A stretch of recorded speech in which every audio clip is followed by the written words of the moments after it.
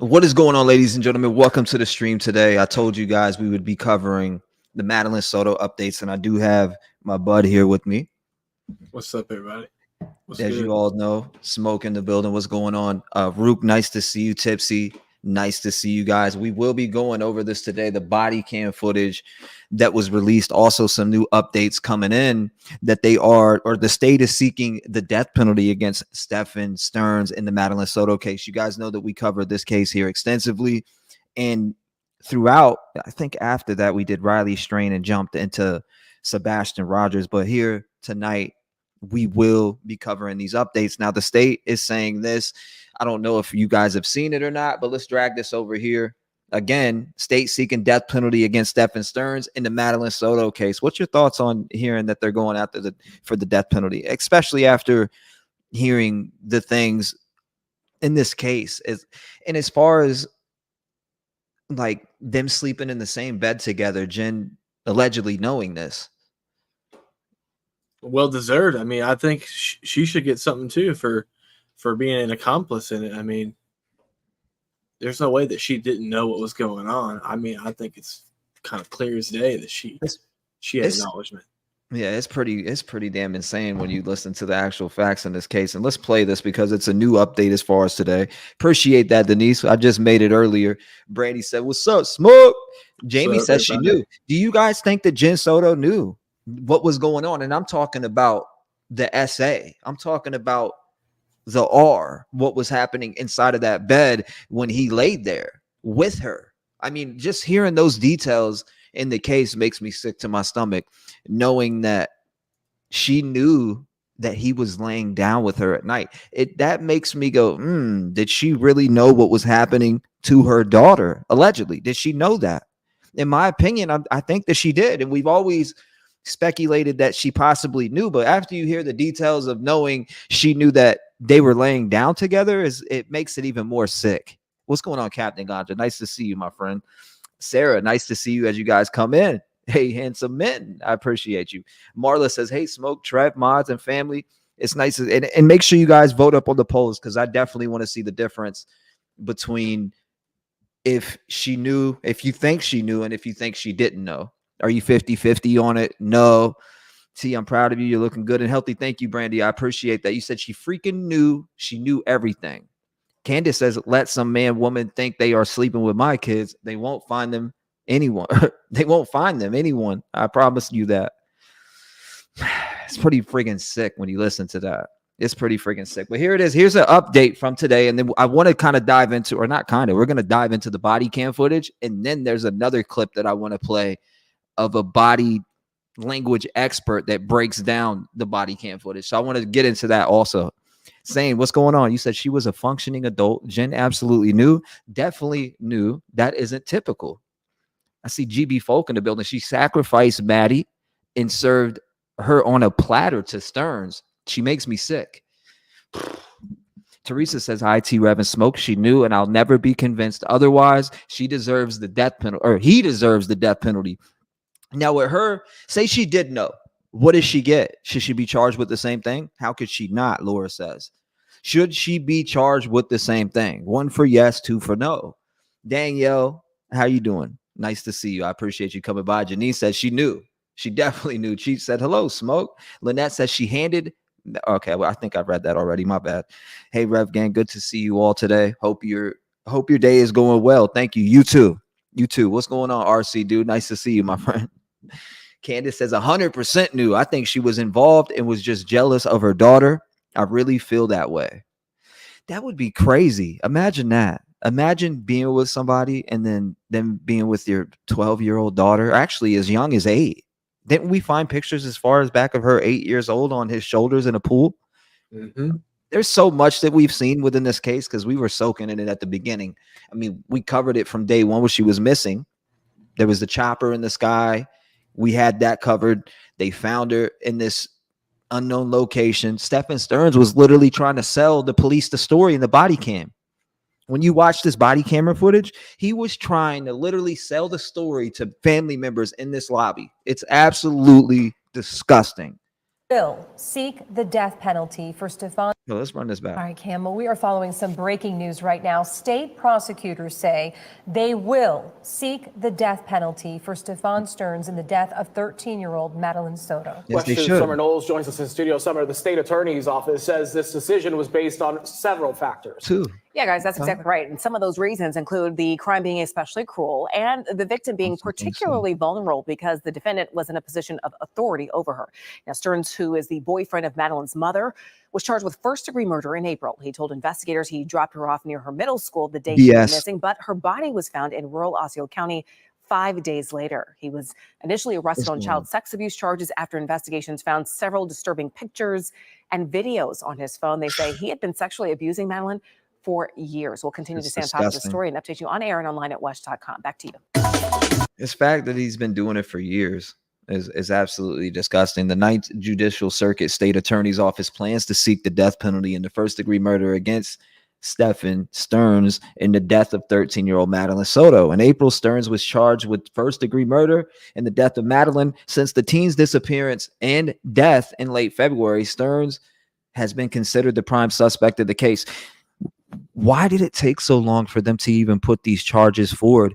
I wonder if they were trying to gather a story from Jenn or trying to figure something out more to the investigation. I wonder if she's going to be testifying against Stephan Stearns here on the stand. Is that going to be something that we see in the courtroom? And we will be following this case also, like the trial we will be following of Idaho 4. We will be following this one for sure. I would like to think that if she doesn't testify against Stephan Stearns, then she's in some serious trouble. And, you know, if she did know what was going on and she did know of the murder and all that stuff, that's to me, that's an accomplice. And I've seen accomplices go down just as much as a killer.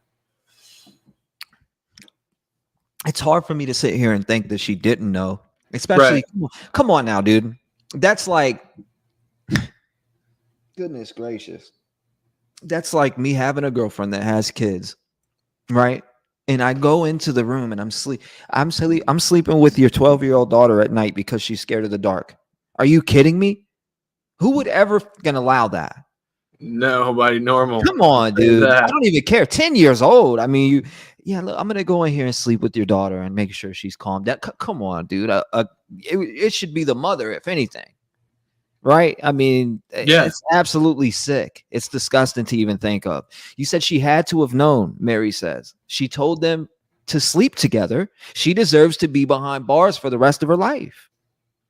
See, I know some of you probably already seen the body cam and went through it, but me, I've seen some of it, and it was just like, but it was just a little clip with, you know, some added commentary. I wanted to wait to go over it with you guys, because I know a lot of us watched this case together, and as things unfolded, especially in the air from the chopper when we were watching it day one. Noah Snyder says, "Hey, T-REV, a little late." She knew for sure. Noah's mommy, Angela. I appreciate you for, you know, locking in on this. Digital Rebel says, locked on, locked in. Suzanne says, she is guilty of not protecting her daughter. I don't know. For me, I don't have for some reason, I'm just thinking that she did know, allegedly. In my opinion, they're both sick. In my opinion, they're both sick. I mean, you are allowing him to go in there and lay down with her, regardless of the fact, which is absolutely disgusting. I think that they're both molesting her. Oh my God! You think they were both? I don't know. They were both, because I mean, there's no way that a normal mother is going to let some man sexually abuse her daughter if she's not involved in it somehow, way, shape, or form. It just doesn't make sense to me. I think she's just as guilty as Stephan. I mean, think about it, man. Don't think about it. I mean, what I mean is like, no, think about the situation, the scenario, the way that it. I mean, you're allowing this guy to go in and lay down with your daughter, and I mean, this is a daughter that's going through puberty, who's, you know what I mean. You're allowing a grown man that's not even her father to go in there and lay down with her. And what do they call it? Snuggle buddy shit. I forgot what I heard, but it's absolutely weird. And Callie Mex says, as a survivor, she knew what was going on for sure. T. I mean, how could you not know? How could you not know? It's nasty. It's nasty. She said, Because, I Adonis, mean, these two make me cringe. if she wasn't involved, I think Stephan would have killed her too. And that's why I think she was involved, because it just doesn't make sense how, he done what he did to her, and then her outcome, her getting killed, and the mom, nothing happened to her. She played, she tried to play that actor, that crisis actor crap, where she's sitting there crying and acting like, oh, I don't know what's going on. I think she had a part in it. Said, watch when she gets the phone call. He sighs with relief when it's the principal and not someone calling about her body. So he sighs in relief. And when I did see the little clip that just because they showed like partial of the video in the clip that I seen, and it was on Court TV, and they started really digging in on certain topics. And I did hear Vinny talk about how she knew that he was sleeping in there. So that's I was disgusted when I heard that. Julie Jordan says that if Stephan Stearns makes it to the death penalty, inmates don't like pedos. Well, it's pretty sad because our justice system will protect these weirdos. They'll put them in protective custody, and they're with a bunch of people who done the same thing. So essentially, That's what I'm saying. They add them there, and you're in there with a bunch of people who have done something just like you. You know what I mean? He's in there with a bunch of people who have molested children and things of that manner. So again, what does he really got to worry about, right? Mary, thank you. I appreciate you for becoming a member of the Rap Gang family. Thank you so much. Candy Rapper for 14 months. Thank you, my friend. You've been here for a while. You have been here for a long time. And you also, Susie, thank you. Thank you. Thank you. Thank you. Advocate for you. I appreciate the support to the channel as always. Thank you. And it's nice to see you too, Candy Rapper. Rook, it's nice to see you. Let's dive into this. Let's see what we can pick up on from anything that we catch in this video right here, because this is part 1 and then there's a part 2 to it. So we'll watch it. Let's see if I want to see if the officer is seeing anything in Stephan during this. I want to see if he picks up on anything with him. So let's go. Let's dive in. When I talked to them, they said, He said, hell it to looked the like no. 5 or 6. 5 or 6 kids at the park. All right, can you What's up, Cinderella? give me a second, bro? Hey, Go ahead. Let me finish up with this and I'll give you a call. Dang.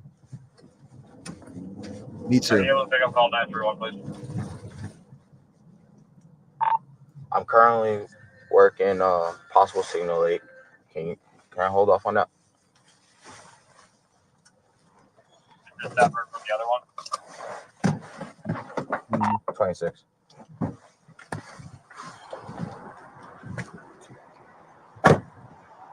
The part that I seen, I thought she said we dropped her off at school. Let's pay attention for that. Let's see if she says that, because I thought I did see that the other day, but I don't want to be wrong. I want to make sure that's what I heard, and we're about to hear it right now. 34, 6 to check. Sorry. You said you might be telling the truth. Yeah, Of course. Do they speak English? Yes, it's Okay. you never know. This is mom. Okay. Hi there. Here it is. Hey there. Hey there. What's going on? So my daughter was dropped off close to school this morning, but never made it. I went to pick her up from school. I'm sorry, one second. Yeah. Go ahead, sir. Are we looking for another kid or we have a kid? Looking for another one. And a lot more, Suzanne says. What's going on, Carolina? Nice to see you, my friend. Put that out. Tipsy Gypsy in the building. I'm trying to get there right now. Okay. So she was supposed to be dropped off at school. Didn't make it to school. Didn't make it to school. I went to pick her up from school today, Okay. and she never came out. They announced it over the speaker, and I'm just like, maybe she walked here, because sometimes she'll walk here to this office. I came here, nothing. I went back to the school, they were closed. I got an email from the school saying she was absent, but I also messaged her teacher, and he looked at her entire attendance today and saw that she was completely not at school today either. Okay. So she never made it. Okay. What's her name? Madeline. Madeline. Madeline. Last name? Soto. SOTO. SOTO? Yeah. Date of birth? February 22nd, 2011. February 22nd, 2000. 22nd. Oh, sorry. 22nd, 2011. 2011. Just had her 13th birthday. 13. 1418 Charlie 405. What's the name of the single aid? Madeline Soto, age 13. I'm trying to get a clothing description now. Where was she last seen? What this grandma in the back? I'm pretty sure that's grandma. Right here. From based off of like prior videos I've seen, GB folks says Smoke 100% right. I'm pretty sure they're talking about the comment where you said you believe they both were. Absolutely. And looking at this video right now, watching her body language, she is so tense right now. Can you tell how tense they both are? Oh, I Yeah. just look Both at tense. Look at Stephan. It's like he's looking at the devil. Right. It's like he's looking at the devil right now, and he's just trying to think of anything that he can do to manipulate the devil from not bringing him to hell, when really he's going to hell. Oh yeah. I mean, look at him. Look at him, man. He already looks like he's shitting bricks. I mean, yeah, he's definitely nervous. You could possibly, depending on. I wonder what the officers felt that day, standing right there. Let's continue. Let's keep moving because there's two parts to this. People hit my call 931 for the same call. He said, "Why did it?" Green hoodie. She didn't know. White Crocs. White Crocs. Either blue or black pants. I think black shorts. Black shorts. Yeah. Black shorts. Okay. Black shorts. Smoke, you got a point there. Do you know if she has like friends in the area? She does, but she doesn't know where they live. She doesn't know where they live. Okay. I asked all of them. I asked all of them. Okay. Is this like, does she like have any places that you guys know that she'll usually be at? Any friend's house? Any places that like she likes to hang out? Not typically. No. Not typically. No. Okay. Just give me 1 second. Let me see if I get some. Thank you. No problem. And what school she goes to? Hunters Creek Middle School. Hunters Creek Middle. All right, cool. This looks blurry.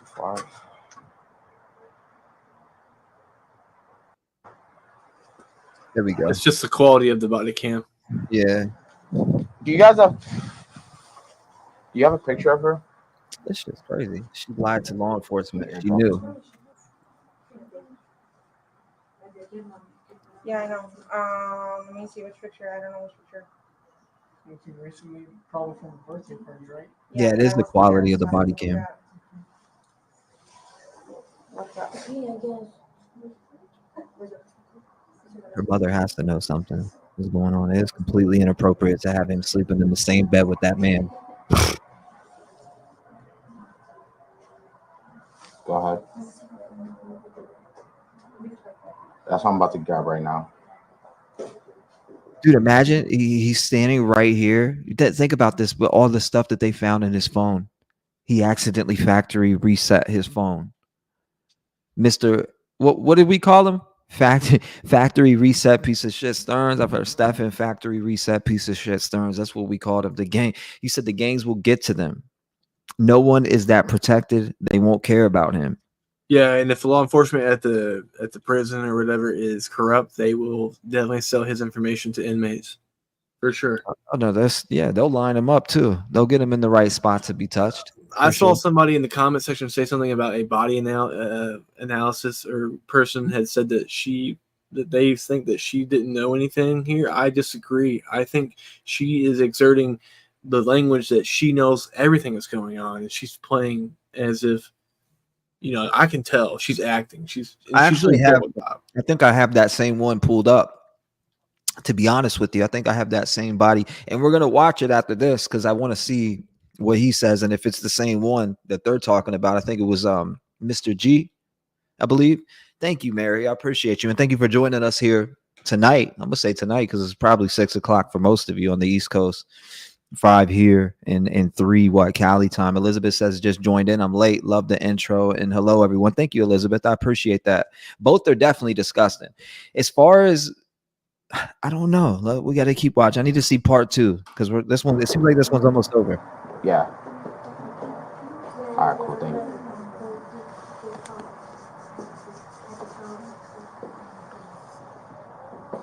Is this a good enough picture, or do you need a whole body picture? Okay. Why did they blur it? I don't like that they blurred this. Could be condensation on the lens. I got you. Thank you, Candy Rapper. Okay, where's the photo? Right there. It's on WhatsApp. That's fine. Or it's just terrible rendering. I saved it to my photos, so you can. Okay, so that's the photo. What's going on, Kristen? Yep, you already know Two-Tone Tammy. Two-Tan Tammy. Okay, perfect. Give me a second. I have no idea. That's a good I'm question. gonna send it out right now to my other guys. Thank you very much. I'd love to see him. It's possible too. So he's got the photo of. That was the photo of Maddie that was going around. I think that was taken from the birthday party. A lot of people were saying, look, if you look in the reflection, there's other men in the background. There's probably people in her family. She's not even upset. Yeah, she doesn't. Honestly, she seemed more bug-eyed than anything. Like, damn. Like, honestly, she's like she's out of it, you know, like she's like fatigued or like just completely, her mind's not there. She's just completely like zonked, you know. Is she? I don't know. I'm honestly speculating if she's blasted on something. She could be. Like actually high, allegedly. Because she's got those bug eyes. Like, you know what I mean? She does. Like, watch, you'll catch it again.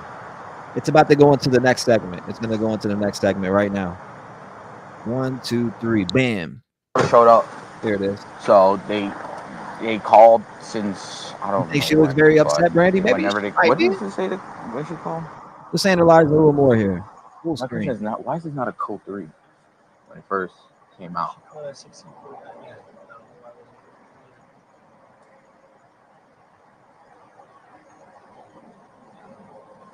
Yeah, so that last time she was seen, it was early this morning, like 7 o'clock. Hold up. So the last time that she was seen, he said, was at 7 o'clock. In a code 3 response, typically refers to an emergency situation requiring immediate response with use of lights and sirens. This is standard terminology used by emergency services, including police, fire departments, and emergency medical services to indicate that a situation is urgent and that responders need to arrive as quickly as possible. Now, Code 3 indicates that responders should use lights and sirens, allowing them to navigate traffic quickly and alerting other drivers to yield. This code is commonly used across various states and agencies, including Florida, through specific protocols, and terminology can vary slightly. Example scenario: an ambulance responding to a cardiac arrest would go Code 3 to provide life-saving intervention as quickly as possible. And as far as police response, officers might respond to Code 3 to an active crime scene, such as a robbery in progress or homicide, where immediate intervention is necessary to protect lives and property. So what the officer just asked is, why wasn't this called as a Code 3? Patty says, look at her rocking just like Katie did. Oh, my God. Just like Katie did. That's a... rehearsed. You said tells it the same exact way every time. You think it's rehearsed? I think more to the story between Stephan and Mother of the Year. I truly believe that child was pregnant and they both had to get rid of the problem, in my opinion. I don't know about pregnant, but maybe. We never know. See, I'm about to go check. I just try to get as much information now of her clothing descriptions than the Diaz. The Diaz has a hit in like a big area full of kids. What's going on, Mary? So if you want to help me out with this one, my signal is expert. Back there.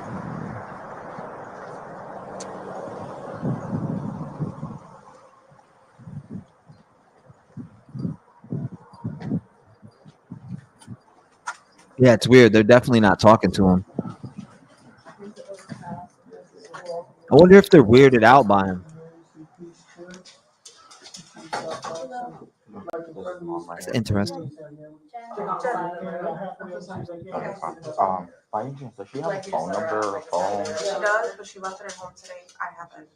You have it. And I've already gone through her messages. Okay. How about, does she have like Apple Watch? She's got a device. The only device she's got on her right now is her school laptop. Her school laptop. Is that trackable? I don't think so. You don't think so? It should be.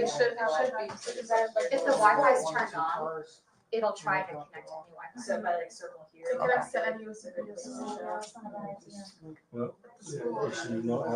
Are they at a tax place? Confused. I ain't buying Soto. Possibly. Looks like it. She got dropped off. She was like, so she's embarrassed by his car. So she wanted me dropped off at school. She wanted me dropped off like half a block away so she can walk. It's an image thing. She's in the face.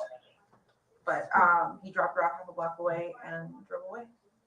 Okay. Did she ever go to school though? No, we called She school. was walking in that direction. She was rifling through her backpack, just looking for something. I thought maybe she was just looking for headphones before she got her walking on. Yeah. That man is cooking up a story. Did you notice that? As soon as Jen starts to try to talk, he took over and starts cooking up a story. She was doing her backpack for headphones. Like, what are you talking about? Yeah, he's a He weirdo. made that whole entire shit up. Mm-hmm. No, knowing the details that we know now, we know that's a lie. On the fly too. He just boom, boom, boom.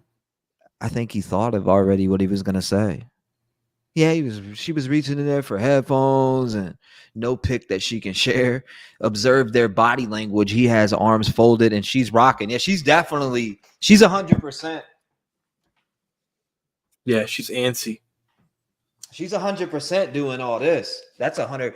She's 100% doing that. It's like it's scripted. Yeah, it feels like that. He has culted her. I don't know. She's definitely nervous as hell. You said they are blurring the minors in the video. That's okay, Haley's. That makes more sense to me. Right. That makes more sense to me. Mama Ida says she knew, but turned her head. I think she was of age to get pregnant. Is this why they had to do what they did? Speculating, in my opinion. I don't know. I don't think anything has came out about her being pregnant. I'm pretty sure that would be friggin' headlines if she was. They would be able to tell in the autopsy. I think that might be something that they would hold out for a little bit. What's up, Live Thankful? Welcome to the live. I appreciate you coming by. Denise says his body language just reads he knows something with the tight arm fold. Pig vomit accidentally. She does, Travis. I mean, looking at her, when we got a close up of her face, it looks like she might just be confused. But again, I don't know. I got to read more of how she's talking. So now, if she was in fact pregnant, wouldn't he be getting double charged for killing a baby too? You would think. That's the only part, or where I would be confused at. If she was pregnant and he killed her, and you obviously would be charged with the baby Double homicide. Yeah. So I don't know, but then again, we never know until it comes out. The paperwork comes out and we get to read it. You said she knew. She is a liar. Tip Top says I could go for some hot dogs right about now. Yeah, we got some hot dogs pumping them right out of the basement. Prisons usually keep child abusers separate from others. That's true. They usually keep them together. But I don't know. I've heard so a lot of prisons nowadays they keep the SAs in or the SOs, they keep them in general pop with everybody else. She said, I'm so glad they were caught. These two are something evil. Yeah, something evil. All right. I have no idea how to read her body language. Like the way that, because she started to come in and talk and he took over and started adding to the story. No, she was reaching in her backpack, something like headphones. And then I don't know. That's the part that got to me a little bit. How he took over the story. Does she pick back up and continue to complete the story? Let's see. So she can walk. It's an image thing. She's in the face. But he dropped her off half a block away and drove away. Okay. Did she ever go to school though? No, we called school. She was walking in that direction. She was rifling through her backpack, just looking for something. I thought maybe she was just looking for headphones before she got her walking on. Yeah. What does that have to do with her getting to school or not? All you had to say is no, she didn't make it to school. He started adding more to that story. Mm-hmm. That's what he just did right there. Direction, she was rifling through her backpack, just looking for something. I thought maybe she was just looking for headphones before she got her walking on. Yeah. But she was just kind of, shambling over in that direction. It looked the same as any other morning. Okay. What was the last thing you asked? If she had went to school, I think that's what What was the last thing you asked? So I got confirmation from the school that she never made it. They sent me an email saying she didn't make it. But I also spoke to her or emailed one of her teachers directly, and he looked at all her attendance for all her periods and told me she didn't make it at all today. Okay. Good evening to you. Say it again. No, she's supposed to have a book Thank you, bag. Rebecca. Supposed 2 to go to months. school, but didn't go to school today.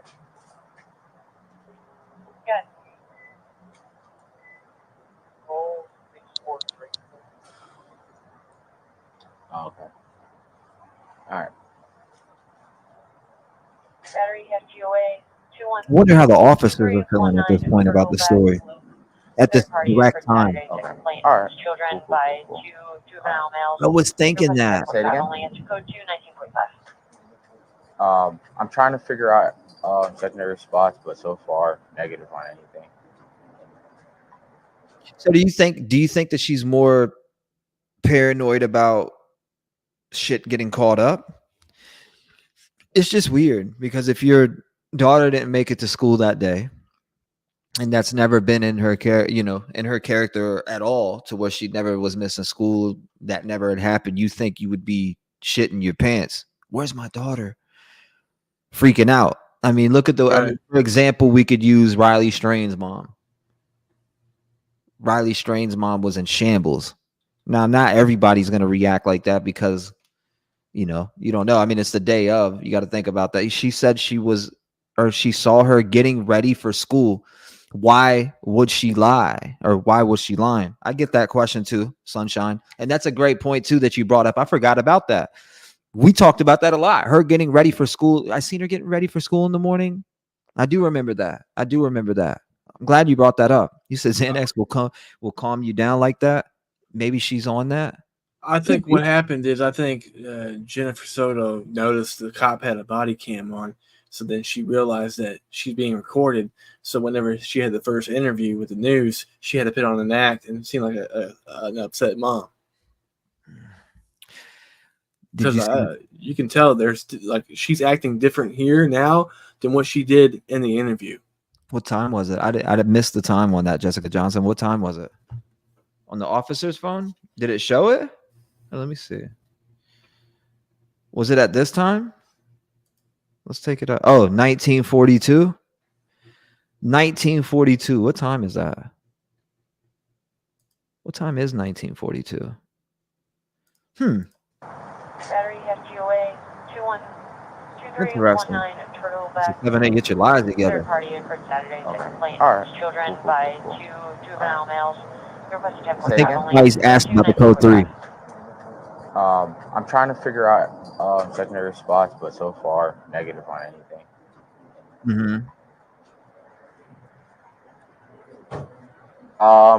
Yeah, you could be 51 to me. All right, cool.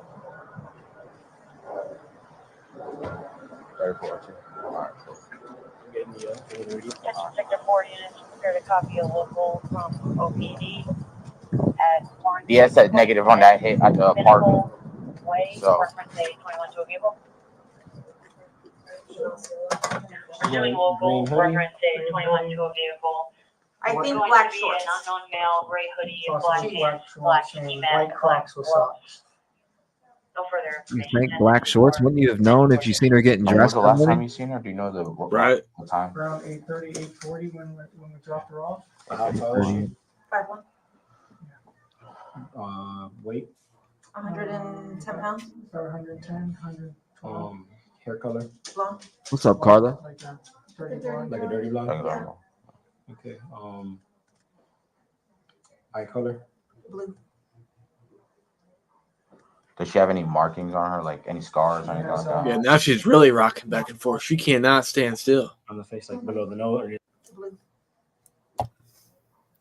Yes. Does she have any markings on her, like any scars or She anything has like that? a distinctive beauty mark on her face On her here. face. Well, of course she would know, you sick bastard. Yeah, like right in that area there. It's very distinctive. You'd know it if you saw it.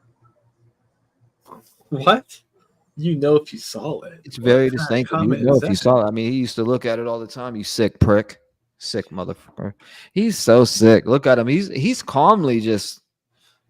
Yeah, he's confident. He thinks he actually thinks that he's going to get away with it at this point. He thinks he has them beat. She's the one that's acting all panicky. Yeah, the fact that she's sitting there rocking back and forth like that is mind blowing. And the fact that he had all that stuff within his phone, you're gonna tell me that she'd never seen any of that? I'm 100% convinced after watching so far to this point in this video right now that Stephan Stearns has done this to more than one victim because he's experienced. He knows how to handle pressure under when it's law enforcement. Look at him. Advocate for you. I think they both look like they are trying to fake emotion but you can't when you're guilty. So it just comes off as they are terrified that they will get caught, not terrified their child is missing. Ruby says, why did she bite her lip about the Apple Watch? And he asked, could it be tracked? He did ask that too. So maybe that was signs of, I don't know. It's hard to, I'm having a hard time reading her because she could just be a nervous person in general. But I don't know. I just, for some reason, with the seeing her get ready for school and all these other different things, it stands out to me that she knew something, allegedly. That she knew something. Jenn lawyered up quick. She's just as guilty as Stearns. She lied many times. Yeah, about seeing her get dressed. What was it, at 8 o'clock? Grandma works at the insurance tax company. Okay, that makes sense. You'd be surprised. Did you put out the description? I put the top part out. I didn't get the rest of that stuff here. So I need to put it That was a weird ass look she gave. Look at that. And no. Anything like that, which no. Tattoo. No. You'd be surprised. Yeah, almost like now. Why would she have a tattoo? I didn't get the rest of that stuff here. What the? Yeah, he's definitely sticking crime on the dime.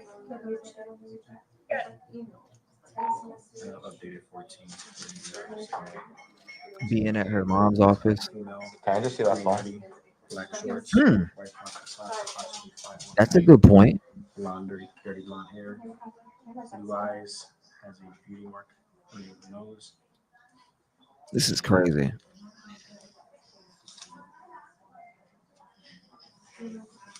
They both make me sick. Let me see. I'm getting a random 407 number. Hello? Yes? It said July 10th. Principal, I'm okay. How are you? It says, I seen you ask when was the trial, right? It says July 16th, scheduled for July 16th. As far as what I'm seeing right here, Madeline Soto, Stephan Stearns to face death penalty, prosecutors say. And it also brings up here that it was set for July 16th. I can see the papers in front of me. See, what I'm seeing from Stephan is he's got his arms crossed.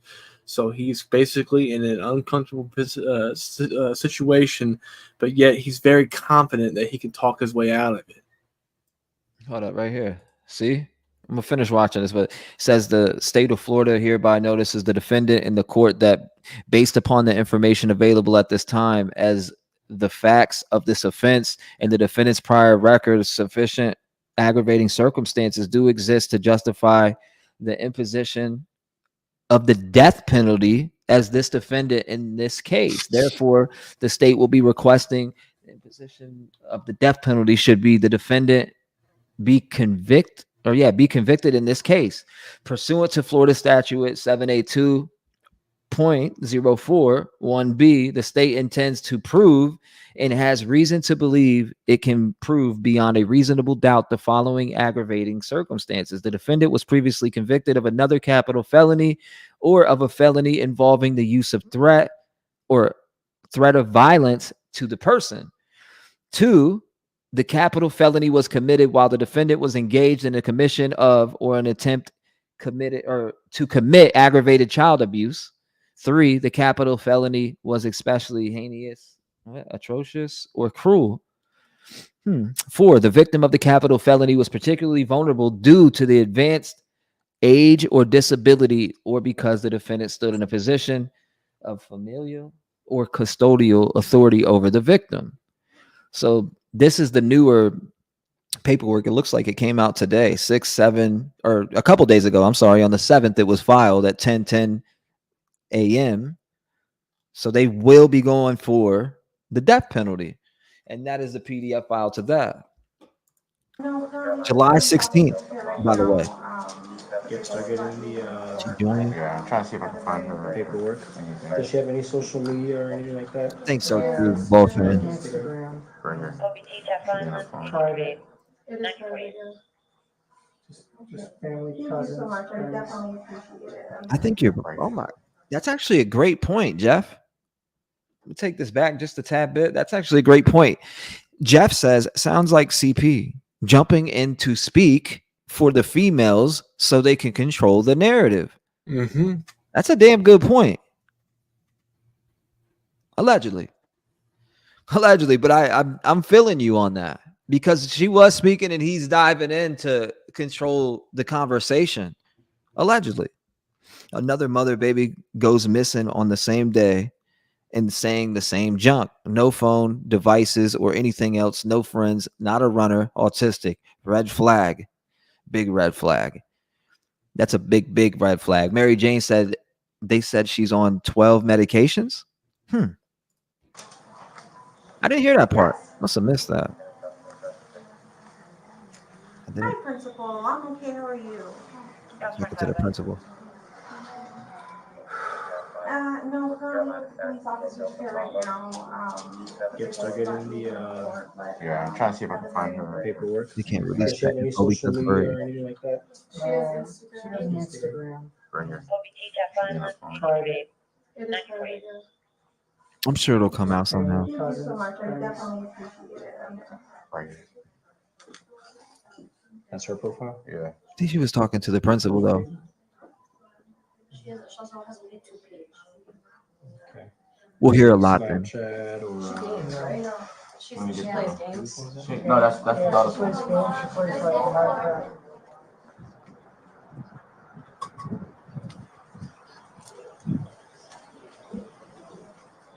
Isn't there a part 3?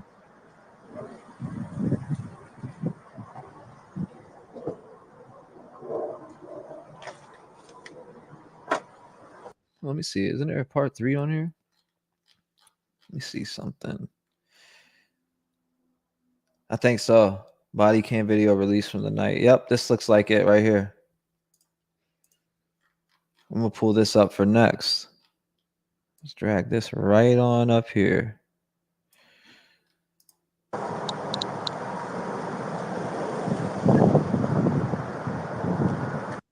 He's just trying to figure out where he want to go.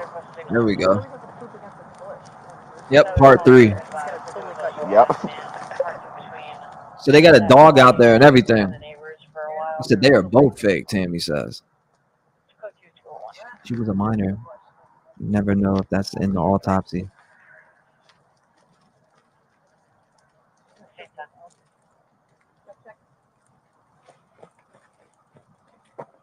She was a minor, but she was also murdered. Yeah, she was definitely murdered. I mean, they seen her body in the back of allegedly in the back of the vehicle. And that's why a lot of us were like, why is there no arrest in this case? And every day that we covered it, no arrest, or as far as no charges against said person and who they seen her body in his vehicle, allegedly. So, I mean, that was another sick thing. Only if the baby was able to survive outside of the womb, or you said the long was dead. I get what you're saying. Carissa says after watching the Leticia Stouch trial, it became clear they will not give those kind of details until they are presenting evidence, which is we'll hear a lot when it comes to that trial. Missy J says it's my opinion that Stephan, I think, were thinking of past experiences in order to create his story, looking through book bag, earbuds, etc. Yeah, I mean, come on now. We know those those details in there were BS because she never even got there. She never got there. I don't know about that. My ex killed a girl in a car accident and he was under the influence and she was pregnant. He was only charged for the girl. Interesting. That is interesting. What state was that? It's me, Angie says. T-REV, hello. Do you know if Madeline's teacher has been questioned in regards to her behavior? Did they notice the difference in her persona? That I do not know either. I do not know if that happened. You would think so. You would think they talked to the teacher about her behaviors in class if anything had happened as far as behavior change. But you got to think Stephan Stearns was probably in and out because we seen a picture of Madeline on his shoulders back when she was like as young as 8 years old. Right. Well, I mean, he was in her life for a while. And obviously groomed her for a long time. Groomed her for a while. Groomed the hell out of her. Shauna says T-REV, they said they won't release the autopsy results because she's underage. If she was pregnant, the monster would be charged with more than one count of murder. That's what I'm thinking. But seeing somebody say that, what was it? Their ex was in a car crash and accidentally killed somebody, but didn't get charged for anybody else but her. Yeah. Florida does not release any information on minors at all. But if the parents can come out and tell, so you're saying they can come out and just give you the information? I don't know. We'll see. Negative. They both say 061. Yeah, I know. We've seen those pictures. I have them on here. Let me see. I do have them on here.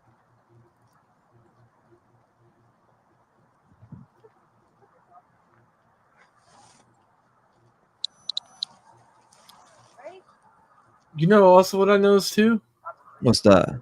I noticed that while the cops were talking to those two, Jenn wasn't trying to comfort Stephan or vice versa. And not only that, from what I've seen on a different one, I've seen Stephan in the background talking to, who was he talking to? It was another person that he was talking to, though. Like he was trying to sell a story, which was weird. Yeah. It was weird. Her backpack was already in the dumpster by that time. Exactly. He made up that whole entire story. He disgusts me when he talks about her appearance. Also, why does she need headphones when she had no phone, right? It was left at home that day. You cannot convince me in 5 years that mom didn't know. Come on now. There had to be some telltale signs, but Como sick. He knows. Defend. What is going on? I find it odd they are reporting a missing child from grandma's work and not home. How did they know Madeline won't walk through the door at home? That's another great question. That is another great question. They don't. They don't know that. Come here.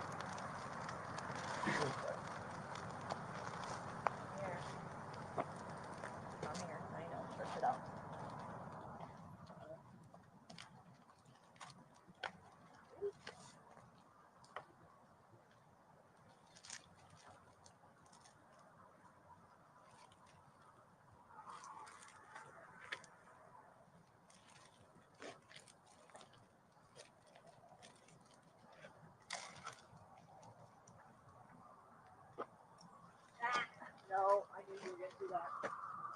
When you can tell that the leash isn't always He gonna run anymore. Yeah. You can feel it.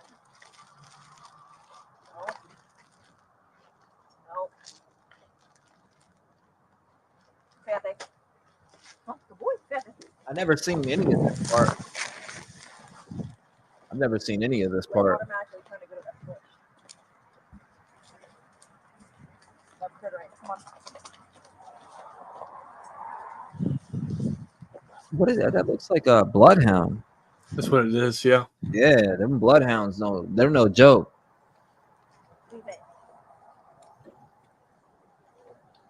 Once he gets on a scent, he's liable to walk her.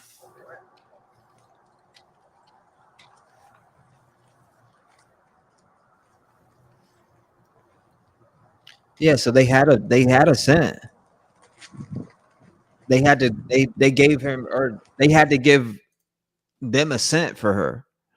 So they obviously had something to go off of. I wonder what they used for that. It looked like a bag of clothes or something. Like she had a plastic bag. It looked like she was like an article of clothing in it. I couldn't really tell. Yeah, I hope I'm not confusing the both, but I'm pretty sure it's with bloodhounds that need a scent to track. Like they have to have a scent article. I'm pretty sure it's bloodhounds that need that scent article. Mandy Cush says, yeah, but Democrats believe that unborn babies aren't actual living beings. I'd be interested to know how libs feel about a murdered mother carrying. Does the baby's life matter then? I don't know, Mandy. That is wild. I mean, if somebody's pregnant, it definitely counts. In my opinion. She left her phone at home. I thought, why would you need headphones? So they definitely had to have a scent with this bloodhound for sure. Probably an article of clothing from the home or something. She's nervous that she is going to get caught.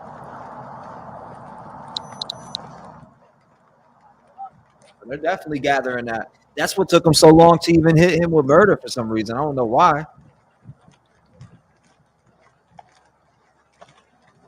I'm wondering if he had part to do with any of the rings that got busted. Because remember that one person that called in, and then all of a sudden, all those rings started getting hit.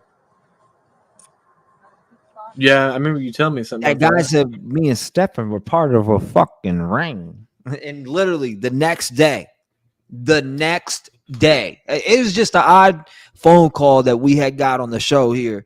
And then all of a sudden, after that phone call, that person that said that me and Stephan were part of a ring, next day, boom, boom, boom, all these arrests and everything started going down. It was just absolutely weird. I don't know what. Yeah, like literally, yes, scent is needed. That's what I thought. I don't think she was pregnant. I'm thinking it was more her age and just turned 13. It should count in my opinion. Many states honor an unborn fetus as a body. Who was the next day? I forget. I think it was Dave. If he goes back this way, this is like back towards like if you would go towards grandma's business. Yeah, that's what I was saying. The dog's liable to walk her.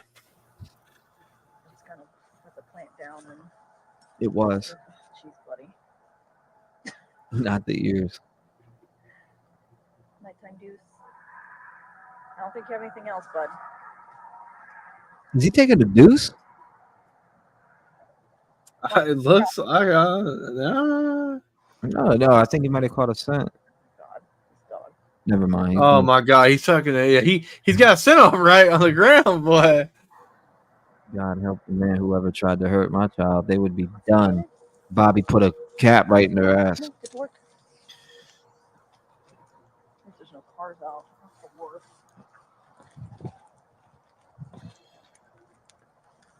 It's like the dog.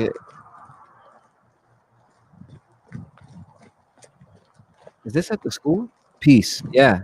Or is that the church? Church. That's the church, I think. Peace Church. Pretty sure that's Peace Church. Peace Church, Florida. The dog is definitely on something. He's definitely got some kind of scent going. Yeah, that's Peace Church. You know. The next day. Those juices cameras or anything? No. The county cameras? I don't think we looked into those. Bruh. You remember that call, Deborah? That was insane. Dude, you cannot have to poop again. Well, I guess you have a little bit left over. Disturbance 11349 carriage. He's like, I think the dog's shitting because he knows it's BS. He's letting them know, look, this is bullshit. This is bullshit. She never made it here to this church. Hey, man, that dog's gonna have his coffee and donuts too, just like them, man. Santa lived close to where Stephan left Madeline. I do remember the topic of that coming up a lot. Yeah, it was Icky Ricky. That's right. It was Icky Ricky. Was it Richard or Ricky?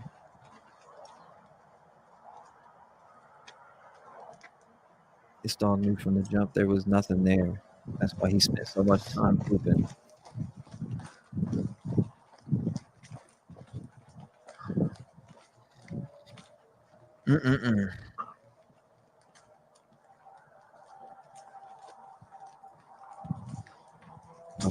Live in the forest. She was rebelling against that nasty ass. Chunky soul. Very dark too. You can barely see on this body cam. Yeah, the body cams must not have good quality. They must have Dollar General body cams. They need to upgrade them a little bit, especially for night, so you can see a little better. My thing is when he, like an old track like this, he shouldn't be pulling too hard. Just because it's good. Imagine the officer gets hit by something in that dark. You don't see it. Yep, you would not see it. So he shouldn't be. Especially underneath that overpass right there, you can't see nothing underneath there. There's no light source. It's dark. Like animal scent or whatever. Just digging around. I got you. I see absolutely nothing. Tracks are so hard. You even have it? Is that you telling me? That's him telling you there's no scent. Right. Yeah.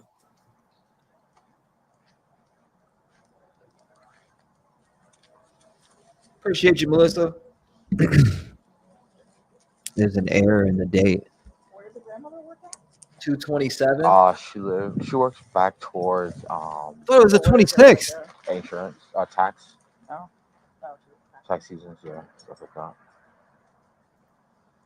Yeah, I remember that one. I remember that one, Kelly. Weirdo. Inserters. Nice to see you too, my friend.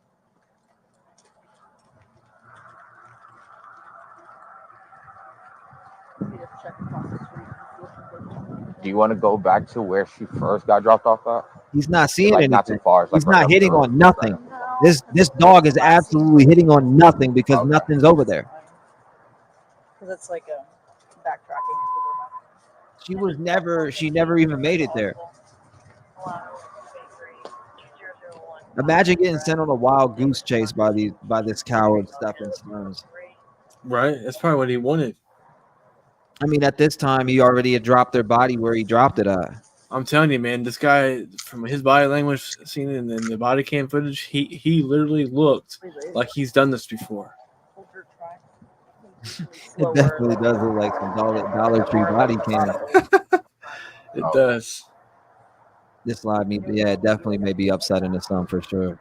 Sorry, that's. He's working hard to try to find it. But He's picking up everybody else's scent. I'm with you, Kevin. I don't try to, like, filter through everybody else. Like, everybody else is I've bought better cameras on Temu than this. stuff that are falling on top of the missing person. So it's a little bit harder. So he shouldn't be pulling, but pulling his own. With like the fresh ones, like if somebody like just robbed the bank or whatever and took off, then it would be like that. But usually I can tell when he's not on it, when he's trying to hurry up. The dog said, "I'm done with this search and shit. I ain't finding nothing." Yeah, he ain't. There's no scent. Like you said, there ain't nothing over there. Nothing. That dog knows. I mean, he would definitely be hitting on something.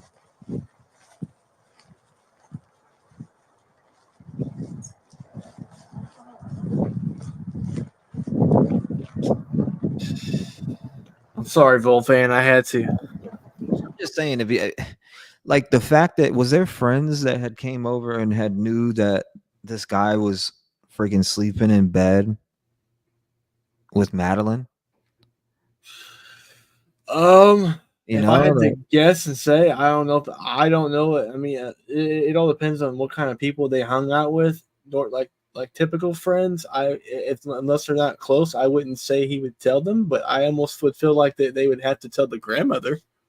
She would have to know because she can definitely tell when her granddaughter's acting strange. I'm just saying, because anybody who had came over and knew about that and didn't report it, good gracious, every single one of them.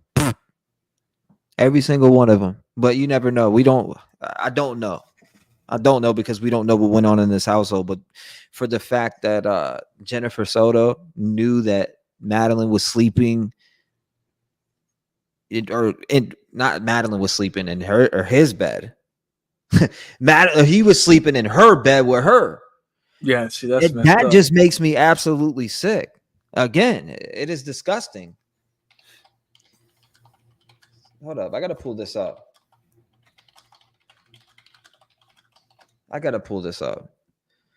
Mom said it was normal. What was it? I just had seen it not too long ago. Here it is. Listen to this shit right here. Continues to pour through new documents and review audio from accused killer and child rapist Stephan Stearns. At one point, while detectives were questioning the mother of 13-year-old Madeline Soto, she described the couple's sleeping arrangements with the teen. West 2's Greg Fox is here now in studio. And Greg, this case is becoming more disturbing as we move closer to trial.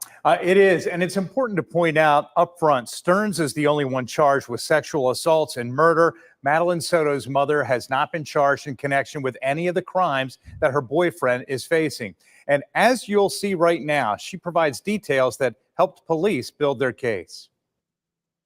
Documents Listen obtained to from the this right state here. attorney's office reveal that Stephan Stearns had an on-again, off-again 7-year relationship with Madeline Soto's mother.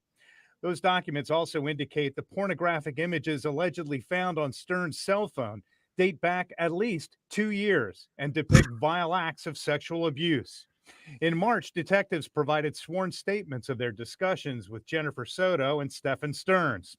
Jennifer Soto stated while they were together, There you go. Jennifer, Stephan, and Madeline would either all sleep in the same bed or Madeline would sleep with her when Stephan was not there.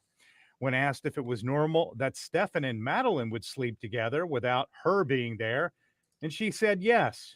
Yeah, and that right there is her acknowledging it. So she definitely acknowledged that. Elizabeth Bryant says, like the man code, woman code is you don't let your boyfriend sleep in bed with you and your son or daughter. Sick. Absolutely. And anybody in anybody's right mind, you would never have your boyfriend sleep with your daughter or son. I 100% agree with that, Elizabeth Bryant. 100%. I mean, that's absolutely disgusting. The fact that that even happened, and she admitted to that. Jennifer Soto stated if she needed a good night's sleep due to her anxiety, she would ask them, Stephan and Madeline, to sleep in a different bedroom. This shit's weird, man. This was the video that I was watching not too long ago that I thought was very, very weird. And thank you, Elizabeth Bryant, for the support to the channel. I appreciate you. You said I could be wrong, but I believe Florida does not allow abortion, and they would have to, or would have had to, taken her across lines. They do ask about the father. The father's what? The father's whis? What is it? Maybe something got chopped out of that. I have questions because I never understood why they wear dark clothing when they do something like this. It's so dangerous out there because it's so dark outside. That's what I was thinking about the body cam. I'm like, what if somebody had shot an officer at that point where it was so dark, right? You couldn't see nothing. Couldn't see. They need some night vision added to those body cams. Seriously, for nighttime. Infrared is not hard to wire in and convert it. There's my buddy. What's going on, Lori? Nice to see you, my friend. Appreciate you, butterfly kisses. Her when Stephan was not there. When asked if it was normal that Stephan and Madeline would sleep together without her being there, and she said yes. Jennifer Soto stated if she needed a good night's sleep due to her anxiety, she would ask them, Stephan and Madeline, to sleep in a different bedroom. In another statement, Stephan stated Madeline always needed human contact when going to sleep. Stephan referred to it as snuggling. The conversations with Stearns came to an abrupt end when snuggling. That's something you do with a couple. What the hell, man? Depicting sex with the 13-year-old girl. West 2 News also obtained an audio recording of detectives interviewing Stearns the day after Maddie disappeared. Hold up. She's a very good girl. She's a very good girl. It definitely doesn't feel the same around here if she's not. Yeah, that's sick, dude. Yeah, absolutely stick. Hold up one second. There's another one that I was. Which one was it? I think it was this one. Let me pull it up. Thought it was disgusting. Right here. No, okay, it's not. That was. I just wanted to play that for you so you had seen it because that was as far as like her knowing that they had slept in the rooms and her breakdown of it. It was just. I'm like, damn. How would you not know that those things were going on? Especially even allowing him to sleep in there is disgusting. Alone, without even further detail. Oh. This Florida felony court reporter, please get right there. The track today for me to run on Wednesday. It's going to be like a 45-hour. Shit's disgusting. Aged like track. But it's like in a it's like where there's trails and stuff, and it's not contaminated. Oh, okay. So, yeah. I agree with you. Where they excel at. But same. These kind of tracks are always so hard. He meant that in a dirty way when he said that. Yeah, especially residential, especially all these dogs. 100%. Yeah, but why would he kill her then? Well, I mean, like when he said the actual thing, when he said she's a very good girl, he meant that in a dirty way when he said that. By You and Pete. Ari. No, he should still be I'm pretty sure this was Okay. the church he said he dropped her off by.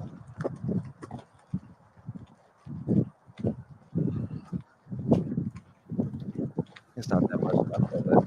And I want to jump, but we're going to jump straight in right after this. You said he reminds me of Charles Manson, the eyes. Teresa Jones. Ugh. His eyes, I don't know. Stephan Stearns does he? All right. To be honest, Smoke, do you think that Stephan Stearns looks like a somebody who would be a SO? A sex offender? Does he look like someone that would be?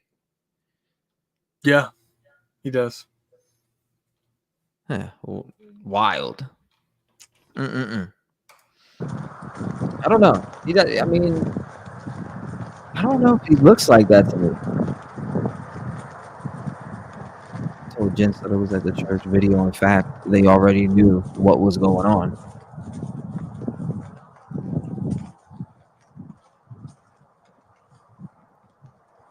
Smoke him if you see him.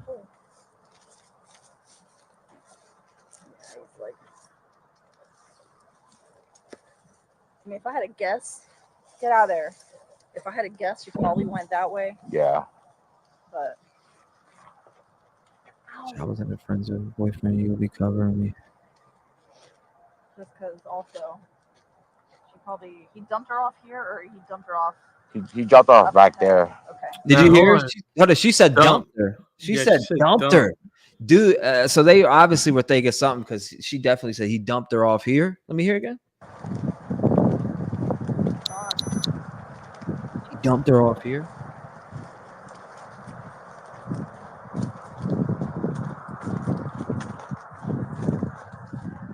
Definitely said dumped. Mm-hmm.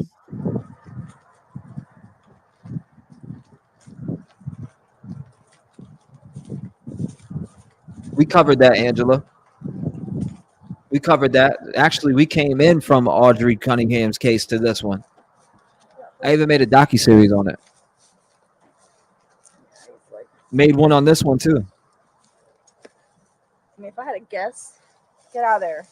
If I had to guess, you probably went that way. Yeah. But ow. He kind of had their fooled though. Just because also, he dumped her off here, or he dumped her off.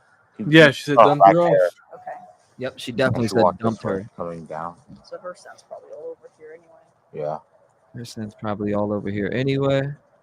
But it doesn't seem like he's hitting on anything. Did you hear? It really doesn't seem like he's hitting on anything. The dog.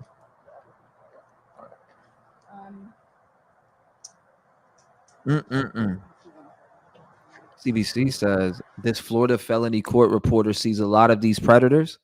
They keep increasing their sex crimes. No way did he take a break when he wasn't with Maddie. They keep USBs, loads of drives.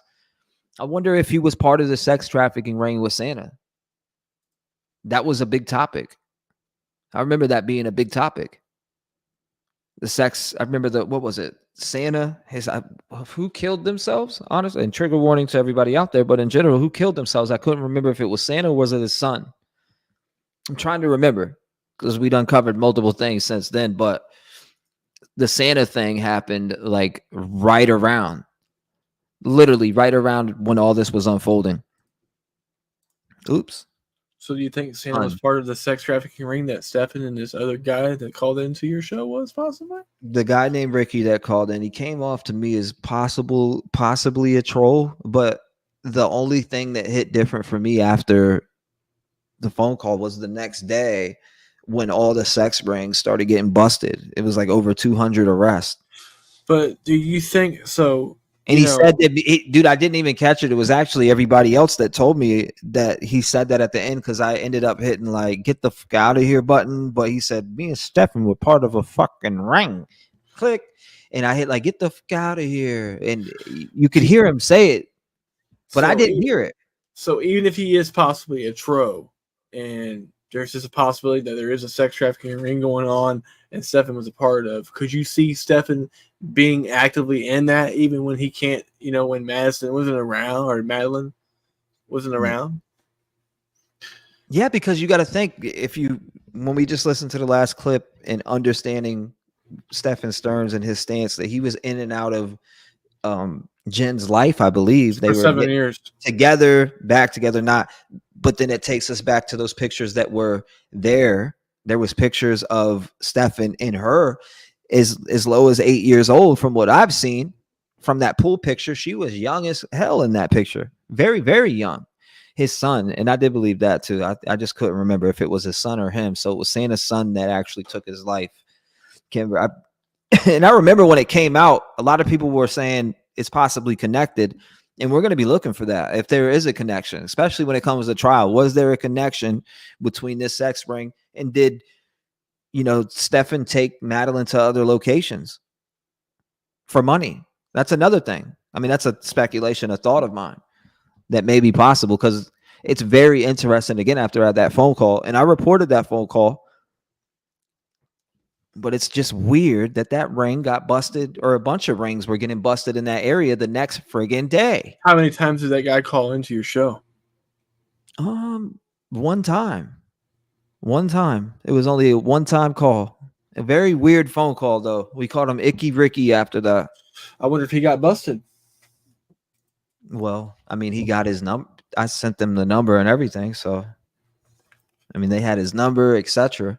Hey, if they have his phone and Stephan Stearns is in the contacts, it all will tie up, and they'll prove it. Well, they got his number from me. I sent them the number, and they had the phone call. So you said his son, he's a big child abusing coward, Bridget says. Debbie says about the friend's scenario, vehicle or manslaughter varies by state about the death of the baby. Yeah, so I was thinking it might be state laws, but you never know. Callie Meck says, if not, he was selling those images. Yeah, that's another scenario too. Was he selling them on the dark web? That is definitely another scenario. All they have to do is check and find out if what they see.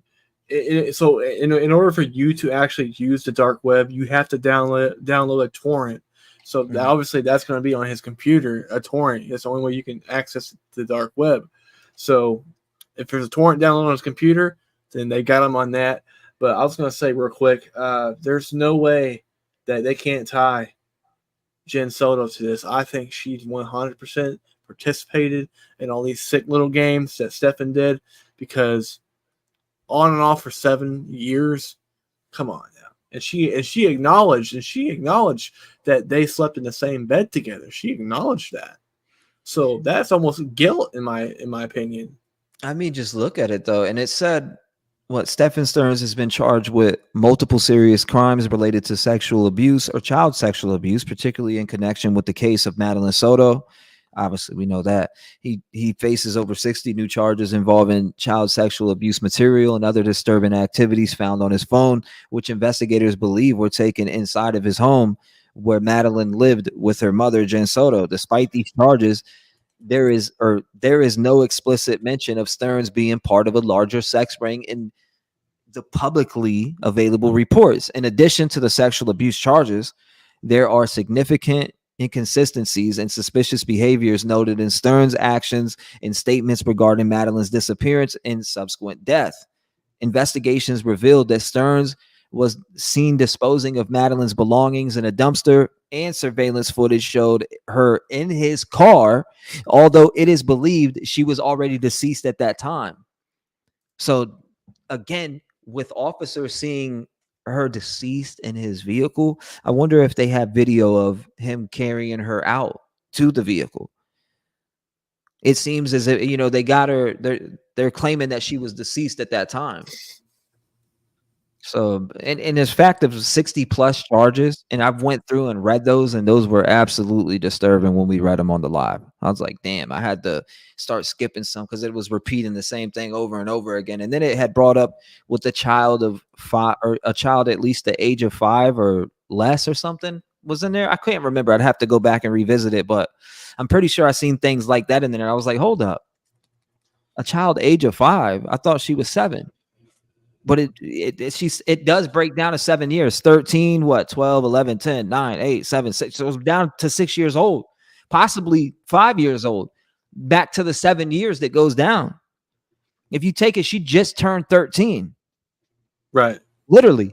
So it would be back to possibly when she was 5 years old when he started or when he met Jenn Soto. Allegedly. They do say 7 years on these police reports. Or not police reports, but the news and actual police reports. It does say that up to 7 years, actually. There's a lot of documents in this. And if you go through them, absolutely disturbing. I don't know if I should. I don't know if I could do that. Man, you got to have the stomach for it, for sure. With a friend, or she spent the night somewhere. He didn't have the funds to play in the Rain Club. So she's Homos are targeted in prison by a lot of felons. Daily. Yeah, you're right. You're right, CBC. They're normal and they're everywhere. Yeah. I agree. You're right. Some of them look real normal. Yup. Disgusting.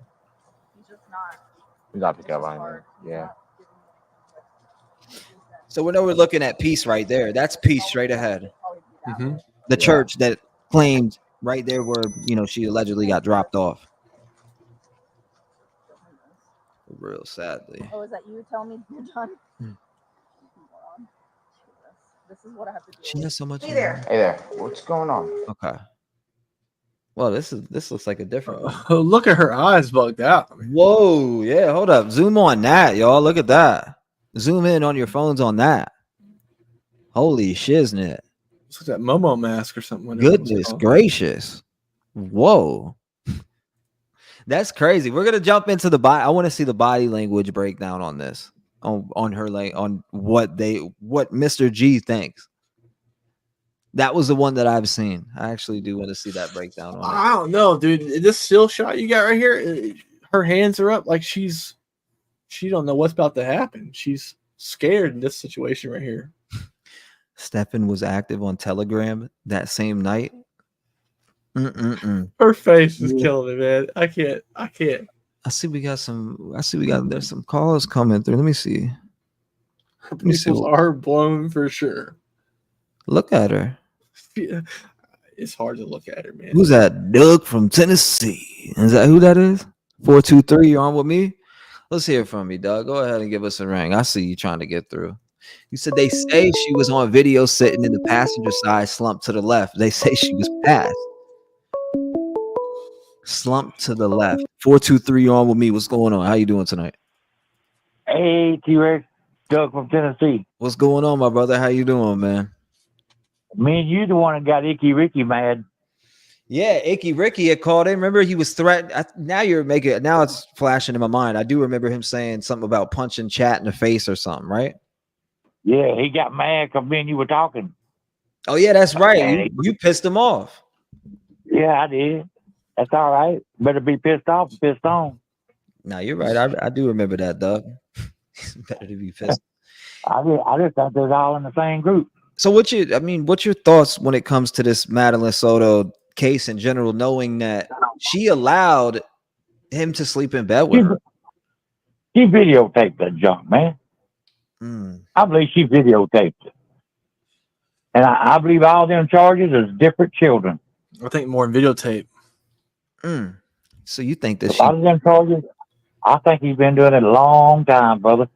Once one, always one. They ain't gonna stop. Damn. I don't care what you do it once, you do it again. And it don't matter from one child to the next. And they probably share the children. That's what I believe happened. That's the sex ring they get in. When you got a child, I got a child. We swap out. That's what they're probably doing. Icky Ricky, he got mad at me and you, boy. Yeah, Icky Ricky was definitely he was definitely upset. He was gonna punch me. He said if he could get through, he'd punch me in the mouth. I mean, how the hell? And then again, it was just it's always going to strike me as weird that either that person that was trolling or somebody who knew Stephan by saying they were in a ring. That will always strike me as weird as how the next day all them busts started going down. It's always going to be weird to me. Oh, by the way, hi, Smoke. I'm Doug from Tennessee. What's up, Bubba? I keep it real. Yeah. We like you kind of around here. We like you. I don't care. These people are wrong. That dude should be in and never get out. She should go in and never get out. One and done. That's the way I feel. One and done. What about mom? It's done. One and done. She's done. She let it happen. She let that child get in trouble. You're supposed to protect your child. That's not protecting your child. That's giving your child away. She should be put in the jail cell on the other side where they can look at each other the rest of their life while they rot away. No one hour outside either. You stay in yourself 24/7. I mean, look at her right here. She looks like she just looking at the damn devil. Looks like she just took a toke off that pipe. Some people are speculating she's on Adderall. I don't know. Out of meth, probably. Yeah, But I mean, that eye was blown up, boy. I mean, they sprung out there like she's scared to death. For sure. She's seen a ghost. That's what that looks like. That's what that looks like right there. It looks like you done seen a ghost. You're looking at you're looking at a demon or something. That's what it looks like to me on this clip. I didn't even mean to pause it like this. It's a disturbing picture. That woman said, I didn't mean to grade. I look like a big grizzly bear. I seen you in the picture. Somebody sent me a picture and said, that's Doug. I was like, damn, he's towering over everybody. Yeah, they said I could push a shadow over somebody. Boy, Doug's a big boy. 6'3". 6'4". Push about 285, 3. So and I play golf. When did you ever watch this body cam in full before today? Yes. So what are your thoughts on Stephan Stearns and the way that he's like talking to the police officers during the time? Because it seems as if he's trying to sell a story. Well, shoot the flashlight in the bag. Like obviously he had this sold in his head already. Man, they always get stories made up. They think they slick. But I'm telling you, man, the law is down smarter than you are. They a hell of a lot smarter than he is. And I ain't trying to bring up that other case. The other case that's going on up there in Tennessee, the damn law knows what's going on. They keeping it close to the vest till they get enough evidence to break down on our ass. Because you only got one chance. And that's what the law is doing up there in Tennessee. They're waiting to get enough evidence. That's kind to of know what's going on. Right. That's how I was feeling anyways. Yep. And then when they spring on these people, they're going to spring hard.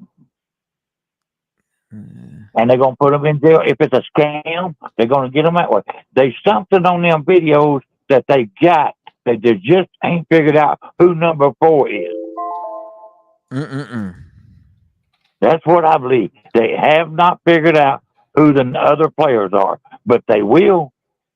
Give them time. These people ain't stupid. They act like they're stupid. They don't got to tell you nothing. They can lie to your face, and you lie to them, you'll go to prison. But they can tell you straight up that you did something, and you know damn good well you did. They can say, "I got video evidence of you," and then when you get to court, they say, "I ain't say that," and ain't a damn thing you can do about it. So what they can lie to you. Right. The law can lie to you to you're blue in the face, and if you go to court, if they lie to you, that's your own fault. If you didn't do something and you admit to it, and they lie to you to get you to admit, that's your fault. Come on, this shit is weird though. The sleeping arrangements that were here in this household with Stephan, and they called it snuggling. Come on, that shit is weird, man. Yeah. That should not be wrong. That shouldn't be allowed nowhere with no child whatsoever. Where's dad? That's what I say. Where's the dad? Yeah. Where's your dad? What was he in a different They state? should not. No man should ever lay a hand on any other man's child. Bing bang. Agreed. 100%. And if you do, you need to deal with the dad. I agree. Dad needs to deal with him. That's what needs to happen. Dad should have dealt with him. What about the fact that he also struggled to remember the routes? You know what I mean? Especially they didn't line up. His statements didn't line up with the surveillance footage that contradicted every single one of his friggin' statements. So it's, I mean, that I think they got this guy nailed. How are you going to beat this? Well, if you tell a lie, you got to tell another lie to get over it, and then all of a sudden you forgot which lie you told, and then you're in trouble. No, there's so many inconsistencies in his timeline whatsoever. You know what I mean? He couldn't even remember the Timeline ain't route. got nothing to do with it. They know how she died. They know who killed her. They know when she killed her. But I honestly believe, dude, that they've got a satellite up in the damn sky that they can watch what the hell is going on anywhere in the United States of America and the world. Because this is honest truth. I watched some people in Florida. She got robbed. Right. Her kid was on there playing on Google Earth. And they come across the video of her mama getting robbed. And said, that's JoJo and Fifi. And they went to school and busted their ass. And sure enough, he had robbed their mama. Right. But they got it off Google Earth. It was 4 months later, but it showed up on Google Earth that them people robbed their mom, and them two girls identified them boys. Trev, ask Doug what he thinks about Stephan working at Disney World. Got an eye on everybody. Yeah. Smoke wanted to ask you, what was your thoughts on him working at Disneyland? Check your children. That's all I can say. I mean, that damn is. I'm just saying, check your children. Imagine you need to this guy. keep your children safe. Imagine this guy working friggin' at Disneyland, and he did around all these kids. Literally, it's like a playground for him. And probably fondling children. As he putting them on rides, as he hugging them. Did you also hear today? They are going for the death penalty. Also, I don't know if you heard that, but they are going for the death penalty that just came out today. I was just reading the documents, and it's saying July 16th. So literally almost a month. We're almost a month away before this. That's coming up very fast.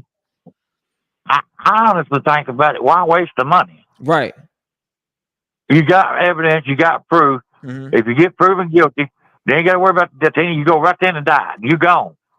I ain't gonna put you up for 6 or 7 years. We shouldn't be doing that. You're gone. You got 30 days to appeal.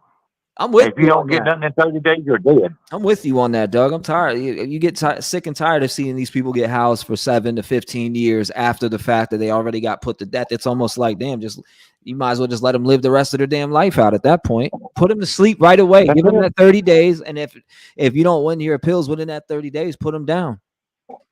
Right. And don't get me wrong, these children doing these school shootings, they shouldn't even be around. You cannot, if they doing stuff like that, they're going to do it the rest of their life. You can't rehabilitate people. Sure. If they do stuff like that, you can't rehabilitate. People cannot be rehabilitated because it's always in them, especially child molesters. Child molesters and murderers. Can you believe that the person who did it to me is actually working around kids right now as we speak? And whose fault is that? That her fault is the government that let him do it. I'm not even joking. I'm actually being dead ass serious. The person who did what they did to me when I was a kid has a child, has a little girl, and also works around children. So if you live in Virginia Beach and you go to the Hunt Club Farm, just know that there is a predator working there.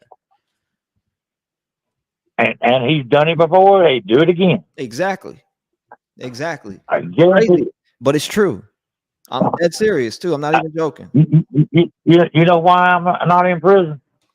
Say what? Why? Because nobody molested neither one of my children. I'm sorry. Nobody ever molested neither one of my children. Well, Doug, I appreciate you calling in, being a voice, brother. Always. God bless you. I need to get up with you so we could meet up. And I do appreciate you being a voice here, man. You've been one here for almost a year now. And I do appreciate you, brother. God bless you. I hope you have a wonderful night. Make sure you open doors. Stay vigilant. Peace out to you too, my brother. Doug, always a great voice in the community. We appreciate Doug. 219-885-9693. Do you believe that Jenn Soto was involved here? Smoke, was Jenn Soto involved? After watching these body cam footages, do you allegedly think that she had something or new knowledge of what was happening to Madeline Soto? Absolutely. Absolutely, huh? It's just ringing and I don't even see the phone call. This is insane. I don't see it. I can hear it ringing, but don't see it. 518, it's never too late. How are you doing tonight? Hi, T-REV. Well, pretty much everything I was going to say, Doug hit it. Gotta love Doug. Absolutely.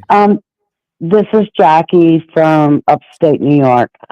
Another thing I wanted to ask is off subject about, I had asked in chat, and you have the best mods ever. Thank you. She actually answered it. Leisure Chick or something. Yes, Leisure. She's been here for a long time. Yes, she's awesome.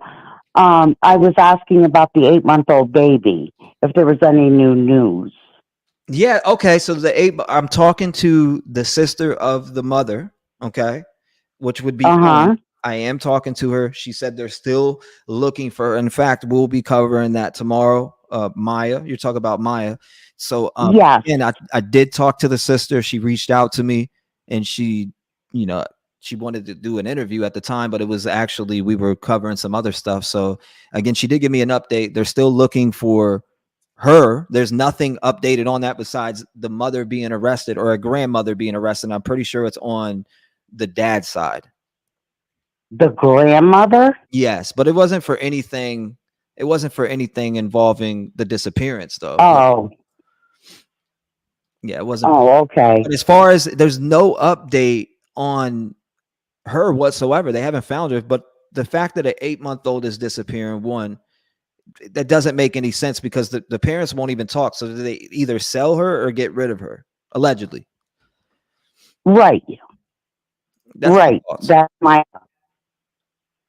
But I mean, and this Madeline, this case is so. In this case and the Sebastian case, it just blows my mind. Yeah, this. I mean, Chris needs to be put in a 12-by-12 cell with Paul Ferguson, if anybody knows who he is, and Katie with the mother, because they're just nuts. They're crazy. Yeah. The whole thing is nuts. Do you think that Jenn do you think she had knowledge of the sexual abuse going on in this household? I mean, absolutely 100%. Absolutely. I'm a foster parent. I've been a foster parent for years.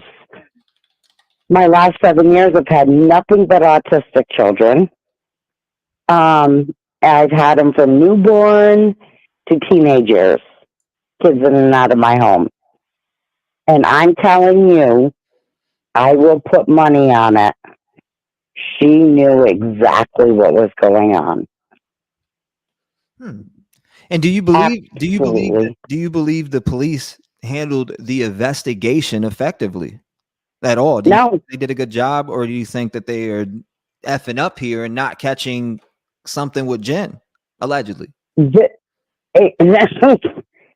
are not doing anything. What is up with Tennessee? I don't understand it. I mean, our system is broke. That's why. And I can only talk for New York. I agree, though. It's not just New York either. I promise you. It's Virginia. I can keep going. You got Virginia, you got Jersey, there's tons of different states where, I mean, all the states, there's some broken shit in the system and it needs to be fixed. You have CPS. It does. You got CPS failing all different types of children. I mean, I remember when we were failed as children in Virginia. My brother, and I'm speaking for my brother, both of my brothers, actually, we were failed multiple times by CPS. And, CPS coming right in and we're sitting right there, and all the knowledge of everything that I knew was going on in the home, we were coached into let them know everything's been okay and you weren't hit and this didn't happen. So yeah, I agree. We do have a broken system, and without a lot of us coming and standing together, I don't see it changing. Yeah. And You know what? I have sat in so many trials and court cases and screamed at these people. Right. What I've had to live through with these kids, and it would break your heart. It would break your heart. Like, I have one with me right now, and he's autistic. He's 7 years old. The things these kids will tell you once they trust you is terrible. Terrible. These CPS looks out more for the parents than they do for the kids. I mean, because it's like they give the parents a chance to clean shit up, right? I mean, that's what I've always gathered from it. When I think back in my head, when CPS came, they came for reasonings of like the house was a wreck, or there was drugs being sold, and every time they had came, everything was cleaned up. But knowing everything that I was seeing there, like I'm like, damn, how could they clearly hide this from people? Because CPS has to give 24-hour notice that they are showing up. Yeah, that's why.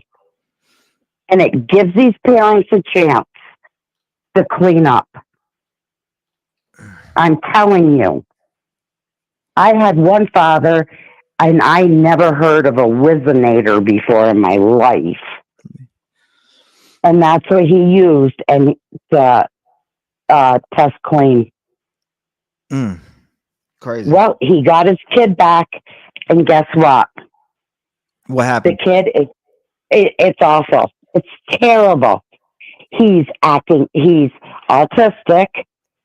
They have had to shut the school down because of him. What? That's insane. Yes. In elementary school, they've had to shut it down, put it on lockdown because of one child. And you see these two parents, it's disgusting. Every state, yeah. California. I see a lot of people in chat. We were talking about states, and a lot of people agree. I see a lot of people, but they're bringing up how it's different. Like in California, it's the same. People are being felled in every state, right? Eileen, every state. She said, your heart could break. And the reason I come out and speak about my story is because we need to bring more awareness, and some laws do need to be fixed, because again, things went under the radar for a long time. And I'm not just talking about what happened to me. I'm talking about the CPS calls and everything that was going on at the house within the time of the CPS coming to the house. There was drugs being dealt. There was people that were shooting dope in front of us. There was drive-by shootings, tons of different things, and we were being left into this home. So again, it doesn't just come, fall in line with what we're watching here with Jenn Soto and Stephan factory reset piece of shit Stearns. It falls into children all across America being failed by the system, and it's a big problem. I'm not wondering if that baby didn't get into something and pass away, and they just disposed. I would not, but I had talked to a lady that I know, and she's been in recovery for 30-something years. And she actually told me, she said, back in the day, I probably would have sold my child or did anything to get more drugs. Damn. My kids weren't not my priority. So she said she would have sold him? Yeah. Wow. Yeah. Crazy to hear. She said back in the day, she probably would have. That's crazy. I mean, and this was coming from a recovering addict of 30-something years. That's insane. And for her to admit that to me, kudos to her for actually admitting that. But you don't. Jenn knew what was going on in that house. I'll put money on it. How could you not know? I have no clue. You would think that she would know, especially with that type of what he was doing to her. When you look at those details, goodness gracious. I remember when we read them live and it just made me sick to my stomach because I couldn't fathom it. I couldn't fathom those details that he was taking video. Not only was he taking photos, he was taking video. So who was behind the damn video? Did he have something set up in the video? I don't get it. Like, who was behind the Probably video? Jenn. That's what I want to know. Allegedly, was she behind the videos? Did she? I'm sure she was. Crazy. But Tennessee closes their eyes or can't be. But I don't know what their deal is. I do not understand it. I'm confused. I honestly don't understand it. Who is talking about the Proudfoots? I'm confused. Huh? Somebody in chat said you were talking about the Proudfoots. I'm confused. No, I was talking about both before. No, okay. Well, but it's all a Tennessee. I mean, I don't understand what's going on down there. Yeah, I mean, I heard what you said, but in general, I can't answer for that. I mean, I just don't understand. I mean, that's like up where I live. I mean, these kids are older, but they were younger when it happened, and they got brought into this school, and these kids were abused sexually, physically, mentally. It's called the Academy of Ivy Ridge.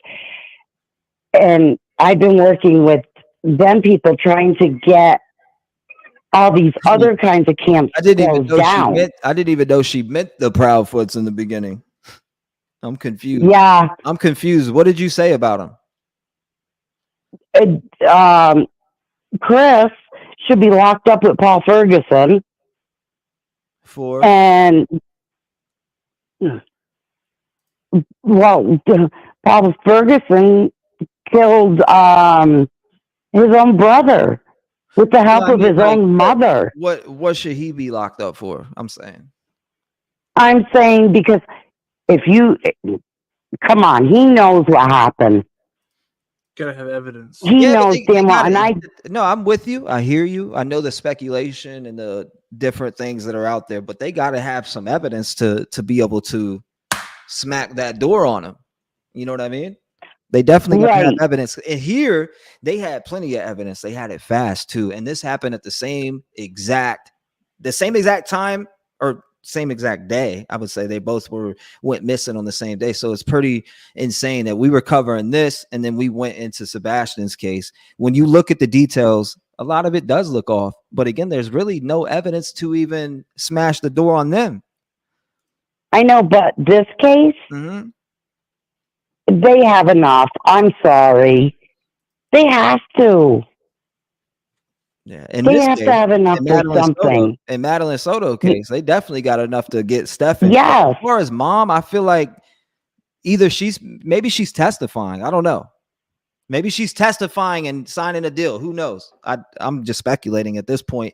I didn't think of that. You could be very well right. Maybe she is. I don't know. We'll see. I do appreciate you calling in. Thank you, ma'am. I hope you have a blessed night. And thank you for being a voice. We always appreciate voices who call in or are willing to share their thoughts and opinions. And I appreciate you doing that.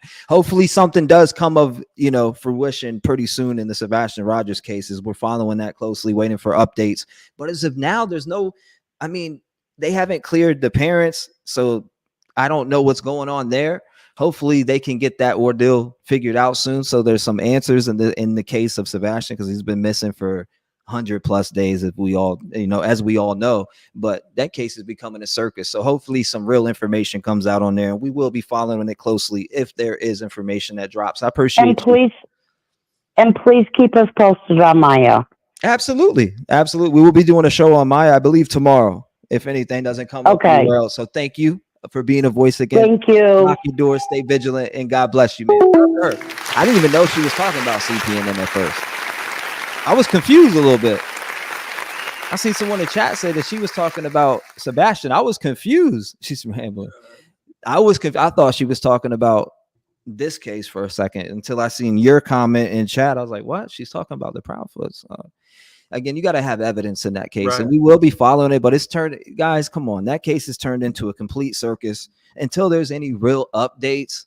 Like, what is there left to cover? And besides the neighbor that just came out and spoke of some things that we didn't hear, like the goggles in the neighborhood, the guy walking around with goggles on, and Right. several other different Yeah. details that I've heard within that video. What did she say? There was drones out there. Then on Tuesday, there was helicopters. The dog, her son was by the dog that jumped into the water. You know, She different said that things that we heard. Seth's truck sat at the house for over a week. Yeah, she did say that too. I mean, to me, that information really, what is it doing? What is it doing? Because why didn't we come out earlier? I mean, it's new information that we didn't know, but at the same time, Sebastian's still missing. It's not changing whatsoever. So the fact that that's not changing, and I get people's opinions when it comes to CP and KP. I get it. I understand it. We've seen the same thing. We've had the same thoughts. We shared the same thoughts. A lot of the same thoughts. Some of us have different thoughts when it comes to it, but in general, we've seen that same shit, but there's no evidence whatsoever. And we don't know what the police are working on behind the scenes. So I say, while that's going on and while they're gathering information, I feel like we did our part here. It's just turned into a complete circus to the point where we need to start covering other things. There's other families out there that need help. I could show you 5 different families right now off the rip that need help. We're talking about, what was it? Jalen Robertson. We're talking about Maria Gomez. I can keep going. Maya, you have the baby Maya, 8-month-old Maya. I have several different ones in my phone right now. Families that need help. Even a father of a child that went missing in 2022 reached out to me recently, or was reached out to and wants to come out. It's again, daughter. I believe it's his daughter's been missing since 2022. So there's so many different families that we could bring awareness to and continue to help. I mean, there's a lot going on. There's a lot going on out here, and families do need help. So we got to continue to spread that awareness and help cover whatever we can. Man, I mean, honestly, man, looking at this one right here, it's just, there's no way that, that Jenn Soto didn't have acknowledgement of what was really going on. Whether or not she participated or not, no one knows for sure. We can't prove it. It's just allegedly a speculation. But I mean, on and off relationship for 7 years, and he was doing this stuff to poor Madeline for that long. It's just sickening. I think she had a bigger part in this than what people are thinking. That's just my opinion. There's no way that she's going to sit there and not know, and then when she finds out, she don't just air him out or something. She knew. She kept quiet because we honestly don't know what kind of person Stephan Stearns really is. Has he done this before in the past? We don't know. Is he capable of murder? I mean, well, he did murder Madeline. Did he ever threaten Jenn Soto with murder? We don't know. It might come out. Yeah, but the thing is here is, did he threaten or did he, coach her at all into any of this? Did he even have her to think that this, or agree or make it normal in her head? You get what I'm saying? Like some type of, like, because somebody said it earlier, Colton.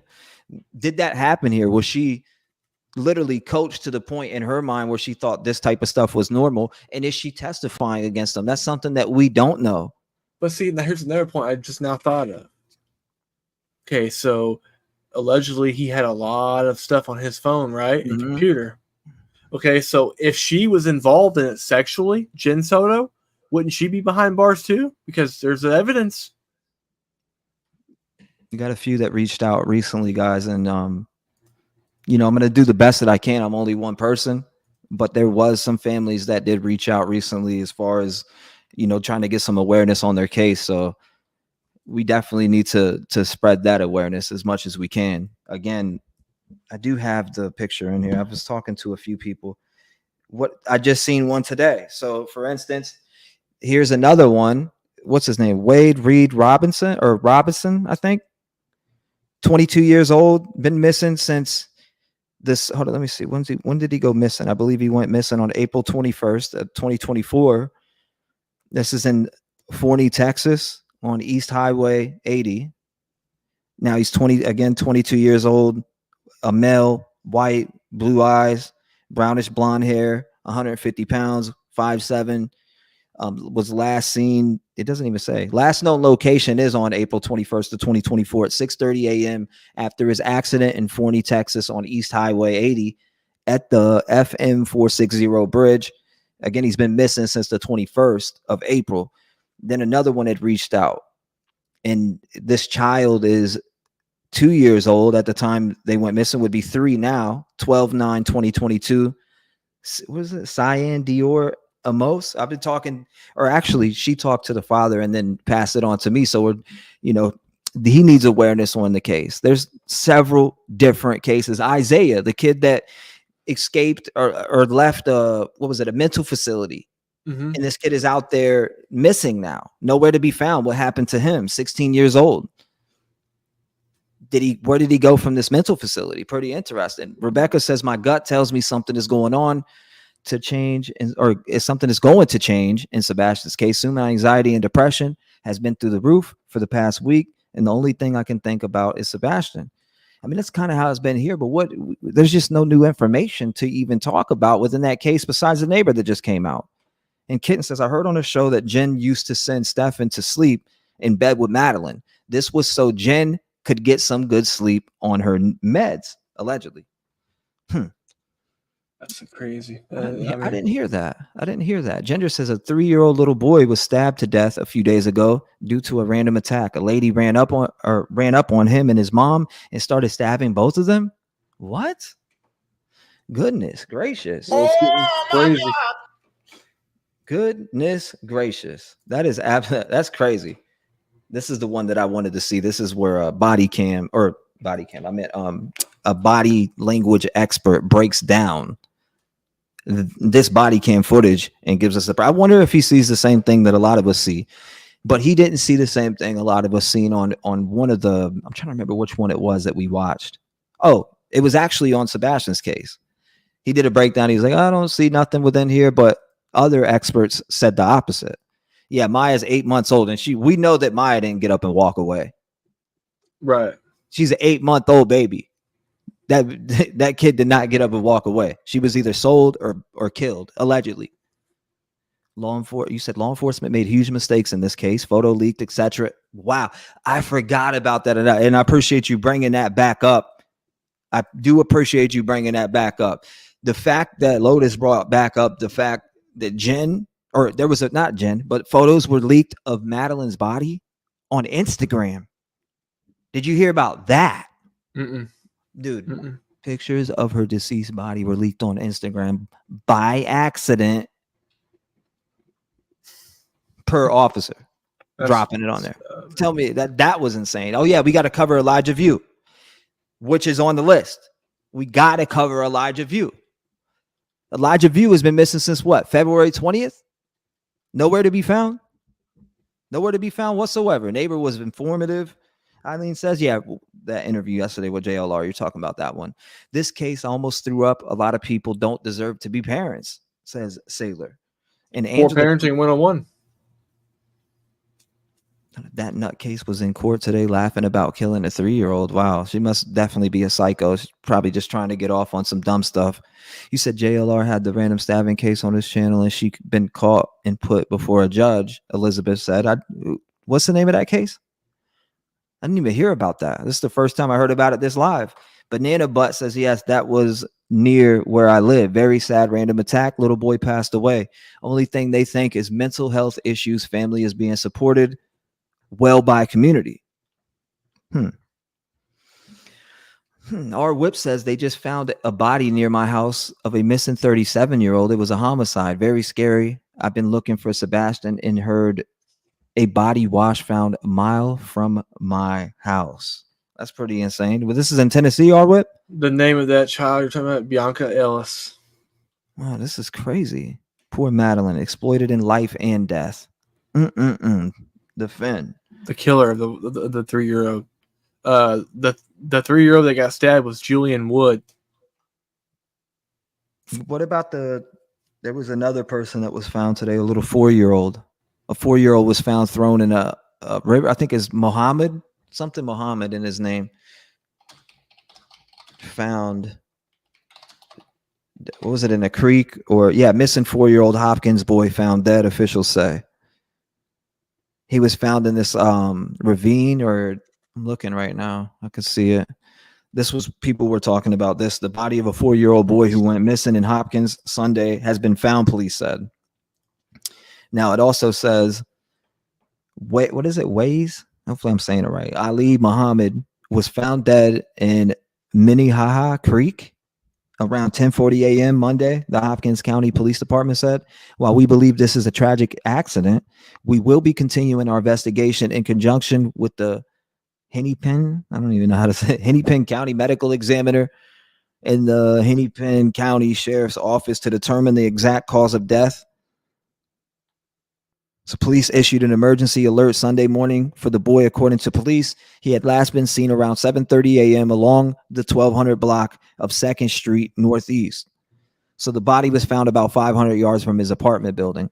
Yeah, I heard about that one yesterday. I believe people were talking about it in Discord, but so there's something serious sus about the whole Elijah View case. I can't pinpoint it, but something just rubs me wrong in the whole story. Same here. You know, we'll be diving into those details pretty soon because we know a lot of them. Audrey Cunningham, yeah, we covered that. We covered the hell out of that, actually. What's going on, Bow and Arrow? Nice to see you, my friend. How very sad he was a little kid. Well, I want to jump into this, and then I'll open the lines back up. We'll talk. But I definitely want to jump into this and see what he has to say about the body language of Jenn Soto. I just have a feeling that for some reason, and it's just in my opinion, allegedly, and I'm speculating that she knew. I mean, I just believe she knew. I mean, I 100% agree. Allegedly. I mean, she had to have some acknowledgement. Some acknowledgement. I'm not going to go out on the limb and say that she, that she participated, but because I can't prove that. I just want to, right.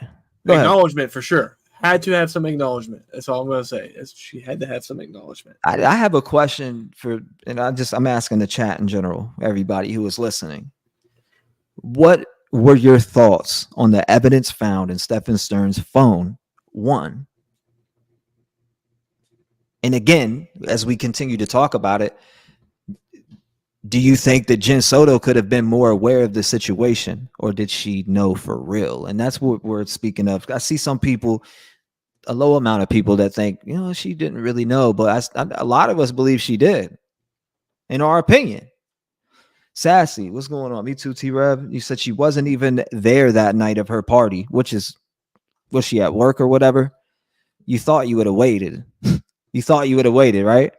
Super weird. Hey everybody, Dr. G here. I'm a licensed clinical psychologist and body language expert, and today we're going to be analyzing more behavior and body language of Jennifer Soto and Stephan Stearns. Stephan Stearns has been accused of and is currently facing first-degree murder charges of Madeline Soto, the 13-year-old. What? You said body found in Scott County, Mississippi, June 4th. They said it's badly decomposed. Male, 3 hours from Yogi Bear Campground. Interesting.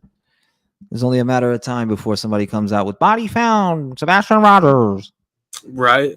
Yeah. It's only a matter of time before that. In my opinion, some women need to have the baby dispenser sewn shut. Hey, T-REV in chat, please continue to share the missing flyer of Keelan Robertson.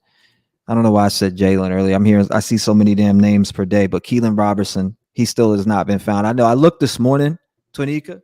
I was looking this morning and I seen that there was the update, and the update was that he's still missing. So Tammy says, I like what Doug says. He reminds me of my grandfather from Georgia. It is disgusting. Jackie says she knew. I believe Maddie stayed the night with Stephan because he knew exactly what she was wearing and mom didn't. Addie says, yeah, that was so sad about the 3-year-old. I can't believe no one in the store saw her with the knife. Oh, I didn't see. I'm going to have to go and look at all that. I definitely like Doug as well. He's a good dude. In my opinion, she knew and she was complicit. Arlene said she didn't admit to it herself that it was happening to Madeline, but deep down she knew it, Arlene says. Cake Tails and Combos says, I can't imagine she didn't know what was going on with Maddie. I mean, that's kind of my thoughts there too. No way for Jenn not to know, in my opinion, Sassy says. If Jenn didn't know, then she was the most lackluster caring mother ever. Poor Maddie. Right. You figured you would see the signs. probably before Faith gets there. What are we talking about?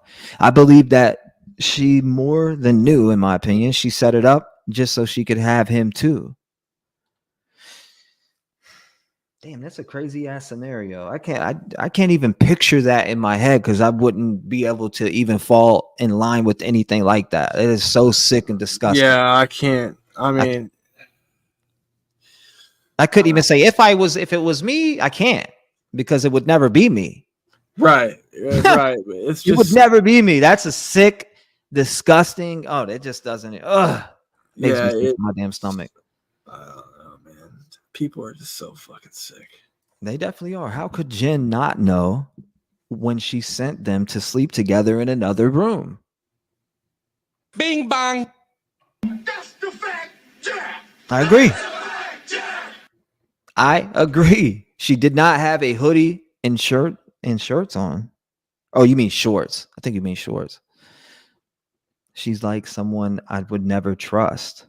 Cindy said. Year-old daughter Let's of jump Jennifer into it. I Soto. want to see what he Before we says get about started her with this body analysis, language. a couple of quick things. One, I wanted to make sure you know this is not a psychological evaluation of any kind. These are just my opinions.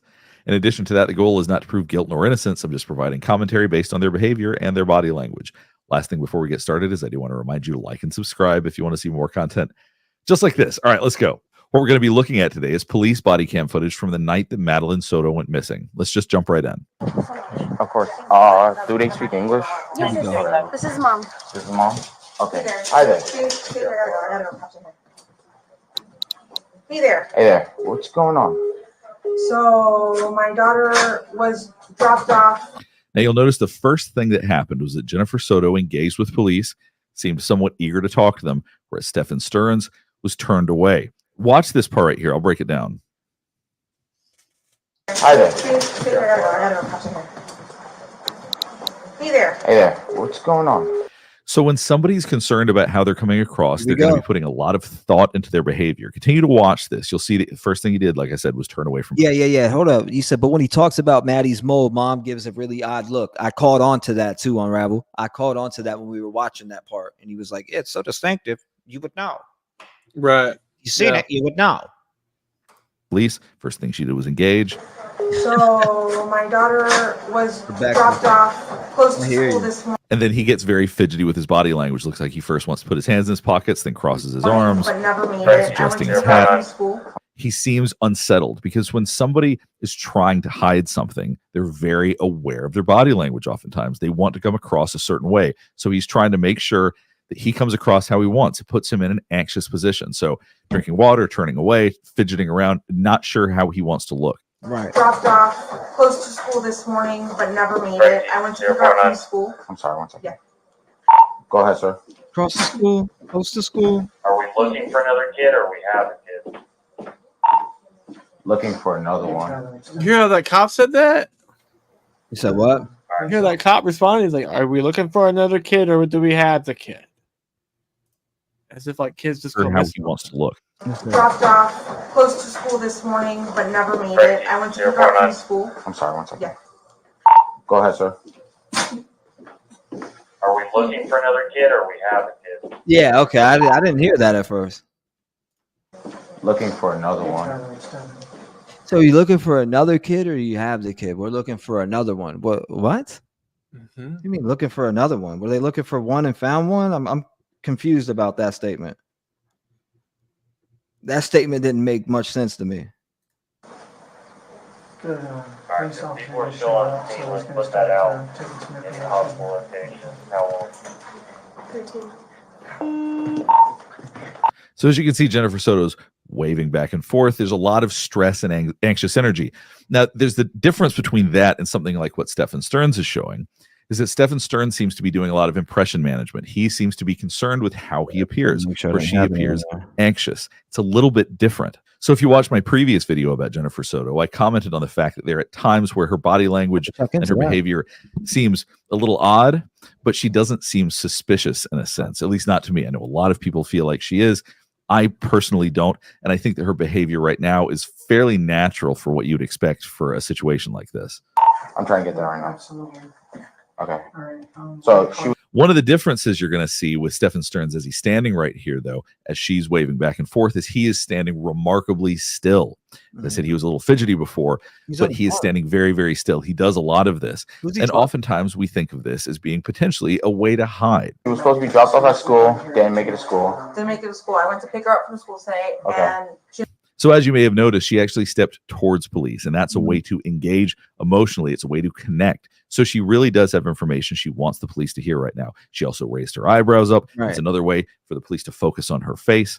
Stephan Stearns, on the other hand, very well could be continuing whatever conversation he's having on the phone in order to remain as invisible as possible. I bet he's not even on the phone. I'm thinking in my head, he's on with Rick. He's on the phone with, yeah, he could be on the phone with, imagine that. He's on the phone with Ricky. Damn, they're here right now. I'm telling you, they might take me in. That is my wife. She's going to tell on me. Look at him. Look at her. I mean, like when they had first entered, you see them bug eyes. You said Jenn said in an interview with detectives, it was very normal that Maddie slept with that monster. And that's kind of what I played earlier with that news clip, how she was normalizing it. That seems like grooming from the mom. It is weird, man. That's weird as hell. I want to open a home where all these kids get the love and respect they deserve. It's not impossible. There's things out there like that. There's definitely, what do they have? I'm trying to remember. I mean, some of them are messed up, though. Some of them are messed up. I feel like some of the homes that they put them in, you've seen a kid get removed from one home and then put right into another bad one where they're treated like shit again.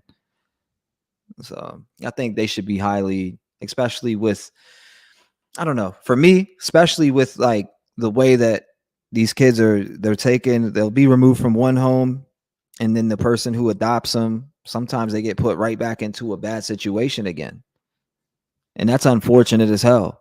So I feel like better screening needs to be done for that to be disrupted. So he should have slept on the couch or on couch. I've never seen him before, Katie Bug says. You never seen Dr. G before? Is that what you're saying? Please, Elijah, that cute, sweet boy breaks my heart. Yeah, Elijah View. What they did to him, we'll be going over it soon, so you'll hear it. But what they did to him is absolutely insane. Off at school, didn't make it to school. didn't make it to school. I went to pick her up from school today, and she never came out. They announced it over the speaker, and I'm just like, maybe she walked here because sometimes she'll walk here to this office. I came here. So as you can see, he's standing as still as possible, even awkwardly so, in order to avoid having to be asked questions or in order to avoid being noticed. Like I said, he's been a little fidgety at times, but I think when he's intentional about it, he really does try to be very still. And I'm just like, maybe she walked here because sometimes she'll walk here to this office. I came here, nothing. I went back to the school, they were closed. I got an email from the school saying she was absent, but I also last name Soto. He looked at her entire attendance today and saw that. And as you can see, he put his head up, he sort of covers his face. He really does want to appear invisible right now, I think. He's got his arms crossed. The crossing arms, this is a tough one because a lot of people cross their arms comfortably when they're talking. That's just a natural sort of behavior. But it can also indicate that somebody's closing themselves off. He's not necessarily doing that, but that's one of those that can have multiple interpretations. Nothing. I went back to the school, they were closed. I got an email from the school saying she was absent, but I also messaged her teacher and he looked at her entire attendance today and saw that she was completely not. And you can also see that Stephan Stearns is watching her, not looking at the police officer. So he's going to do what he can to avoid having attention focused on him. He's going to do everything he can to just try to blend in as much as he can in a situation like this. At school today either. Okay. So she never made it. Okay. What's her name? Madeline. Madeline. Madeline. Last name? Soto. Soto. Soto. Yeah. Now, one thing you may also be noticing is that Jennifer Soto does this a lot. Now, I've talked about in other videos that when people withdraw their lips, it's oftentimes an attempt to not say something. However, she does this so much, it just seems to be a part of her baseline. That may be how she manages stress. That may just be part of how she processes stressful and anxiety-provoking situations. But it doesn't seem to be a pattern of when she's asked questions that where she would have something to hide, that she withdraws her lips. That's when we pay more attention to it. To me, this just seems to be part of almost like when she was swaying back and forth. It seems to be an anxiety response, more so than a response to what is being asked. It might have been. You might be right. SOTO, date of birth. February 22nd, 2011. Yeah, the reason why he asked, the officer asked if they speak Spanish because their last name is Soto, and Soto is a typical name you hear from most Dominican or Spanish people. Hence, Juan Soto. He's Dominican.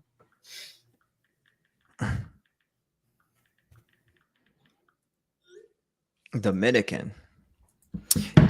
Now, when it comes to her body language and this whole entire thing, it does seem, I don't know. Again, when they came in, that first look, she was like, whoa, like her eyes were super wide. Now she seems relaxed into what she's saying. But I wonder what Dr. G is gonna say on this read right here, because she looks like she's, I don't know what I kind of disagree with him with someone on the Stephan read. I think Stephan's exerting some kind of confidence because he's done this before. I'm looking over at him on the big screen. It's way bigger over here to my right. So I'm looking at just seeing her. He's like trying to, he wants to carry the conversation. You know what this looks like? Looking at her, it looks like one of those shoplifter apprehension videos where the shoplifter gets caught and they're questioning her about her shoplifting. I don't know, man. She just looks, I can't tell. I wonder if she, honestly, I'm curious to if, again, like I was saying earlier, if Stephan had it in her head that it was normal, that these things are normal to her. Like, you know how someone plants in your head something is normal, but it's really not normal whatsoever? Right. And in your mind, you think it is, but your surrounding people are like, what's he talking about? Like cult mentality type of shit. Yeah. But I mean, the things to look for, sudden changes in behavior. So I wonder if the teacher had noticed any sudden changes in Madeline's behavior. Did they notice any regressive behaviors? Did they notice any fear of certain places or people? Like, damn, it's almost time to go home. Was she scared to go home? That's why I see the questions from people in chat about, did they talk to the teacher? And I'm curious about that myself. Did they talk to the teacher? Withdrawal, was there withdrawal from friends and family? I wonder if any of the family members would be able to attest to that. Well, damn, maybe that's why she was withdrawing from me. Well, that too, and plus just her, her lack of attention, her lack of desire to, or like just lack of participation in some things. You can tell when someone's going through something at home, like abuse or drug use or whatever. You can tell. Yeah. Was there a sudden decline in her school performance? I want to know about things like that, because maybe that'll speak. Social life. Yeah. I mean, did she have difficulty walking or sitting? Right. Bedwetting. Those are things that come along with these, with shit like he did, dude. Mm-hmm. Depression, anxiety, obviously, low self-esteem, nightmares, and sleeping problems, which it sounds like she had sleeping problems with him having to go. It's just weird. She already had sleeping problems, and imagine the monster coming in and sleeping with you. Right. Instead of her mom, which allegedly mom slept with her, or they both did. But imagine being left alone with that monster. And then going to school the next day. It had to show, man. It had to show. And I'm sure there may even be a teacher at the trial. You never know, to attest to some of these things. Two kids missing that day. Right. Groomers will try to make their victims know that. They would try to convince them that whatever they're doing, the abuse is normal, and it's not normal. They did. I actually was reading the documents from that earlier, DD. We were reading the documents from it, and they are going for that. Hold up, where's the documents that I just had? Right here. They got it says it right here, 100%. Madeline Soto update, Stephan Stearns to face the death penalty in Florida teens murder. Prosecutor says now July 16th. So far, that's when the trial is set. And if it does happen, then we are covering that trial. You said, I want to know what Maddie's friends knew. What did she tell them? What was going on? I don't know. If he's in Madeline's head, he's controlling her. If you tell anybody, I'll kill you. Allegedly. maybe he said anything along those lines, or if you tell anyone I'll hurt your mom. Usually that's what these type of people do. For instance, I was told when things were happening to me, if you tell I'm gonna kill your family, what do you, I mean, as a 6 to 8 year old boy or girl, if someone's telling you that, and even if be you're 10 or scared. 11, you're gonna be scared. You're gonna think of them dying Yeah. immediately because you don't know any better. You know, so you just get, there's telltale signs that usually will stand out. That's why I'm a little bit confused about it going on for so long. If it did go on for those 7 years, or was she groomed up till, 10, 11, 12? Because those charges, that if you look through those charges, some of them seem to indicate that some of those charges that he had was from when she was younger. So that's another thing for me. Denise says, I am sure her teachers have beat themselves up trying to figure out if they saw the signs. I can see that. Again, with the signs thing, I mean, you never know. I mean, Stephan could have really abused her and said, "You better fucking act normal at school, or there'll be more consequences when you get home. Don't alert nobody." He's a sicko. Hold up. Callie said, just like Sebastian, Maddie was recently diagnosed with autism. Was she? Was she? Seriously? I didn't know that. I didn't hear that. If that is true. Jolie said we have to put utmost value in our human life, especially in children. Agree, Miss Jolie. Agree. Let's continue. What's the name of the single aid? Madeline Soto, age 13. I'm trying to get a clothing description now. See, like I said, with the lips, she was pressing them together just now, but I think that's more of a way to manage anxiety, not as much a response to what she's been asked about. She last seen wearing. Now watch Stephan Stern's reaction when the officer is getting a message through his I walkie-talkie. agree with the statement. What was she last seen wearing? So did you see he almost looked startled? He wanted to hear what was being said. I think at this point he's paying really close attention to what the police know. So when there was something coming through that seemed to catch him off guard and he really wanted to listen, he stopped talking immediately. Whereas Jennifer Soto had essentially no reaction. Watch this one more time. It's pretty interesting. What was she last seen wearing? What's your jersey? Green hoodie. Green hoodie. White Crocs. White Crocs. Either blue or black pants. I think black shorts. Yeah. Black shorts. Yeah. Black shorts. Okay. Black shorts. All right. You'll notice how Stephan Stern's repeated black shorts as a question. In other words, deferring to her, saying that she, essentially implying she's the one that would know. So he's just trying to, once again, blend in with the background. I think black shorts. Agreed. Black shorts. Yeah. Black shorts. Okay. I told you. Black shorts. All right. Do you know if she has like friends in the area? She does, but she doesn't know where they live. She doesn't know where they live. Okay. I asked all of them. Okay. Is this like, does she like have any places that you guys know that she'll usually be at? Any friend's house? Any places that like she likes to hang out? Not typically. No. Not typically. Okay. Just give me. Can you airdrop it to me? Yeah, she's pulling up those pictures. Breaks Yeah, I my know. heart to hear. Let me see which picture. I don't know which picture. And you'll notice how far away Stephan Stern's is staying. He's not going to want to get any closer to the police than he has to. Once again, he's going to do his best as he can to blend into the background, but to still be participating as much as he would be expected to. She does. Very. Birthday party, right? Yeah, but I wasn't there, so I have to look at what's up.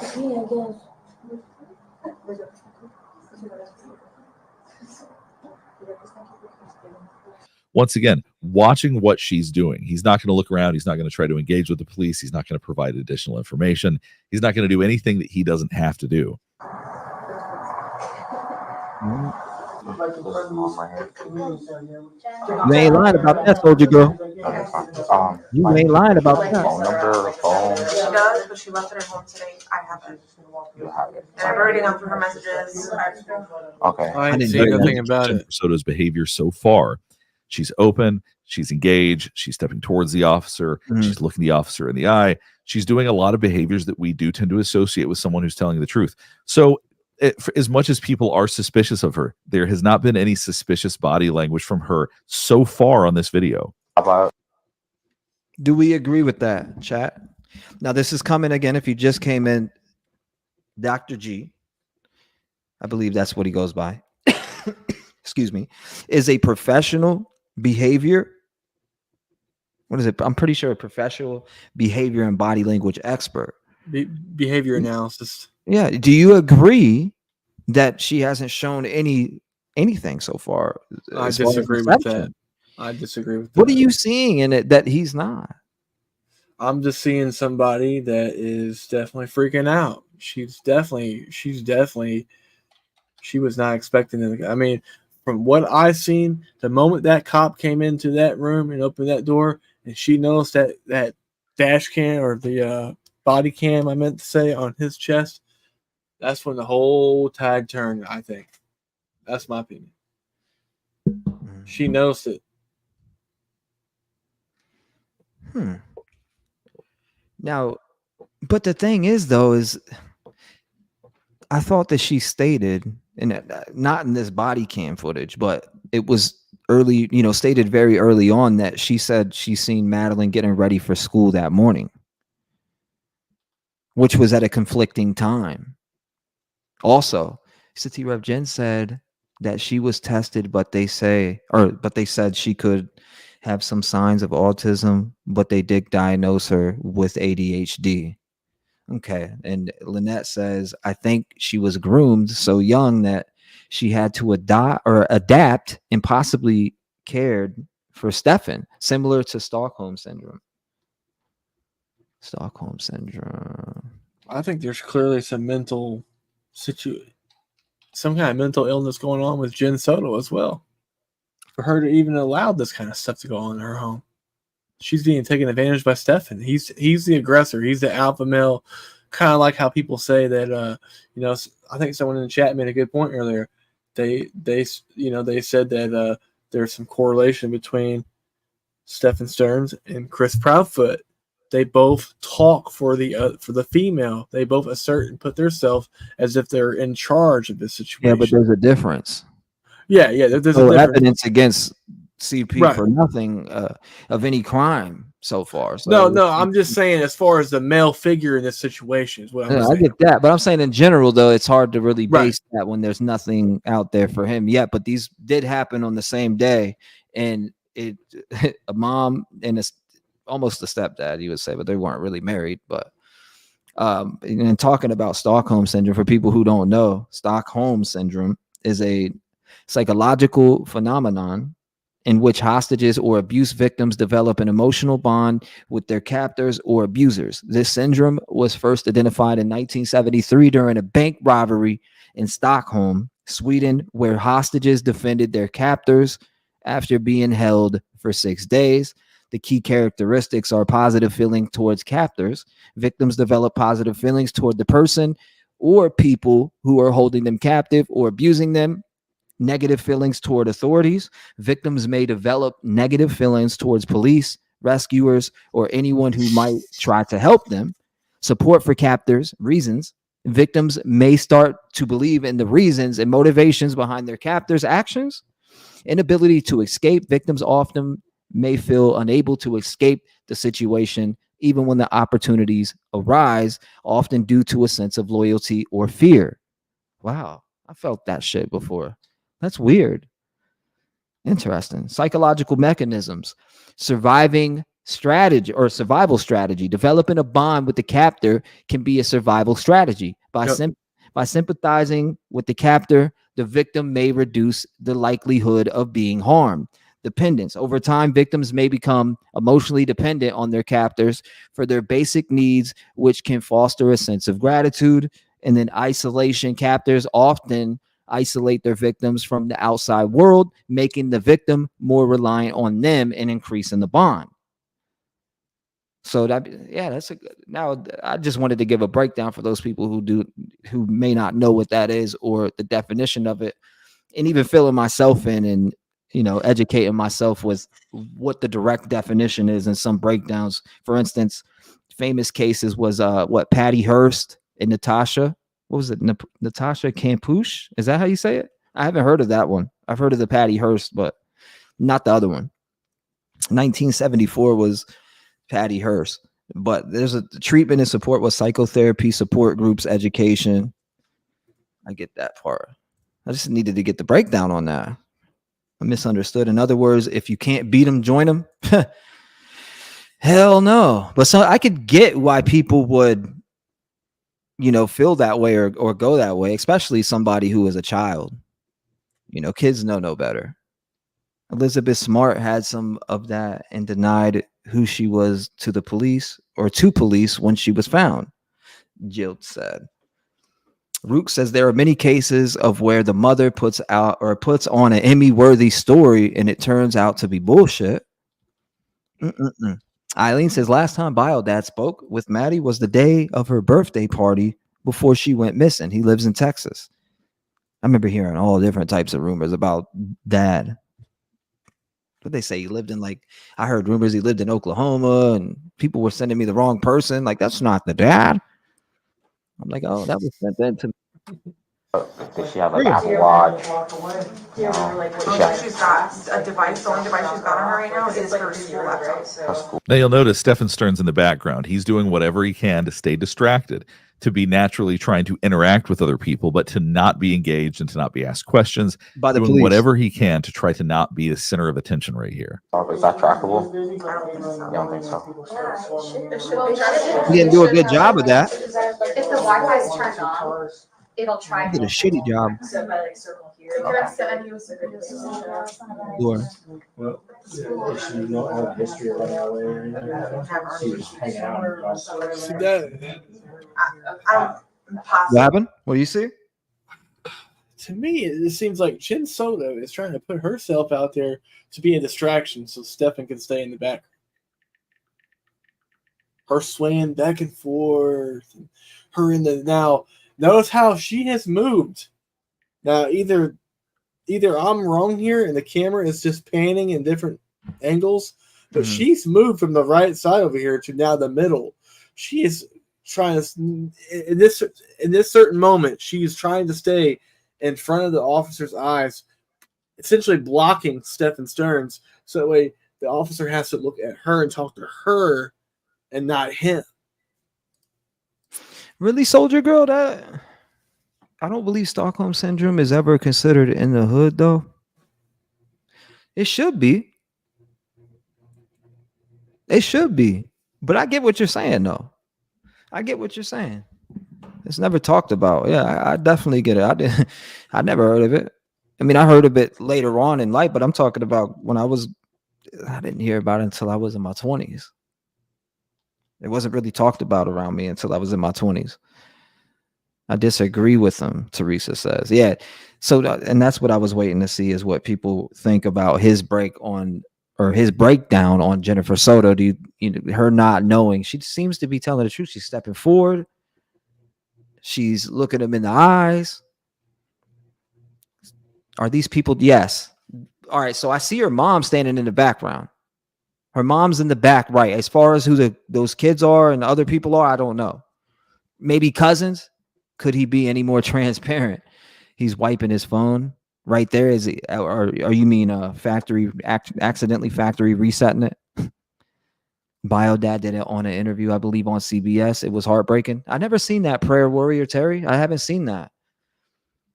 Unfortunately, I have not seen that. We were so deep into Sebastian, I've missed that. I was just thinking that for real. 100 says Aaron. I don't know. She got dropped off. She did do that. So you're seeing her once again swaying back and forth, a distinct sign of anxiety. But she's also very open. She's using her hands to talk. She's engaging with people. There are not signs of hiding things or deception in this situation, at least not so far. So she's embarrassed by his car. So she didn't want to be dropped off at school. She wanted to be dropped off a block away so she can walk. She's in the face. Now look at how low his hands are. Now one hand is on his hip, so it's a sort of halfway committed attempt at being a little bit dominant, because oftentimes when people put their hands on their hips, it's an attempt to take up more space, to appear somewhat dominant. He's kind of halfway doing that. His hand moved up just a little bit when he's talking. It continues to be that awareness that he doesn't want to bring too much attention to himself. Dropped off like half a block away so she can walk. She's in the face. But he dropped her off half a block away and drove away. And see, he immediately looked away after he talked. He talked, disengaged, was trying to let her take points so that he can continue to blend in, as I said. So I see some people saying he's doing the factory reset right here. Is that speculation, or do we really think that in general, which would be speculation still? But are we thinking that he's factory resetting that bad boy right there as they're in there speaking? I would have thought he probably did that shit right after the murders, allegedly. Because you already know the police are going to be there at some point. You committed a murder. She's missing now at this point. She's not coming home. And if you know the police are going to be called, you're definitely probably going to try to rinse everything off your phone. Oh, it's hard to tell. I don't think he's doing the reset right there. That would be just too obvious, man. I mean, right. But do you think he did it earlier on, like after? Oh, absolutely. Absolutely. Doing it right here would be, I mean, he would be out of his friggin' mind to think that police aren't going to be there that day and she's not coming home from school. You don't think that if mom seriously didn't know about what was going on, the police were being called? I mean, even if she did know what was going on, that doesn't mean she wouldn't call the police if her daughter didn't come home from school. In case, I don't know. Then that throws in the theory what a lot of people believe is that she also known that she was killed. A lot of people believe that she known that her daughter was killed because of the story she gave about seeing her getting ready for school in the morning or whatever. I think so. I think she knew her daughter was killed. I think she knew her daughter was being essayed. Same story rehearsed. Carlette says, hi, T-REV. Do you know the behavior panel did a take on this? They're really great at body language. We'll check it out. I'm down to check that one out too. I'm here for a while. So Mary says, I think she was particularly telling the truth. CNA, that is why we see some of the body language that looks like she is telling the truth. She is telling the truth, that she is sticking to the script. Now, Mary, that makes more sense to me than anything else I've heard. Yeah, Trev, I'm not sure if you had done this or not. Have you had a chance to talk to Jennifer Coffindaffer about this case? To get her what she thinks? I believe we talked to her on the air about it. I believe. Okay. I thought we did, and if we didn't, I always enjoy hearing her perspective with her being former FBI. I like hearing her perspective on things because you get a better understanding because more in depth. I believe we did talk to her, honestly. I thought we have, but lock up Jennifer and throw away the key, Captain Jenks says. That's the fact, Jack. That's the fact, Jack. Mar says she knew. Nene says Jen knows dang well what his nasty Willie looks like. But when confronted with the pic of your child, you say you don't recognize anything. Dang. Come on, really? Imagine that. Imagine that. She had to have some kind of warning, Katie Bug was saying. Summer Moon says when they ask about her Instagram, does Stephan hand the cop his phone instantly with Madeline's account up? Because he was watching it all time before this. About to come up. Did she ever go to school though? No, we called school. She was walking in that direction. She was rifling through her backpack, just looking for something. I thought maybe she was just looking for headphones before she got her walking on. Yeah. But she was just kind of, shambling over in that direction. It looked the same as any other morning. Okay. Neil, notice he's standing behind Jennifer. Stop the cap. Right. No, he's capping. Blend in, as I said. Okay. Did she ever go to school though? No, we called school. She was walking in that direction. She was rifling Stop through the her cap. backpack, just looking for something. I thought maybe she was just looking for headphones before she Dude, walking on. did you just catch that? It's just kind of, What was it? Go rewind back like maybe 5-6 seconds. You hear Jen Soto butt in and say something about the school, almost as if like they've rehearsed this before. That direction, she was rifling through her backpack. And see, he immediately looked away after he talked. He talked, disengaged, was trying to let her take okay, Mary. points so that he can continue to blend in, as I said. Okay. Did she ever go to school though? No, we called She school. was walking in that direction. She was rifling through her. Yeah, she goes, we called school, and he takes over. She was walking in that Yeah. direction, and, you know, she was pulling something out of her backpack, and, you know, my name is Stephan Stearns, factory fucking reset ferns, and I'm a burning hell. Yeah, that's what he's basically saying. She's basically jumping in and inserting her comment as if like she's trying to make it seem like, you know, to add more bullshit to his story. I mean, think about this though. Especially people who break the law more commonly a lot, they are scripting shit because there may be activities that they've done outside of the sexual activities that we know that Stearns 100% has done because it's in his phone, etc.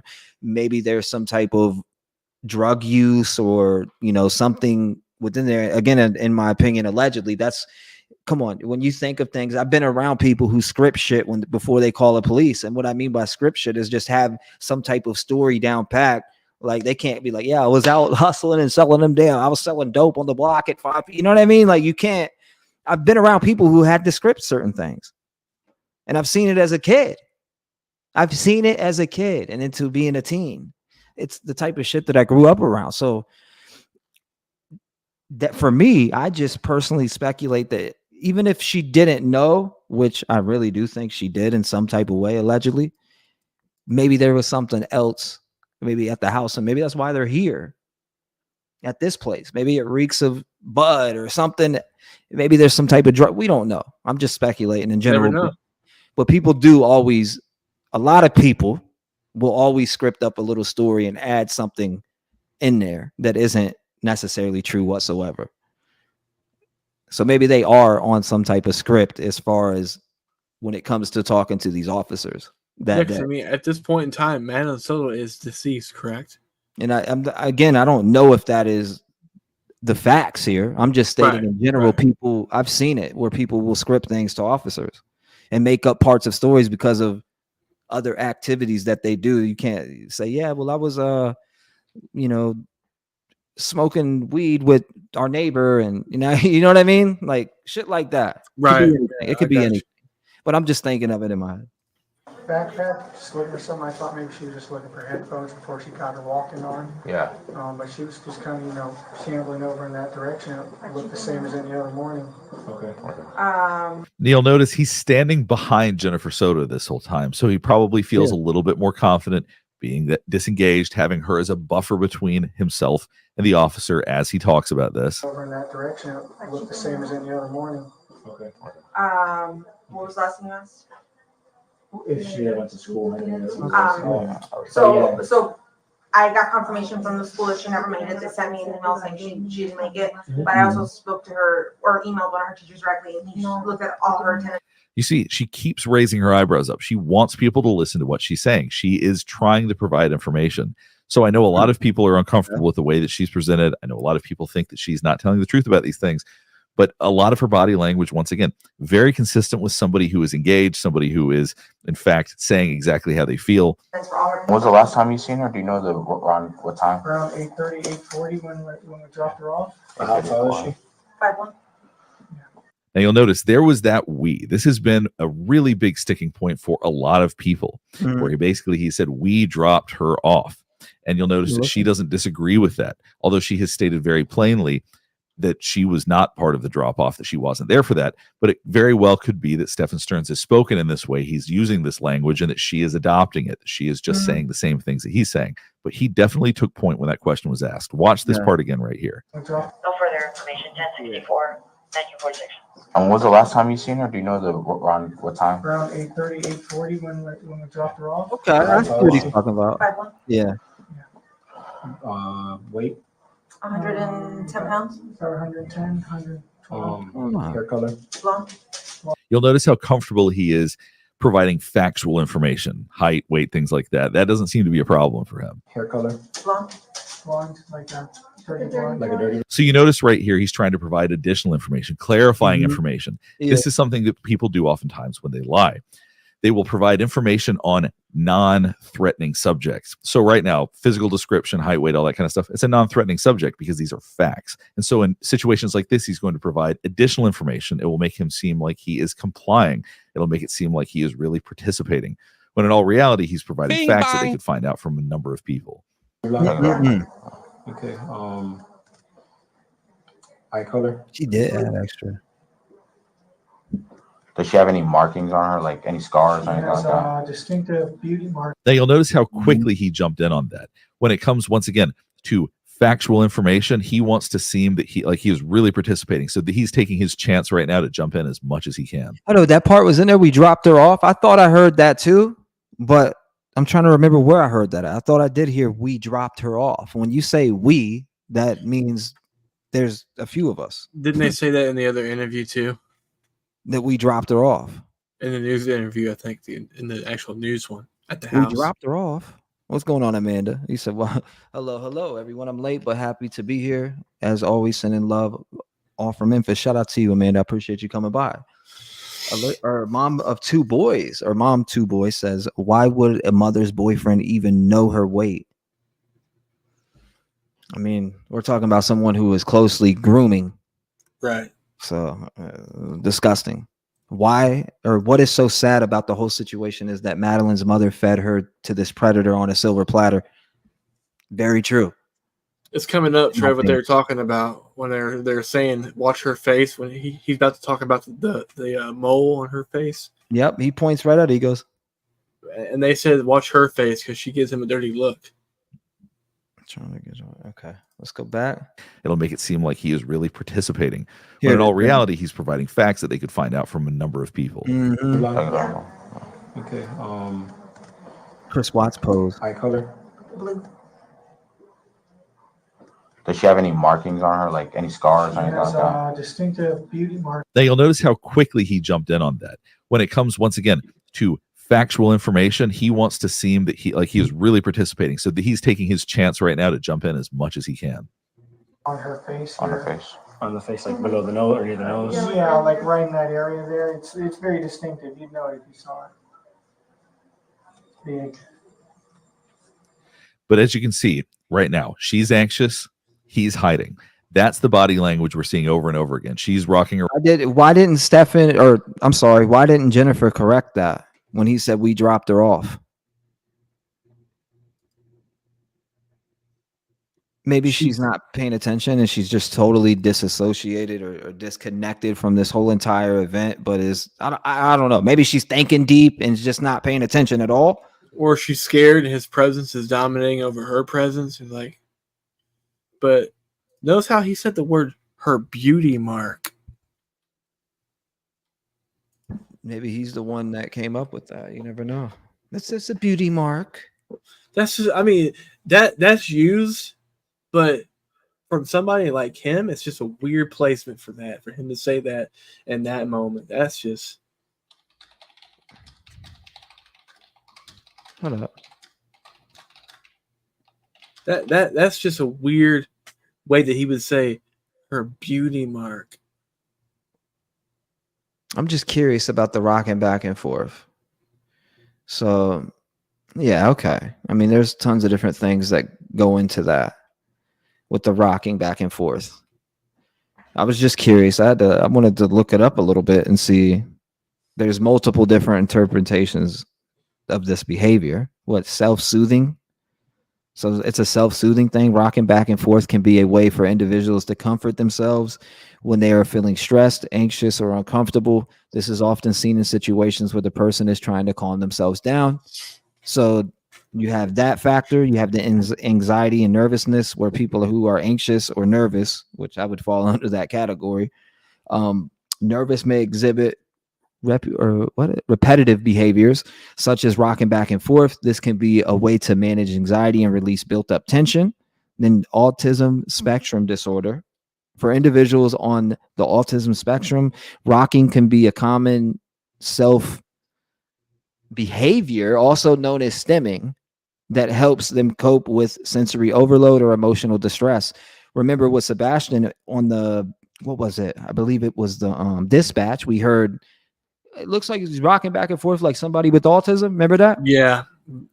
Shaking, or I can't remember how he said it. Shaking back and forth. Yeah, shaking back and forth like a person that has autism. I remember him saying that. We were like, yeah, what? I was like, wait, that's not good. But I mean, they do have that listed here under potential causes of rocking back and forth. The last one being psychiatric conditions. Rocking can sometimes be observed in individuals with certain psychiatric conditions, such as schizophrenia, severe depression, and as a response to internal distress. And then there's indicators of lying. While rocking back and forth is not a reliable indicator of lying, there are other behavioral and verbal cues that may suggest someone is being deceptive. Some of these cues include inconsistent stories, which we know about that, body language mismatches, gestures that don't match their words, nodding when saying no, voice changes, variations in voice pitch or speech patterns, and providing excessive details that seem unnecessary. Boom, boom. That goes in with what Stephan was just throwing in there. Excessive details. That's one of the indicators of lying right there. Excessive details. He's throwing in them extra details, like she said blonde, and he's like, yeah, like a dirty blonde, like, brown. Like he was just throwing in these extra things. She has a really noticeable beauty mark on her face right here. He's also avoiding eye contact too. He is avoiding eye contact. I don't know. There's multiple things in there. Multiple. Around, she's having a hard time standing still, whereas he wants to be as invisible as possible. I raised my 2 kids and boyfriend. Any other scars or anything like that? Which Scars? No. Tattoos. No. You'd be surprised. They said we dropped her off. I put the top part out. I didn't get the rest of that stuff here. So I need to put it out. I'm getting a random. That was a weird moment there. Hello? Yes? Now you'll notice as soon as she said she had a 407 number, he's using this as an opportunity to get away from the police officers, to face away, to be distracted. Yes? Now he gets very still when she says yes, because then it turns out this is not just some sort of random call, not a robocall. This is somebody that dropped them off. Apparently is attempting to actually call Jennifer Soto. Hi, Principal. I'm okay. That's right. You see how still he sat through that? Maybe because he thought there was news and he's standing in front of police officers. That would be a very uncomfortable place to be. He's they just showed him getting relief. He's like, he knows the principal. Once she said principal, he's like, when he said something about the principal? Yeah, when she says principal, watch him. His head goes up. Like you can see the relief on Stephan's face and his body language. You see it clear as day. And she's rocking around. She's having a hard time standing still, whereas he wants to be as invisible as possible.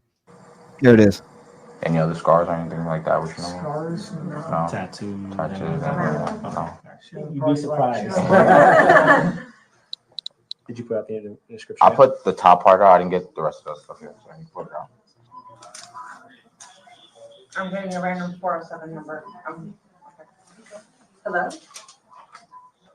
Yes? Now you'll notice as soon as she said she had a 407 number, he's using this as an opportunity to get away from the police officers, to face away, to be distracted. Yes? Now he gets very still when she says yes, because then it turns out this is not just some sort of random call, not a robocall. This is somebody that apparently is attempting to actually call Jennifer Soto. Hi, Principal. I'm okay.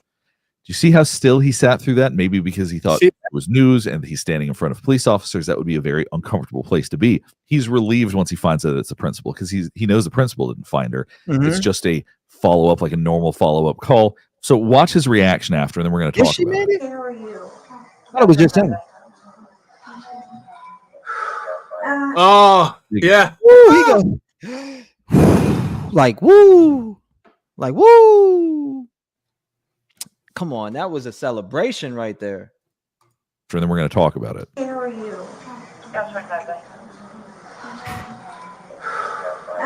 See, goodness gracious, that was a heavy ass breath. Come on, man. That was wild. People who say she's afraid or whatever. No.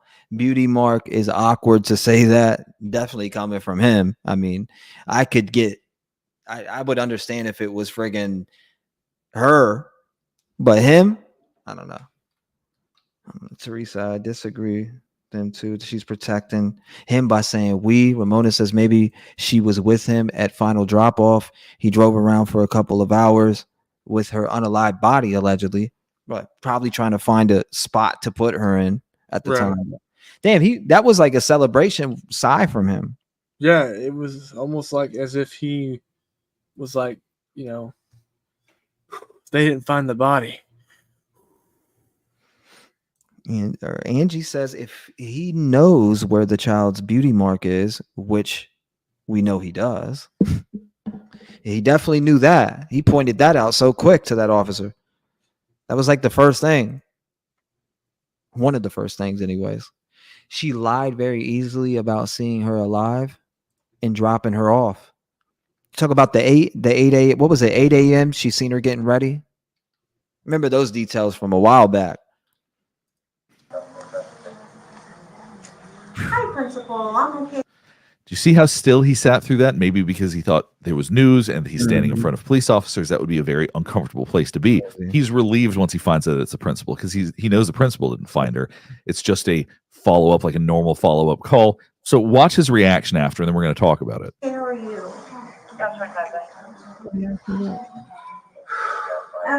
See that big breath in? I think he was probably holding his breath when the phone first rang. When he was watching her react, seeing that she was engaged with a phone call, he probably was afraid something bad was getting ready to happen, that he was maybe getting ready to get found out, that somebody had found the body, whatever it was, something was going on where he thought something was bad. Then as soon as it turned out it was a principal, because he knew there couldn't be any relevant news there, he takes a sigh of relief, because when you're sitting still, when you're not breathing, your blood is still pumping, your heart is pumping harder, and that's using up oxygen. So we have to take a big breath in afterward to sort of re-regulate ourselves to get back to baseline. Watch this sequence again. You'll see what I'm talking about. I'm getting a random 407 number. Yeah, that's his fascination. Is that right there? Yes? Hi, Principal. I'm okay. How are you?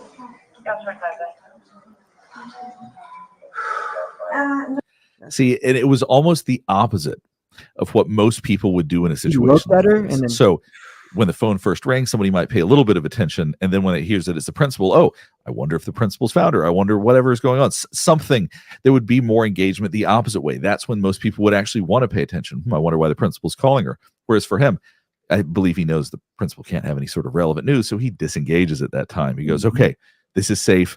This is just a conversation that she can go have. It's going to have no bearing on me. I can relax again. No, police officers here right now.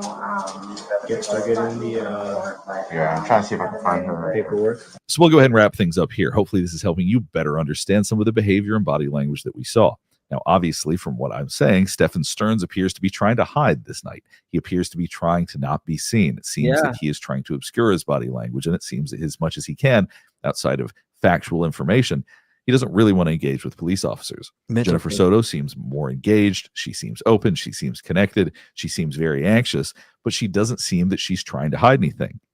She also doesn't appear to be showing any fake body language, because sometimes we see people fake crying. We see them upset in dramatic ways. We didn't see anything like that tonight. Obviously, she seems concerned and anxious, but she does not show any body language of somebody who's being deceptive. And I think that that's really important. If you have any thoughts about this, please let me know in the comments below. She doesn't show any body language of being deceptive, he said. I disagree with him on that. Yeah, I don't know, man. Like, just from some of the details that we have heard in the story, and we dropped her off. I thought it was just him that said that, but someone in chat said it was her that said that too. Well, if you saying we means y'all both did.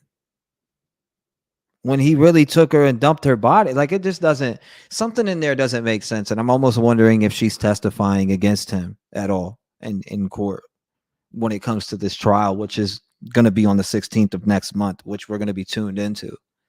We're going to be, hopefully it takes place and doesn't get waived on like Idaho 4 did, which I'm having for some reason, I'm going to just go out on the limb and say, I think that's going to happen. I think it's going to be pushed further back, but who knows? Elizabeth Bryant says, I mean, Jen's family is all around her, supporting her, but were their heads buried in the sand while all this was going on for 7 years? Excuse me, Elizabeth Bryant says. Who knows? Who knows? I mean, when did it even start too is another great question. When did it all start? That's another thing that I want to know, because we've seen pictures of Stephan with her as young as 7-8 years old in that pool. Grandma Patty, nice to see you, by the way. We miss you around here. She said the very same thing in her interview. She said 3 times. We dropped her off. Wow. I don't know how I'm missing it. I heard him say that. You love you, T-REV and gang. Appreciate you. Miss you, Grandma Patty. Hope you've been doing well. Thank you. Carrie says, walk to the store so y'all may be done. Check out Hidden True Crime. Dr. John, a criminal psychologist, chops it up. Thinks Stephan was bad, abusive to Jenn. Okay, Carrie, thanks for the suggestion. You said, and we've seen that actually, or I know of them. I haven't seen that actual video, but they did a video on the guy who called in during Idaho 4. And I actually worked with both of them.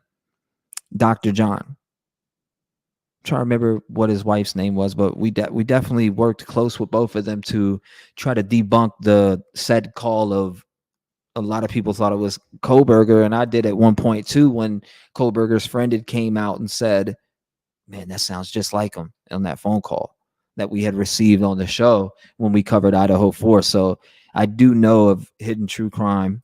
I do know of both of them. I've worked again with both of them to debunk if Brian Kohlberger had actually called in, and they allegedly had found the person that did. So thanks for the suggestion, though. You said that they covered that. I will find it. I'll definitely find it. Hold up. Hidden True Crime. They covered the Dave stuff. The guy Dave that called in that you guys were talking about earlier, like Icky Ricky. Hidden True Crime. Okay, I see what you're talking about. I see exactly what you're talking about. Damn, that's an hour and something long. What part? Maybe get me a timestamp for that where they start to talk about it, or maybe the whole video is about it. Shandy T says, I feel allegedly Jenn was the person in the grainy video at the church, hoodie on, standing around and left, and Stephan was waiting for her down the road, probably making it look like it was Maddie. And I remember that being talked about heavily too. People would call in and talk about that all the time. All the time. I don't think you were around then, Smoke, so I don't know if you heard any of those phone calls. But what? Well, people saying what Shandy just brought up. Shandy was brought up a very good point, and people have brought this speculation up to me that they thought maybe possibly in a video at a church, was it her walking with a hoodie on instead of it being Maddie? Obviously, we know it wasn't her. So that's good speculation. Really, you said that was loud for sure. They take deep breaths to recoup thoughts, to reset. Actors do it. She keeps saying, you said that poor girl deserved far better. People taking care. Rolls eyes on Southern of her. What else am I missing here? T-REV hugs here first. Yeah, she should be speaking out loudly. She's still getting everything together on it right now as we speak. She's been getting it together for 3 days. So I just been waiting and waiting. I thought we'd be ready by 6 today, but she said she wasn't even. She's like, I'm not going to be ready by 6. I'm like, well, I'm going live. I gotta go on. Been waiting to cover this for days. Mother is way too cheery talking to principal. You think so? Did she come off as cheery to you when she's talking to that principal? I mean, how do we know it was the principal? Well, she said it was a 407 number out loud. I mean, they probably would have checked that. Who knows?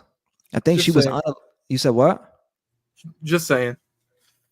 I get it. I think she was unalived in the wee hours in the morning, which would make that, which takes me back to the whole entire story. Was it scripted? And did she know that, or did she have knowledge that she was dead? Those are the questions that I have, and I've always had. Did she have knowledge, one, that Madeline was dead? Because she did come out and say she's seen her getting ready for school.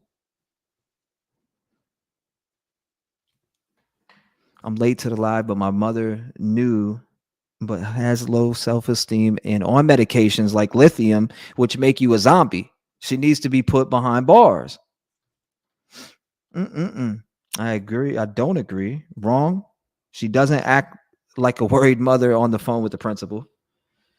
Yeah, well, you might as well play a psych. I think she is being deceptive. I like this guy, but he's wrong this time.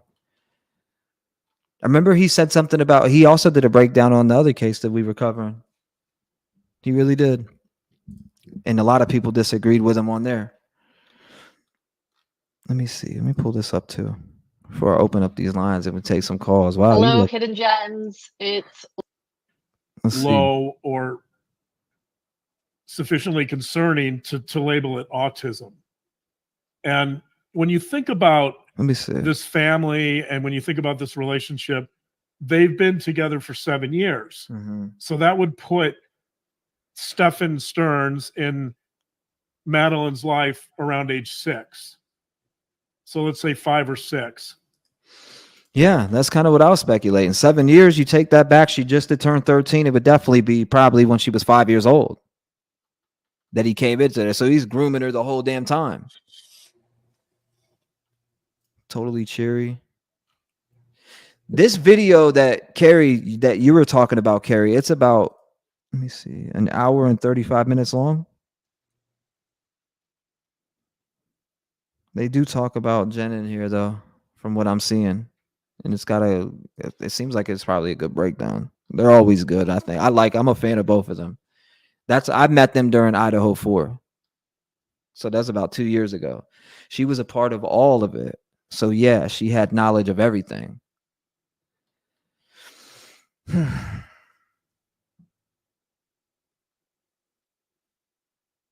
If she had knowledge of everything, why the hell is she free?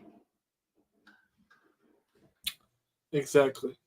If she did have knowledge of it, maybe they needed to use her as like I said, is she going to be testifying against Stephan Stearns? And maybe we will find that out on July 16th. I mean, come on though. You were at the house. Either she's got a damn good lawyer or she's testifying against Stephan Stearns. And she damn near lawyered up right there at the get-go. Never have I ever said hello, principal, when he called. I'd refer to him by his name. That's just me. Yeah, law enforcement believes she was dead in the car. The video with her in the car leaving. If you go back, we did a docu-series on it on the channel. Actually, the story was crazy. I said the story's crazy, but we did a docu-series on it. Man. But not up to this far though. I took my hat off now. Now I look like the guy on your screen. Damn it. You look like Mr. G over here. I know. I Dr. just G. noticed that. I'm like, I should have left the hat on at this point. Let me see. Open this up. 615, you're live. Talk to me. Michelle, I think you're right, Cinder says. Such a sick world we live in, for sure. It's definitely a nasty world we live in. Let me minimize that. Pull this up. There was some other stuff that we don't know about. Where was it at? I wanted to play it. Deputies out of my shows, alleged killers talking to deputies. She never made it. I get that part. Here it is. I'm Vinny Politan. This is one I wanted to. Closing arguments. Big hour ahead. We've got a lot to talk about in the Madeline Soto case. Those videos have come out and revealed some new things. Madeline Soto had just turned 13. This was the birth. My thing is this, though. Before we dive into this video, maybe they need more evidence, and that could be the thing. That could be a factor here. But we would all speculate that Stephan Stearns would roll. This guy's facing the death penalty. They went and got his phone, which he thought was getting rid of evidence, which obviously it didn't work out whatsoever. They got his ass really good. I mean, and even to find out that there was video in there, who took the video? Was it set up on a tripod, or did she have part in it allegedly? So if there's not enough evidence, I get that, but would he spare her? Would he spare her? It's just like, come on, I don't see him sparing her, but maybe I'm wrong. Maybe I'm wrong. Would he spare Jenn from anything? Jenn was in denial when the cops showed her the photos of Stephan Stearns and Madeline Soto. I get that too. Maybe. You said I'm 40 minutes from their apartment. I actually helped aid one of the investigators in her search. Is that give you the moons and stars? Did it say that in paperwork that she was in denial when the cops showed her that? Actually helped aid one of the investigators in her search. That's crazy. So you were actually out there, boots on ground. Yeah, that is crazy. That is crazy. I was going to ask Island Thrifts if she knows anything odd in her assisting. Yeah, I'm curious. I'm actually curious about that. Has it been confirmed that she actually did check into a mental institution? That's what I'm trying to figure out. I've never seen that personally. Because if she did, then I wonder if she's trying to claim that she's mentally insane so she doesn't get charges. Now, I see videos out there that are made, but I see that she's not in a mental facility. The word is that she's not. There's been no confirmation that it has. Then again, it says right here. Hold on, let's see. Let me open this. Good morning, everyone. Let me see what this says. It says, okay.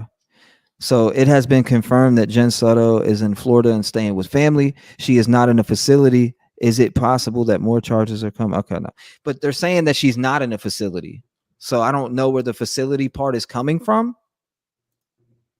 You know what I mean? I don't know where that rumor is coming from. I think maybe it's speculation from people, but it hasn't been confirmed from my research. But a lot of people are thinking that she is. No, I think SS is talking. And Captain Jenks says all the jurors are going to have PTSD after they see the evidence in this trial. I think we'll have PTSD from them watching this shit. Seriously, I mean, it's disgusting.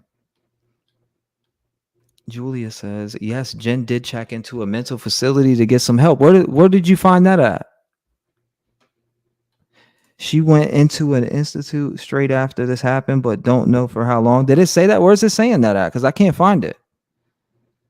I can't find it at all. Was her car parked at a clinic? Birthday the year before. Let's check. 1 year later, she turned 13, and then a few days later, she went missing and was found dead. Her father wasn't living with her mother. They split up even, before she was born. But there was a man in her life. His name was Stephan Stearns, and they sort of acted as a family unit, sort of, I say, because of the nature of the charges here. That's not how a family acts. But Stephan Stearns apparently referred to himself, and Jenn, Madeline's mother, referred to him as sort of the stepfather. Hold up. Before we dive into this, I kind of want to go back over this real quick because we did make this. 1 second. I'm going to pull it up right now.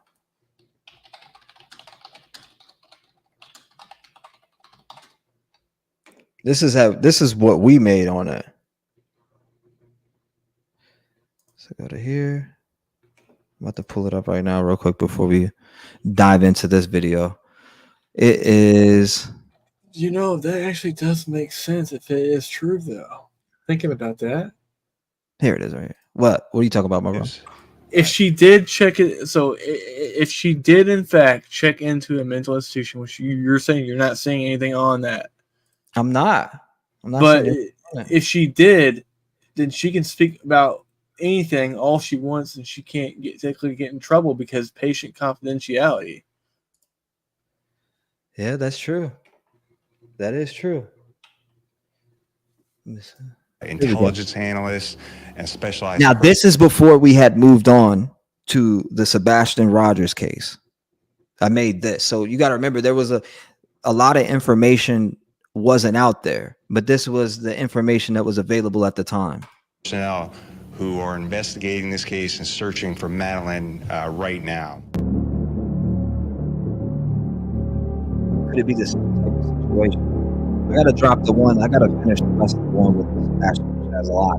Welcome to the channel, ladies and gentlemen. Today we will be discussing the case of Madeline Soto. In a world where innocence should be cherished, a tragic incident has shaken a community to its core. As the investigation unfolded, shocking revelations came to light leading up to the disappearance of a 13-year-old girl. The senselessness of the murder and the realization that a young life had been taken away left a deep scar on the hearts of those who knew her. Ladies and gentlemen, welcome to today's documentary, which unfortunately revolves around the story of Madeline Soto. I gotta get back to making promising 13-year-old girl who had Yeah, you did pretty good on it, man. years before disappearing and having her life cut short in a senseless act of violence. Madeline's friends and family described her as a ray of sunshine, always radiating positivity and happiness to those around her. Madeline was known for her contagious laughter and her passion for helping others. She had a heart of gold and would go out of her way to help anyone in need. But what could be the motive behind Soto's unfortunate case? What drove Soto's killer to commit such unspeakable acts? Was it nature or nurture that molds a killer? Ladies and gentlemen, join me as we explore the twists and turns of this compelling case, seeking to understand what happened to Madeline Soto and the impact it had on those around her. Here's a timeline of everything we know about Madeline Soto's This is case. before all the new Sunday, stuff came February out. 25th, Madeline Soto's 13th birthday celebration. Madeline Soto turned 13 on February 22nd and celebrated with her family on Sunday, February 25th, according to her mother. Jennifer Soto spoke with the local channel and explained her birthday memories as follows. She was quite happy. She was quite thrilled. She was just a joyful girl, and she demonstrated that on Sunday, Jenn Soto stated. And when she went to bed, she was so happy. So, she had the best day. On Monday, February 26th, Madeline Soto was last seen. On Monday morning, Jenn We Soto... got to get back to making these. I got to get back to making. And I already have a few lined up. I just haven't even been in front of the computer making them. I've been working on the one and only one I've been working on is the Sebastian Rogers. That's it. That's the one but there's so much I've been adding into it. I think I just need to take all the BS out and keep the timeline where it's at so it's not cluttered with BS. Soto's 37-year-old boyfriend, Stephan Stearns, drove Madeline Soto to school. Stearns left her off a few blocks from Hunters Creek Middle School near Peace United Methodist Church on 10th. Now, that's where they were searching at. Remember, I kept saying that's Peace, that's Peace, that's Peace. That's the church that they were talking about. On Loop Boulevard, approximately a half mile away. It is unclear why she was dropped off at this site, although Sheriff Mina speculated that she may have been embarrassed by the car she was in and requested that her mother's boyfriend leave her off there. Tuesday, February 27th, missing poster released. Soto was last seen wearing a green sweatshirt, black shorts, and white Crocs. She's described as 5 feet, 1 inch tall, and 110 pounds with blonde hair and blue eyes. The Orange County Sheriff's Office launched a search operation for Madeline Soto on Tuesday. Sheriff John Mina said 100 deputies, detectives, intelligence analysts, and specialized personnel who are investigating this case and searching for Madeline right now. Going on, Just Debbie. Welcome. And Sotos have distributed posters across the region to inform residents of the ongoing search. The Florida Department of Law Enforcement has also added Madeline Soto to its current missing child alerts, classifying her as endangered. According to the FDLE, a minor who is missing under such circumstances indicates that the minor's physical safety is at risk, such as from a predatory abduction or kidnapping. Tuesday night, February 27th, suspect in the background. Hannah McKenzie, an anchor for a local news channel, conversed with Jenn Soto via Zoom on Tuesday night. Jenn Soto stated her emotions as follows. I'm trying to hope for the best, but I'm scared for her. I got you, I want her to be okay and I want her to be safe. I don't want her to come back harmed. I just want her back. Whatever that means. I just want her back. Stephan Stearns, Jenn Soto's boyfriend, appeared in the background during the Zoom call, cracking his knuckles. Wednesday afternoon, February 28th, is Sheriff's press conference. Sheriff Mina held a news conference on Wednesday to provide an update on the ongoing search for Madeline Soto, she said. This is a parent's greatest fear. We can't imagine the pain and anguish that Madeline's family is experiencing, Sheriff Mina stated. We will not stop until we find her. She further stated that Madeline Soto left her phone at home on Monday, the day she went missing. missing. When officers investigated it, they discovered that Soto had informed her friends that she intended to live in the woods after her 13th birthday, which prompted a search of the forest near Hunters Creek Middle School. We don't know if she's been abducted. We're not sure if she stepped away. She left her phone. She left her phone at home, Sheriff Mina explained. That is why we are putting all of our time and effort into it. We held this news conference in the hopes that someone from the public has seen anything. Wednesday night, February 28th, prime suspect arrested. Stephan Stearns was detained on Wednesday night for unrelated charges in the Madeline Soto case. He was nevertheless considered the prime suspect in the teen's disappearance, as he was the last person to see her on Monday morning. The Kissimmee Police Department is leading the investigation in collaboration with the Orange County Sheriff's Office Criminal Investigations Division. When Stearns was transported to the Orange County Sheriff's. So what I want you to do, if you want more videos like this, suggestions, because sometimes I get lost, like I'll commit to one and then I'll start making another one. I don't know if it's the ADHD or just me seeing several different stories that I know one I'd like to see you do. But I like this I love this format, and I love doing it. So what's up? What were you saying, Smoke? I know one that I would like to see you do. Which one? It's an oldie. What's that? The David Cam case. Never heard of that one. Former Indiana, the former Indiana state trooper that got framed for his wife and kids' murder. Oh wow! I have to check that one out. I'll have to check that one out for sure. Office Central Operations, he was interrogated by both Kissimmee Police and OCSO detectives. Stern asserted his right to an attorney and was arrested. Stearns was arrested and put into the Orange County Jail on charges of sexual violence and possessing child sex abuse materials after investigators discovered disturbing photographs on his phone. As per the investigators, Stephan Factory Reset Stearns had an opportunity to come clean with detectives and help lead them to the information about Maddie's disappearance. Sheriff John Mina further stated, her loved ones deserve answers, and OCSO and the Kissimmee Police will not stop until we find Maddie. Thursday, February 29th, Stephan Stearns' arrest affidavit released. Stephan Stearns' arrest affidavit was released on Thursday, February 29th by the Kissimmee Police Department. After investigating, Stephan consented to a phone search during an investigation into Madeline Soto's disappearance. However, he accidentally performed a factory reset on his phone on the same day Madeline was last seen. Despite the deletions from Stearns' phone, the investigators discovered disturbing images, and metadata revealed that part of what they uncovered dated back to August 2022. Thank you, Anita. I appreciate it. When Madeline would have been 11 years old. According to the Kissimmee Police Department records, Soto was a victim of sexual violence, and evidence implies Stearns was involved. The crime took place at the home where Soto, her mother, and Stearns lived. Now,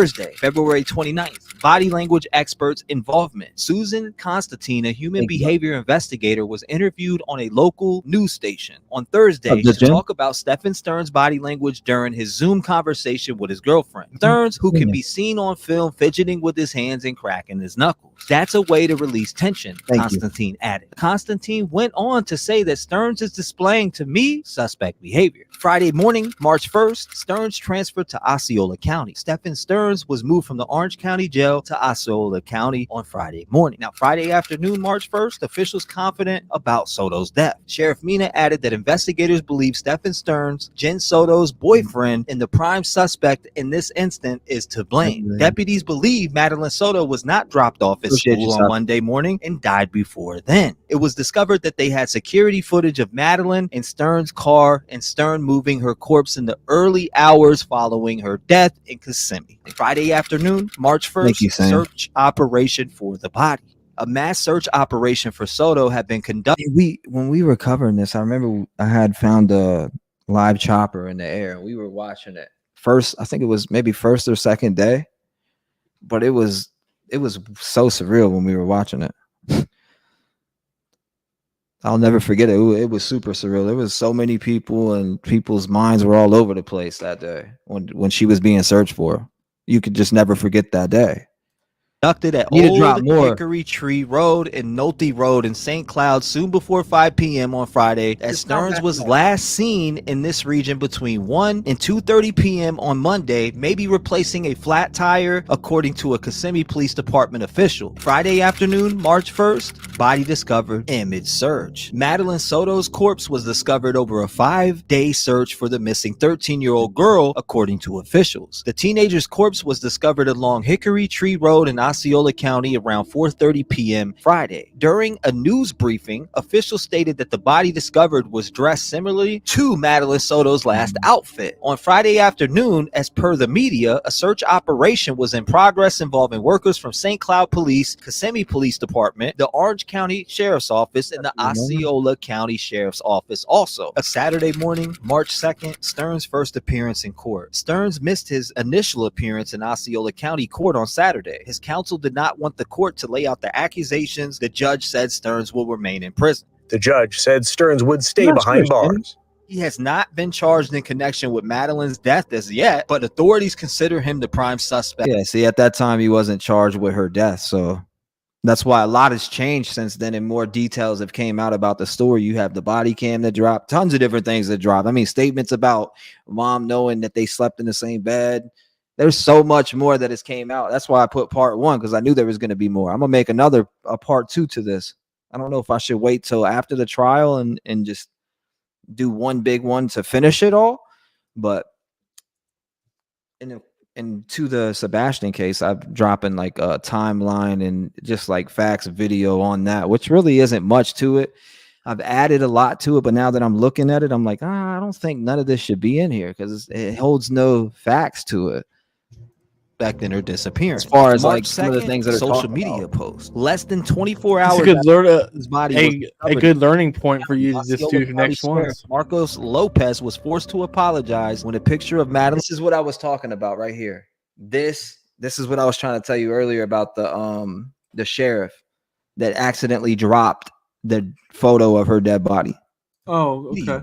Less than 24 hours after Madeline's body was discovered in Osceola County, Osceola County Sheriff Marcos Lopez was forced to apologize when a picture of Madeline's body was mistakenly uploaded on his Instagram account and then deleted quickly afterwards. Now, March 5th, the Florida Department of Law Enforcement is presently looking into the posted photos except for a surviving parent. Florida law prohibits the publication of photographs documenting a minor's murder, including photos or films of the minor's body. Anyone who willfully and knowingly does so will be charged with a 3rd-degree felony. However, there is no evidence at the sheriff's office or its employees deliberately submitted the crime scene photo. March 12th, the Orange Osceola State Attorney's Office has filed 60 counts against Stearns, which include the following: 8 counts of sexual battery on a child under the age of 12, 5 counts of sexual battery with a child 12 to 18, familiar custodial authority, 7 counts of lewd or lascivious molestation, 40 charges of unlawful possession of materials depicting sexual performance by a child with 10 or more images. Kissimmee police told a local's news channel that they were still investigating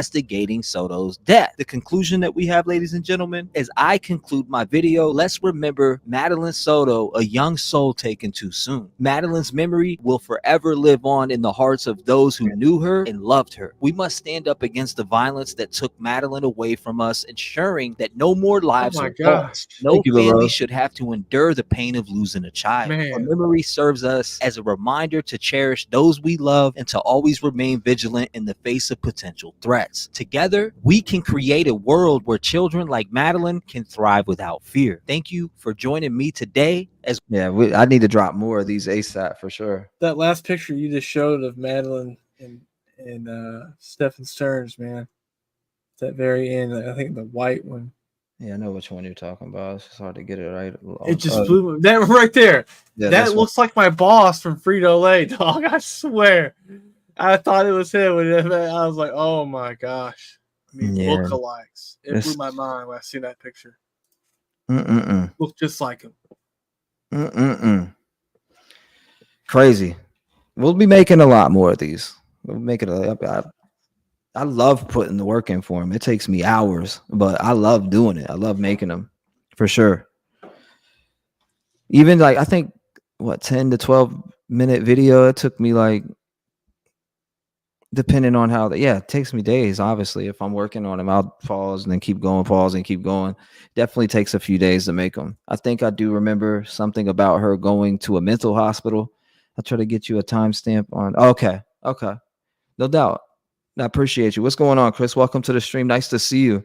I think it's great. It's a good refresher too. I know I had to bring myself back because I was just missing a couple details that I couldn't think of, and it just filled in everything else for me. It just reminds me of how bad like shit was. And I forgot about those earlier interviews where he was in the back doing all the knuckle cracking, smoking cigarettes. He was in the back cracking his shit, and just that was super weird too. And I'm pretty sure, isn't that where the information that came about that they took her to school? I believe so. I'd have to go back and revisit the interviews, but thank you for finally discussing this case, Diana says. Yeah, I know we jumped straight from this case to Sebastian. He says, "Smoke, say it. Say smoke, say it." Say what?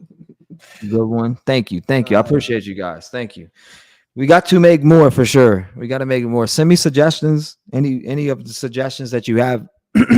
As far as there's another series that I've been working on. I think I've only done one episode of it so far, but I have a few other ones written out. But there's stories of when the justice system fails children. So I've seen a couple recommendations like the West Boys. So what I do is I'll take 3 to 5 cases and put them in one video. Mm-hmm. The first one I did, I'm pretty sure it was what was it? The Montgomery case, the Simon case, and was it the Wells case? Yeah, Those I must 3. send you something here in private chat. That was my first. That was my first one, and I'm gonna do another one. Can you take that link I just sent you and add that to your list of stuff? That's the link to the David Cam stuff. Yeah, let me see. Cam. Yeah, I got it. Let me save it in my notes. Save it right to my notes. Yeah, he got framed for his wife and. Thank you, Ginger. And he got framed for his wife. He spent 13 years in prison.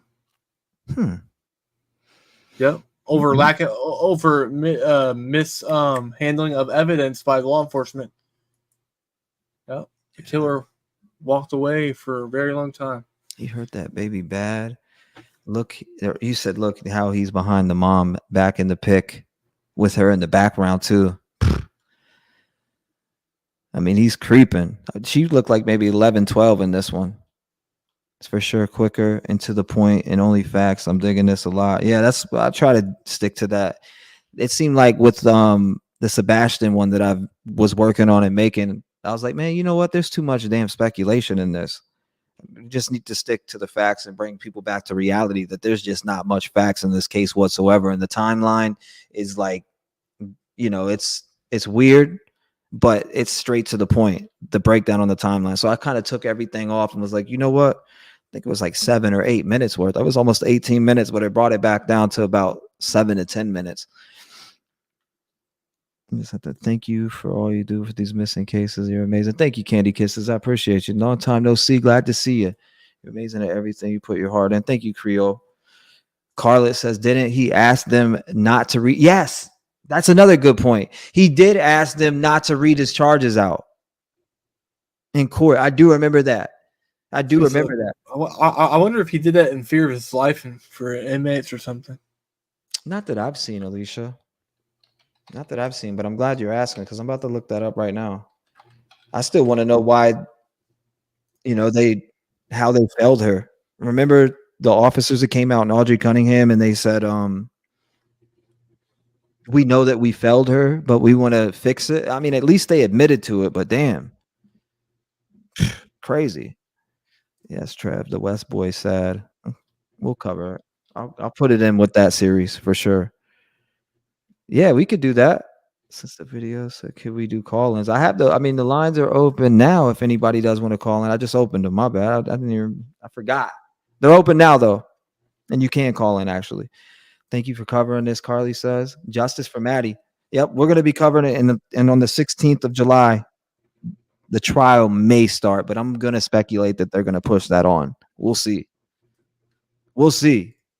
Italian prince. But, you know, the charges here Yes, are he so is still horrific, missing. and it Elijah seems is like still it's an missing. extremely strong case because it's based upon what was found on his phone, images of what he allegedly did to that little girl since she was 8 years old, and then Thank you, kept Mary. all the images.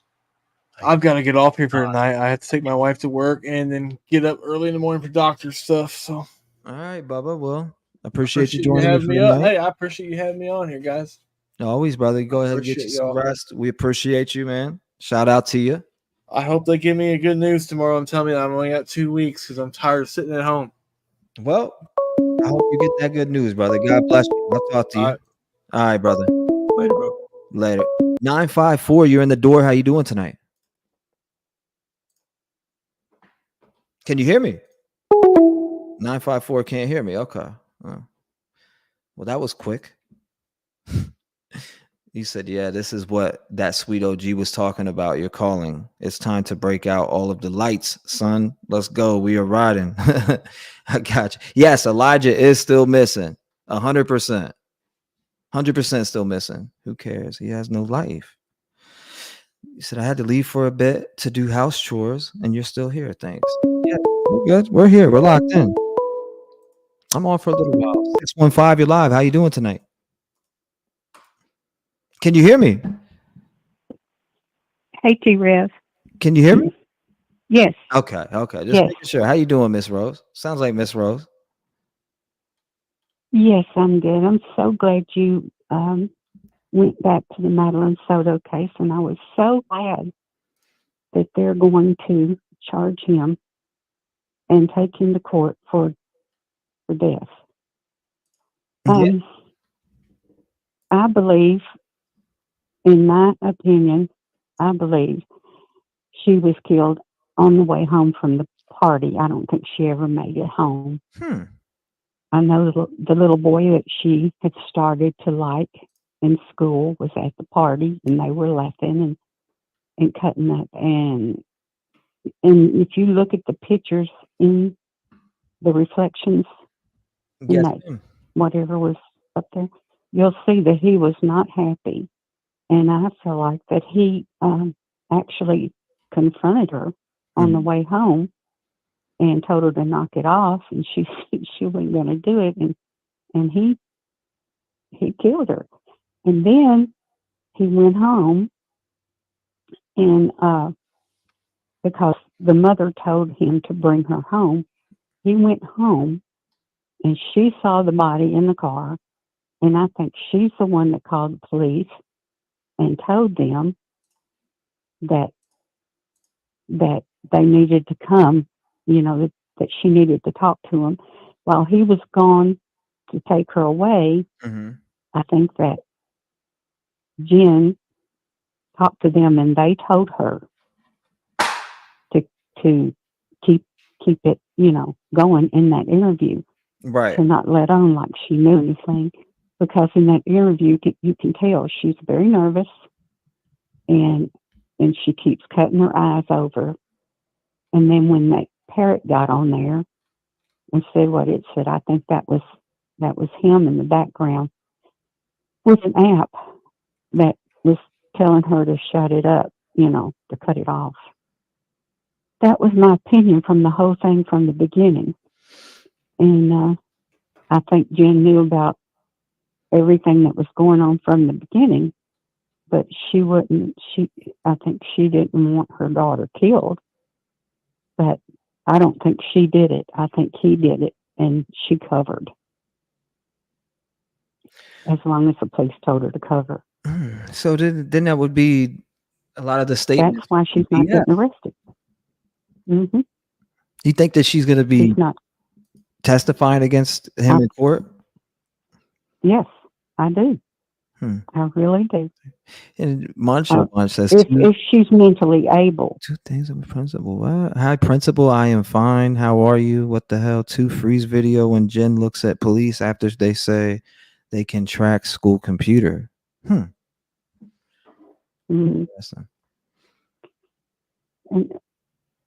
And And then, you know, on his way out, he got rid of the computer Right. in the dumpster, which he was dumb. I mean, he was just dumb from the beginning. And it was all over that little girl. And I know that she was reaching the age of 13. She was, and he was worried about her opening up to somebody that cared, acted like they even cared about her, like that little boyfriend. And I think he was afraid that she would open up to him. And he told her to knock it off, and she said no, she wouldn't, and he killed her to shut her up. I think that's the way that went, but that's my opinion, allegedly. But now that it's all in there, I don't mind telling you my opinion. Yeah, no, it's because it doesn't matter. It doesn't matter if that's what happened or not. In my opinion, that's my opinion, and the police know what happened and don't have to worry about it just being allegedly my opinion. I mean, how do you And I was interpret, wondering, my question for you is, how do you interpret the inconsistencies in Stern's statements about the day Madeline disappeared? well, he knew he knew what he did, and I really think that he tried to cover it up the best he could, but he was so dumb about everything, even the cover up. I mean, you can tell For in sure. his actions. He was just dumb, and it was sad. Dumb as a brick but, wall. I mean, it's crazy. Hello? Dumb as a brick wall, for sure. That dude Yeah. is. Yeah. I don't get it. I don't get it. Do you think that, as far as with Jenn Soto, I don't like it's conflicting. It's back and forth with people believing that she knew, and a lot of people like, how do you not know? You know, and as far as them, like, even I don't know why she would even let this guy go in there and lay down with her daughter by himself. That's crazy. That blew my mind. That is the craziest thing. I can't comprehend that. Yeah, I just can't comprehend it. I mean, I know you and I have both had our problems with SA, but our parents never told us to do that, you know, not in any way. I mean, even if your parents were on the wrong side, they didn't tell you to let that happen, you know? Sure didn't. So how do you comprehend that? I don't know how you'd even comprehend something like that. That's a great question. That's a great question that I don't think we can answer. And I sent you a few emails today on when you were asking the question whether to cover Sebastian or not. I sent you a few emails to let you know how I felt on that, and I think you know what my name is now. I don't use my real name when I call you, but my real name is on your emails and stuff. So I think you know that. So I want you to read those, and I'm glad that you moved on because you got to protect yourself. And I don't think I ever heard you say the things that he claimed you said. Yeah, never. I don't. Hell no. Never heard you say that. No. And she's going to, but there's a certain BHB on the case. And I know that she took one YouTuber. She got it in for one YouTuber one time and took him to court and kept him in court until they lost everything. So you need to, people are, especially people that's had their past like that, they can be cunning. So you protect yourself. Good luck. And you stay away from that mess for a while. You cover cases like this that you know. that people appreciate you covering. Right. And No, I leave the mean rest of them alone. Just do updates. that's what I said. When there's some new information, I'll cover it. Nobody will stop me from covering it. You No. can't send me a cease and desist order and then come out the next day and go live talking shit and admitting to the most weirdest shit. Right. And then putting out false statements like I made 20K, made nowhere near 20K. That is the most false statement I've ever heard that I proved wrong. In fact, I came into the Sebastian case in the middle of covering Madeline Soto. So the fact that I can prove that 100% and show that is 100% false in every way. So I don't know why it is. do that. I mean, null and void off the rip. You ruined yourself. You just keep those things recorded, and you just let them know. You got on the TV the next day after you sent those letters. You got on the TV and started calling out people. No, you ain't got a leg to stand on, buddy. Yeah. But anyway, I sent you some emails or some texts. Okay. Or some answers when you asked that question. I sent you some answers. So be careful and just continue to do what you do and continue to cover other people's children because they need you too. But also make updates on Sebastian. Yeah. And when this case goes to court, this Madeline Soto case goes to court, you need to update us daily on what happened in court. July 16th. No, we'll you'll stream need it. to update us. No, I'm looking at streaming. It's July 16th, I believe. Yeah. Good.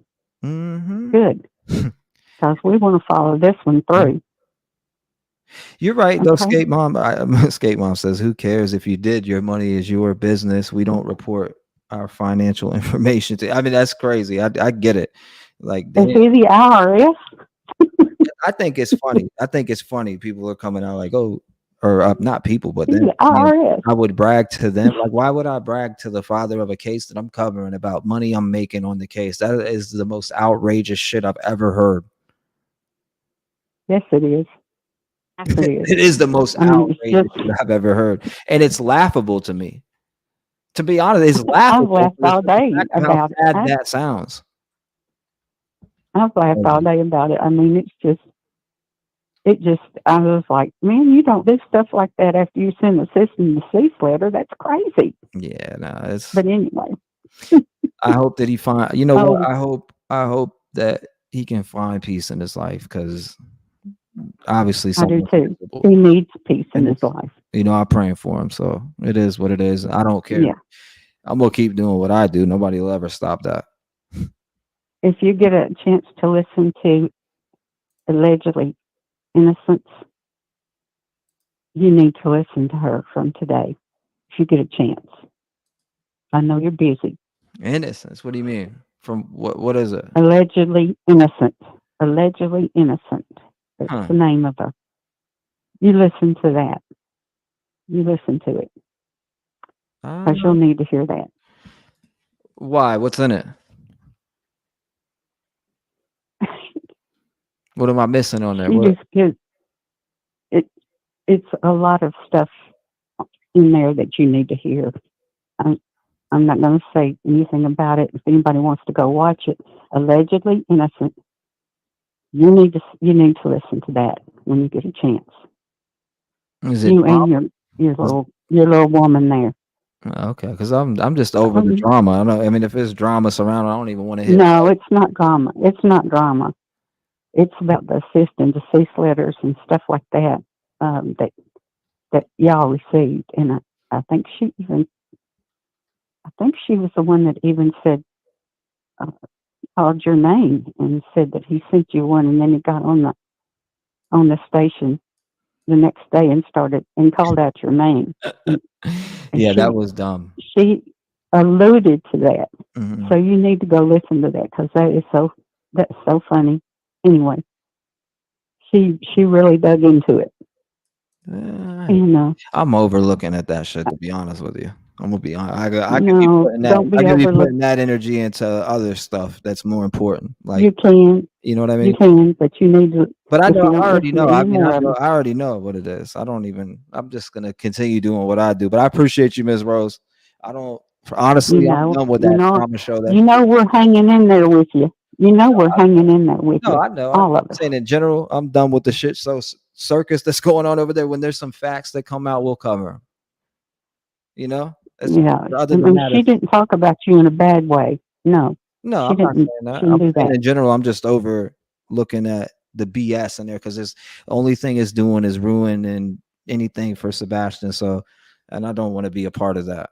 So it's corny. It's weird. Doesn't make any sense. When there's some actual factual information that comes out for Sebastian, we'll cover that. But people are just turning it into a straight circus, and other people need our help out here.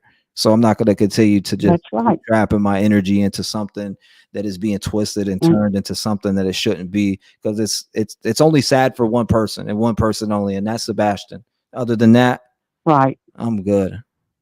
Right, and I just want you to know that we're all hanging in there with you. Mm-hmm. And in my little thing that I sent you, I told you to move on other cases. I just didn't feel like you need to stay there. Yeah. It was zapping your energy. Well, I'm good. I appreciate you, Miss Rose. Thank you for calling in. We appreciate you as always. I love you. Oh, I love you back, my friend. Make sure you lock them doors before you go to bed. Rose. Yeah, we're good on that. I don't know. Stop it. I get it. People are so invested into that. They're so invested, and I was invested and still am too. And going, as far as when there's new stuff that comes out, if there's anything that can help, I'm glad to be there. But the regurgitating information every single day, it gets too old and it's energy draining. I don't know. It just drains my energy. I could be putting it towards something totally different, and we could be helping other families like we're going to. Again, Elijah View.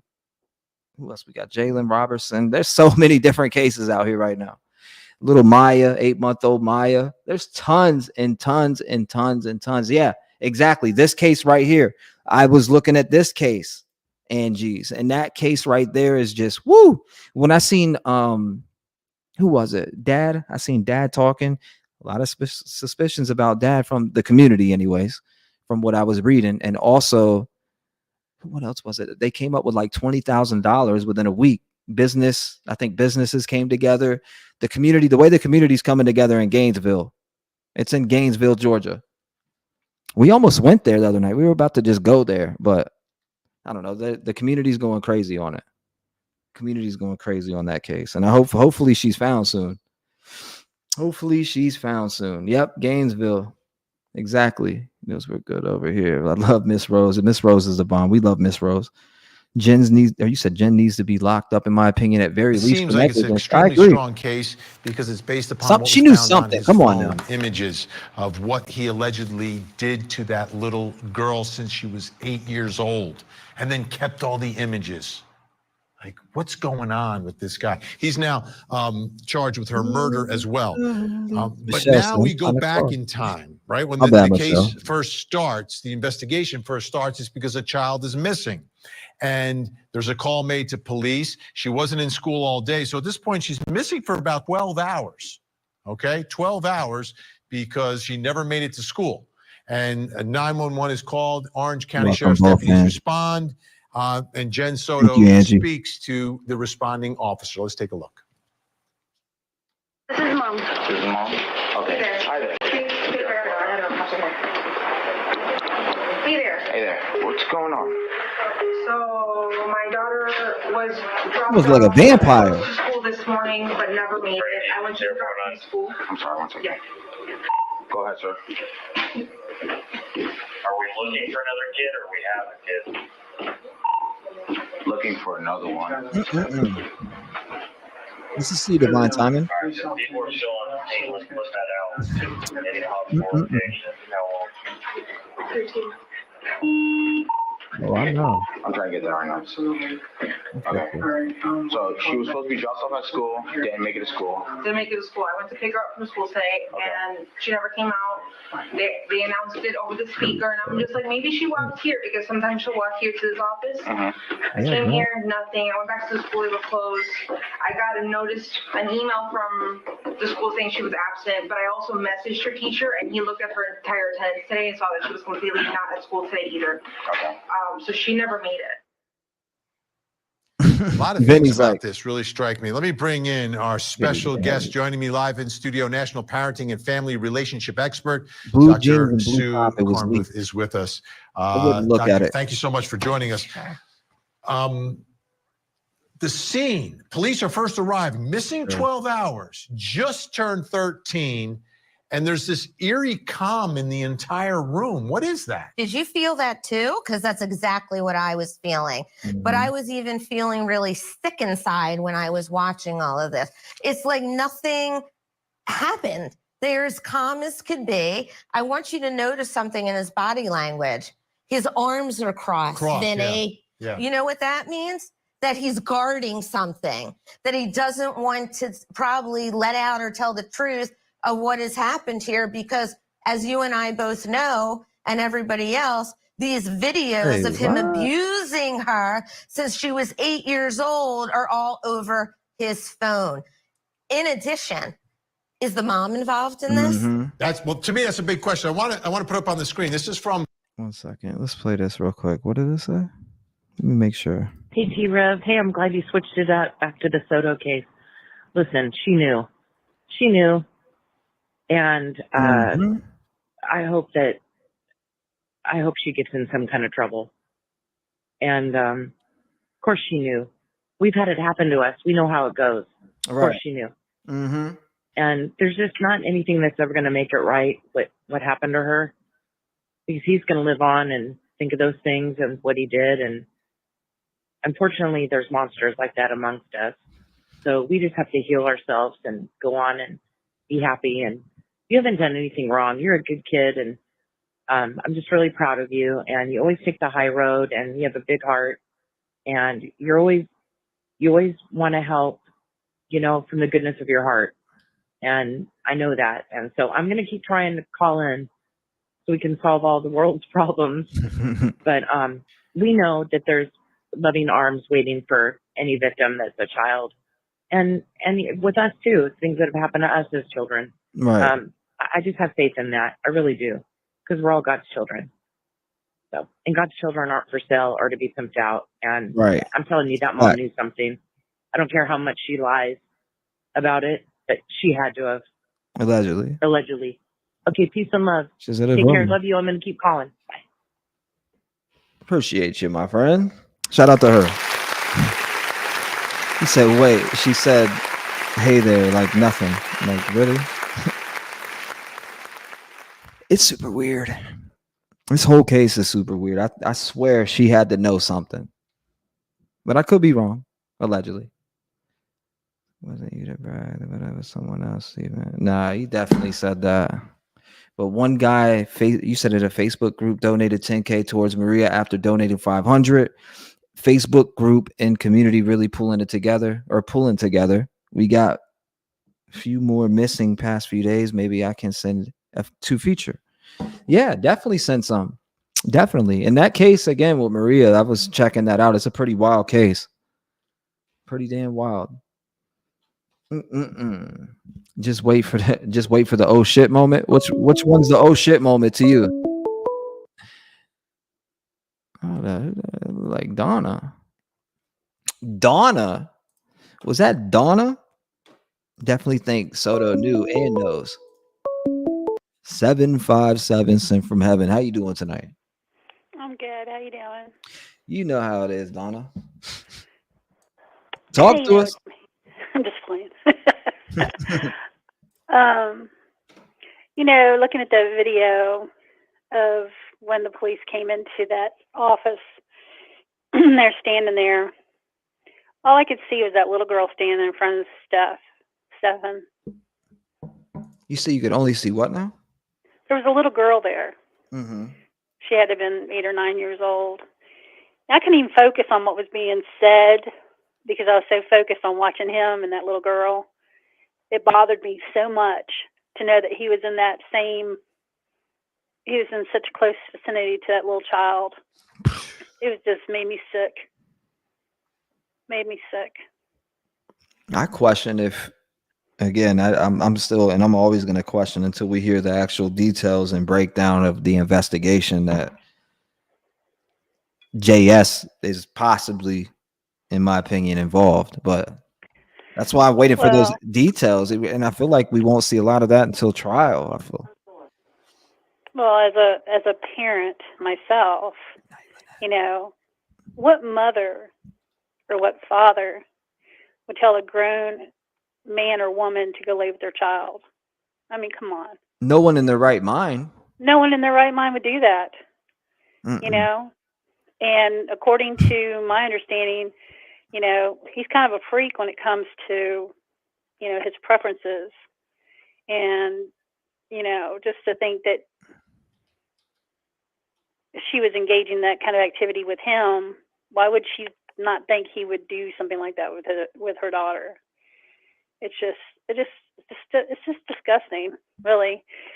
And I agree with you. I think it was you that said that maybe she's talking, maybe she's working with the police so that she doesn't go to prison,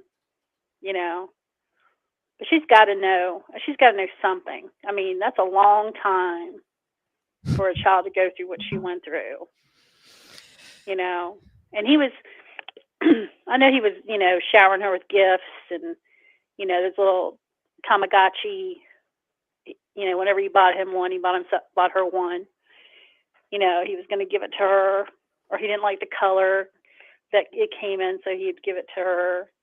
I mean, that's one of the things with grooming is gift giving and, all that shit.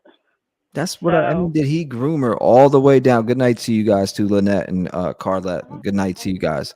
But again, did he groom her from the age, because he was in her life all the way down to what, right as she was turning 7. 6? I think she was 7 turning 8. No, they said 5. They said 7 years. So if you take it, she just had turned 13. Go back 7 years. That's right around when she's 5 turning 6. So it's insane that he was around that long, but also in and out of Jen's life too. Mm-hmm. So I don't know if he groomed her the whole entire time or it happened at a certain time. Absolutely, he did. Yeah, that's what I was trying to figure out. I'm sorry, but I'm a firm believer that people that do this stuff to kids, they just don't wake up one morning and decide to do that. That's something that's just, it's deeper than that.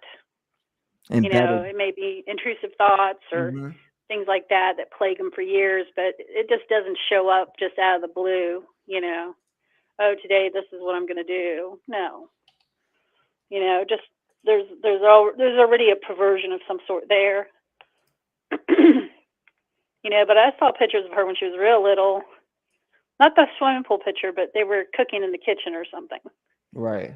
And she had to have been maybe 6 or 7. And you could tell, I mean, just from the pictures, knowing, I guess in my mind, knowing what I know, I look at those pictures and think, Jesus, it's already started, But grooming can be done lots of ways, and it's just, I'm curious, like you, to see where she's going to fall into play here. There's no telling. And there's a part of me that really thinks that she's got some kind of mental illness because of just her affect when, just talking to the police and, when she's interviewed, she's almost like in a state of almost like a zombie. You know what I mean? It's like her affect is very flat. Or maybe she's on medicine. Medication, right? Yeah, I mean, medication. I know they said something that she had some mental health problems, so she takes various drugs. I think bipolar was one of them, but I think there's more. But some of those drugs can make you catatonic. You have no feeling at all. You care less. Happy, sad, whatever. It's just flat affect. So that's how I see her. It's almost like she doesn't either. It doesn't register, or she's just zoned out and is unable to have feelings like that. I got a question for you as someone who's watching and looking in. Mm-hmm. What can the legal system learn from this case to improve further investigations and prosecutions, especially when it comes to, you know, a child or a teenager that is going through a similar situation like this? What can they do to, again, improve the future investigations? Well, I just think, if someone says, if a child goes to a teacher, Mm-hmm. And not jumping away from Madeline's case, but, just like Sebastian, if he went to the teacher and said, this is happening to me, I think it's up to the police to do a thorough investigation. Don't leave it on Child Protective Services. They have so much on their plate. I think the law enforcement should go investigate it and then bring in CPS, because just because CPS is called doesn't mean, a lot of times children go through the cracks because of CPS. They're overworked and understaffed. And so are police, agencies as well. But I think there should be a more thorough investigation. I think background checks should be done on previous incidents, if there's ever been any reports of any misbehavior. It's just really hard to say, Trev, because, as I know, as a kid, you think, one of these offenders is going to look like some kind of monster. That's not the truth. Some of these people have a way of just flying under the radar. But I think law enforcement has to believe children. That's really important. It's not just the law enforcement, it's parents. If children come to you, and if your child comes to you and says, I feel uncomfortable around Uncle John or Uncle Tom or whatever, I feel uncomfortable. He makes me feel uncomfortable. Mm-hmm. Don't just brush it aside and say, oh, he's like that. Oh, bullshit. If your child's saying they're uncomfortable, they're uncomfortable. And children at a certain age don't know about certain things. And if your child is starting to do certain things, that they shouldn't be doing, you got to pay attention. Because children don't know specific talk, specific words, actions at those young ages. And if they start showing those signs, you need to, people need to really wake up. Pay attention to what's happening in your house to your children. My grandma's seen the sign. Part of the problem is people don't listen. Straight up, my grandma seen the sign, and when I was in Pennsylvania, and not even in the same damn state, and it was based off a word or me saying, and I was so young. She was like, "Why would he ever ask me this?" When I asked her, because there was an AIDS commercial. I said, "Grandma, do I have AIDS?" Just so she paid attention to those signs. She immediately picked me up off of that damn stool that I was sitting in the kitchen. I remember this shit like it was yesterday. Right. I was, what was I, 8, going on 9. She had picked me up out that damn chair, took me upstairs, started a bath, and then asked me again, "Why did you ask me if you had AIDS? Why would you ask me that?" She goes, "Something's wrong." So she picked up on the sign of me, talking about that. So you're right with the signs. There's definitely signs there. And if you know about it, then Well, you'll you spoke pick up on it earlier, yourself. not to interrupt you, but you spoke earlier about children wetting their beds. Children wet their That's true. beds, sure. Sometimes there's potty problems. But there's times when if your child has been potty trained and has been potty trained for a while, and then all of a sudden they're wetting the bed, you need to pay attention. Children are just not going to, children are not going to be potty trained, well trained, never having accidents, and all of a sudden having accidents. Super anxious. All the signs are there. You just got to pay attention. And for those who don't know it, I do know what I'm talking about. I was that child, I was that child. So I do know. And, it's just heartbreaking. heartbreaking. And our country has such a, they're more worried about, people worry about some of the stupidest things, but our children just, they don't, we should be protecting our children. Our laws should be protecting our children. Parents, teachers, everybody should be protecting children. But unfortunately, that's not what's happening. Nope. It's just really sad. And I'm sorry, this chemical castration and all that crap, it ain't gonna make no difference. How's that gonna make a difference? They have hands, they have mouths. I mean, come on now. Agreed. I don't agree with that. I mean, I just think that's just Death. That's like putting a Band-Aid on a wound. You know what I mean? So It sure is. I don't agree with it. It's just, I think it's senseless. I think if anything, it makes them more angry, where they'll be more violent. If you want to know the truth. That shit. So 15 in a diaper. That's crazy. Well, I mean, he may have had some problem. Anxiety, let me tell you, anxiety, I used to see a therapist who told me that she had a grown man that used to come to her office who had such severe anxiety and panic that if it struck him while he was there, he would shit his pants. Dang. And he was a grown man.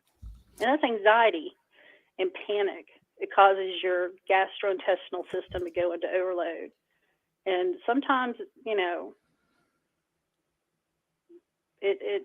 could have just been anxious, especially if he was, having to deal with a lot of pressure, a lot of stress.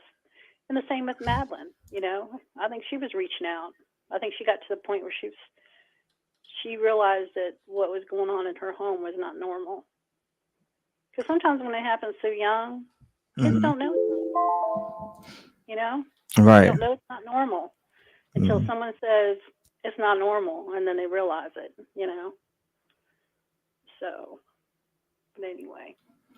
It's crazy stuff, Donna, for sure.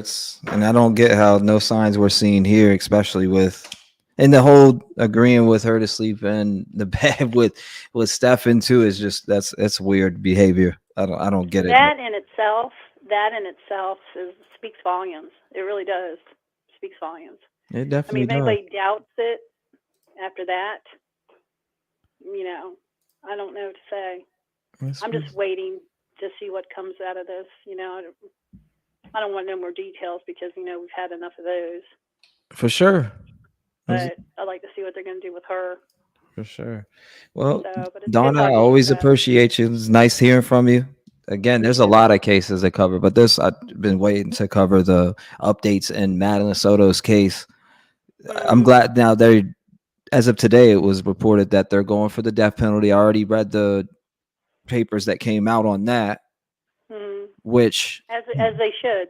Yeah, honestly. When did that come out? Let's see. It came out earlier. It was like maybe 8 hours ago that they announced that they were going for the death penalty, which again, I'm glad they're doing that because these people need to be put to death, especially doing these type of things to children on video.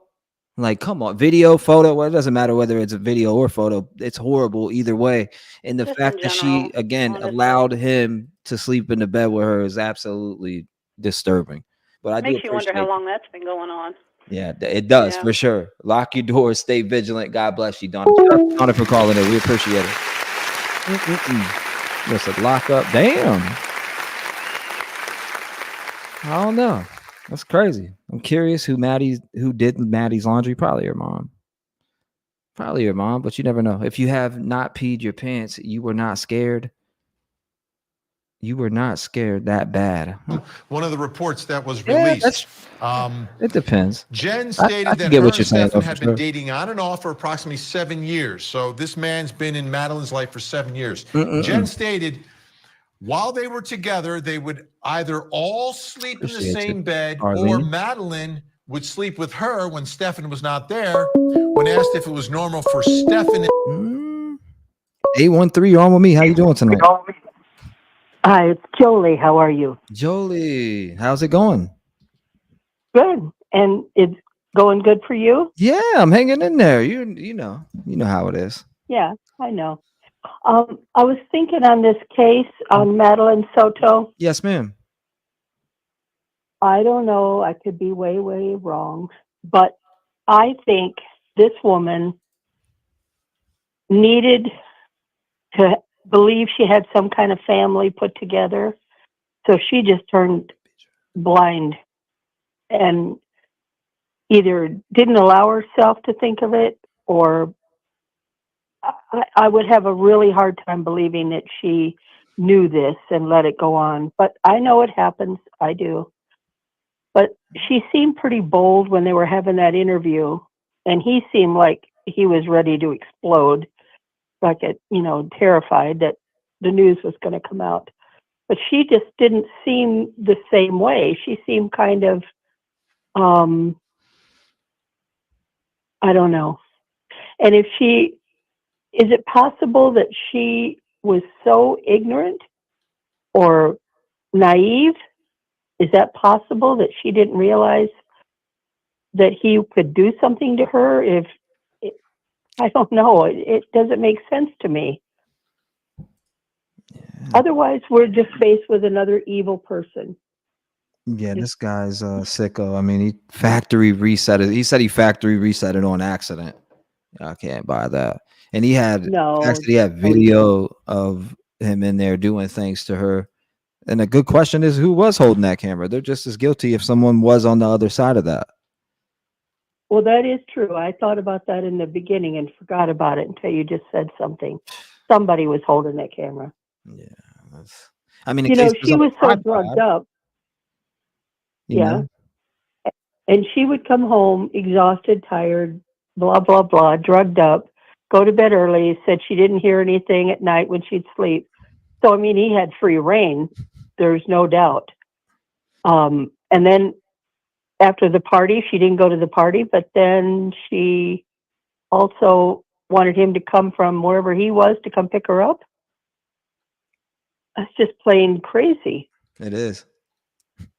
Very crazy at that. I mean, why would I can't fathom it. It doesn't make sense to me for the simple fact that, again, how within 7 years, there's no signs. If you look at those papers and read the charges, I mean, it goes down and lists like age, like in between ages and stuff like that. And that's where I had kind of got confused, because I don't know if it was just all on Maddie or there's other victims.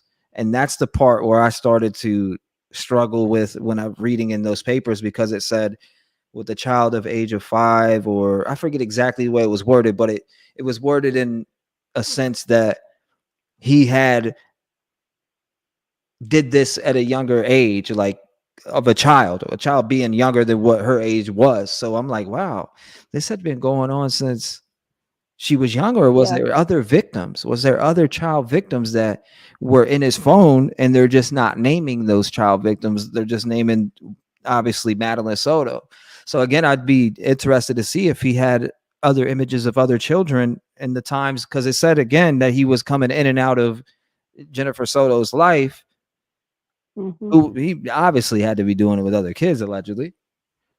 Yeah, I'm certain of that. But he really had it made with her if she was working nights and she's thinking she's got a babysitter. He wasn't working, right? If I remember right, he wasn't working. So he was the house dad.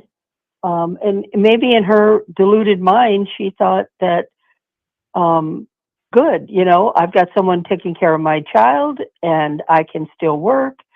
And he's so nice to me. Who knows?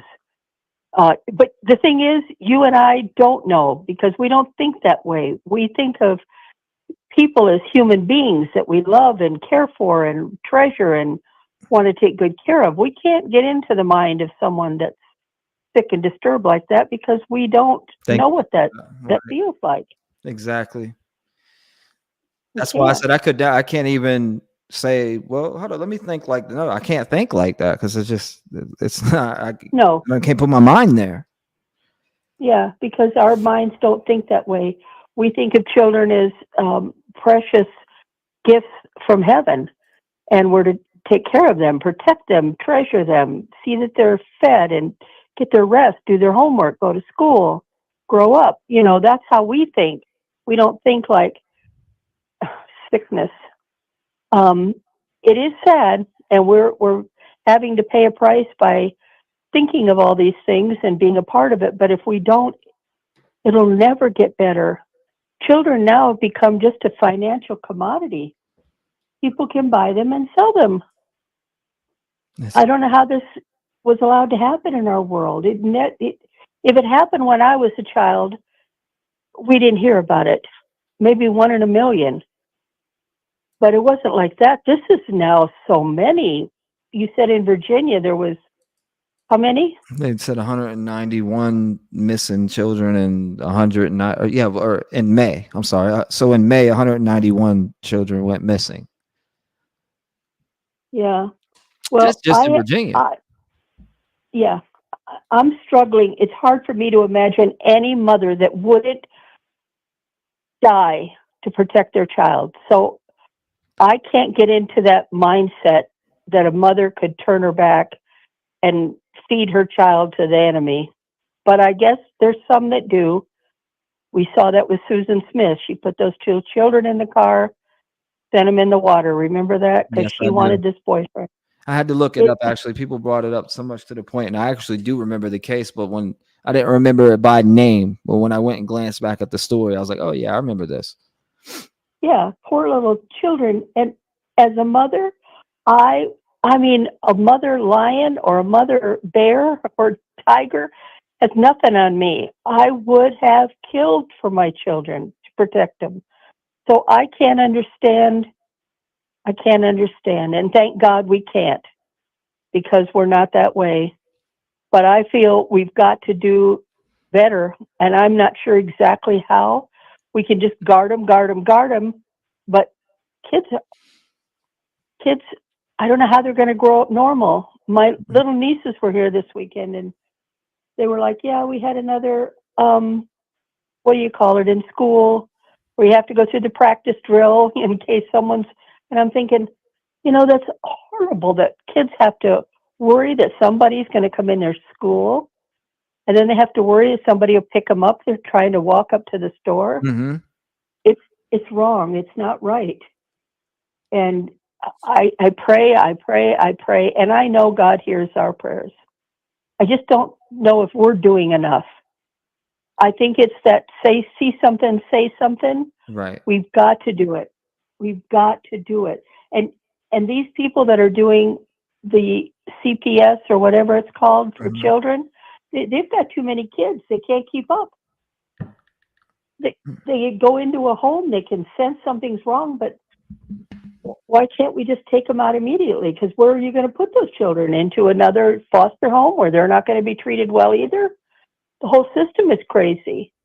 Yeah, they end up in the wrong hands. And in here it says Stephan had moved out of the home. What is this? Right here. Stephan had moved out of the home in the later part of 2023, stated while they were together, they would either all sleep in the same bed or would sleep. Blank would sleep with her when Stephan was not there. When asked if it was normal that Stephan and blank, which I believe is Maddie, to sleep together without her being there, she said yes. Stated if she needed a good night's sleep due to her anxiety, she would ask them to sleep in a different bedroom. But that's crazy. Ask them to sleep in a different bedroom. Crazy. That's crazy. Blows my mind. Well, yeah, me too. All right, well, let me get off of here. I'll say a prayer for everybody. And I ask everybody listening, because I do love this audience, and I'm so glad that I can be a person of faith and love and light, because that's what you're asking, and I love that. And that's what I believe in. Jesus, give us all the opportunity to open our hearts tonight. We're in pain when we see what is going on in this world, and we want to do something, but we don't know what to do. We're sometimes feeling powerless. Sometimes you want to speak up and say something, and then that parent's offended that you butted into their business. And so we back up and we try not to be obtrusive. But the thing is, These children have nobody except what T-REV's doing, the voice for the voiceless, and what this audience is trying to do. We have knees.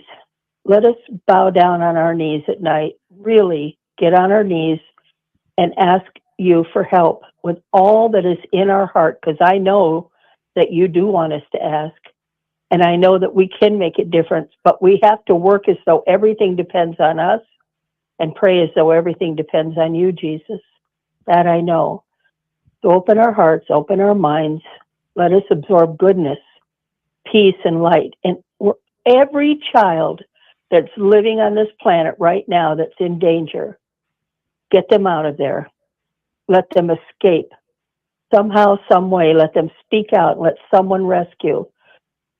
I would if I could. I'm kind of old now, but everybody can put one more child in their home. Let other people open their homes and their hearts, even for a short time. Foster care, something that are good and loving. And let us make those sacrifices and anoint this ministry, because I know you are, and that through this ministry, the children will have a voice. Thank you, Lord. Give us a peaceful sleep. Help us to rest in our minds and take away all the trauma that we have to go through to pray for these children. We don't like these things. They're painful. They're hard, and we wouldn't do this to children, so it hurts to hear it. But these children don't want to go through it. We've got to help them. Let us not be silent. Let us be a voice for the voiceless. In your holy name I pray. Amen. Amen, Miss Jolie. I appreciate you. Good prayer. Thank you. As You're always, welcome. Thank prayer you. warrior. Yep. So I try not to call all the time because I know people need to get through, but looks like there was some space tonight, so I jumped in and thought we could all benefit. And I can't wait to meet your girl. I want to see her someday, but when she comes on, I just hope I'm on here to watch her, because I bet she's a treasure for both you and her. Absolutely. That's wonderful. All right, sweetie. Good night. Have a good night. Good night to you, Miss Jolie. God bless you. Oh, All yeah, right. and I got to contact you soon. I forgot about that. I do have your. I know. I will contact. I'm home tomorrow. I'm here tomorrow. I play bingo at 5:30. We play on Tuesdays and Thursdays. No, That's she what loves happens bingo. when you're old people. You look forward to bingo 2 nights a week. She loves bingo. We Boy, ought it's to come such a play, we ought to crazy come play life. bingo with you one time. Anytime I have extra room, you're welcome. Anytime. Yeah, we I love. know you said you're having a hard time trusting people, but I guarantee you, you have a friend in me, and you don't ever have to worry. We are so loving in this home. You're always welcome. Always, always. And I mean it from my heart. Thank you, Miss Jolie. I appreciate you. I hope you have a blessed night. And I will be talking to you soon. Maybe I have to come kick your butt in some bingo. You never know. You got it. You think you're big enough? Come on down. I have to get it All ready. right. Good night. God bless Miss Jolie. We appreciate her. What a great phone call. Appreciate Miss Jolie. Had to come kick that butt in some bingo. Now, Maddie looks just like her dad, Gypsy Doll says. Good luck with bingo. Bingo. I haven't played bingo in such a long time. I played bingo before. What's the other one they call it? I can't remember the name of it, but there's so many out there. He said, "Oh, I'm in tears." She's such a sweetheart. I love Miss Jolie. So genuine and pure, for sure. She is. Madeline She is. to sleep together without her being there. She said yes. Be a bingo Jen star. stated if she needed a good night's sleep due to her anxiety, she would ask them Jolie, best to prayers. sleep in a different bedroom. We love you, Stephan Miss stated Jolie. Madeline always needed human contact when going to sleep. Stephan referred to it as snuggling. That sounds weird. What's going on with mom here? This sounds really strange to me, okay? Exactly. And it also sounds like the behavior of someone that could be a pedophile. And When you say someone, you're talking about Stephan, or are you talking about mom allowing them? Yeah, I want the bed to myself tonight. You two go somewhere else. I'm talking about both, Vinny. I don't know, all right? And I have concerns about the mother, and I have concerns about this stepfather. That child has been in bed with both of them, and been in bed with the father. That's disgusting. I mean, she's been all over the place. And it is Look. really, for me, hard to believe that that mother had no idea about what was going on in her own home. Now, as we've been talking about, they had the photos, right? Yes. So they're interviewing Jenn, and they show her the photos. Let me put this up on the screen because her reaction is described.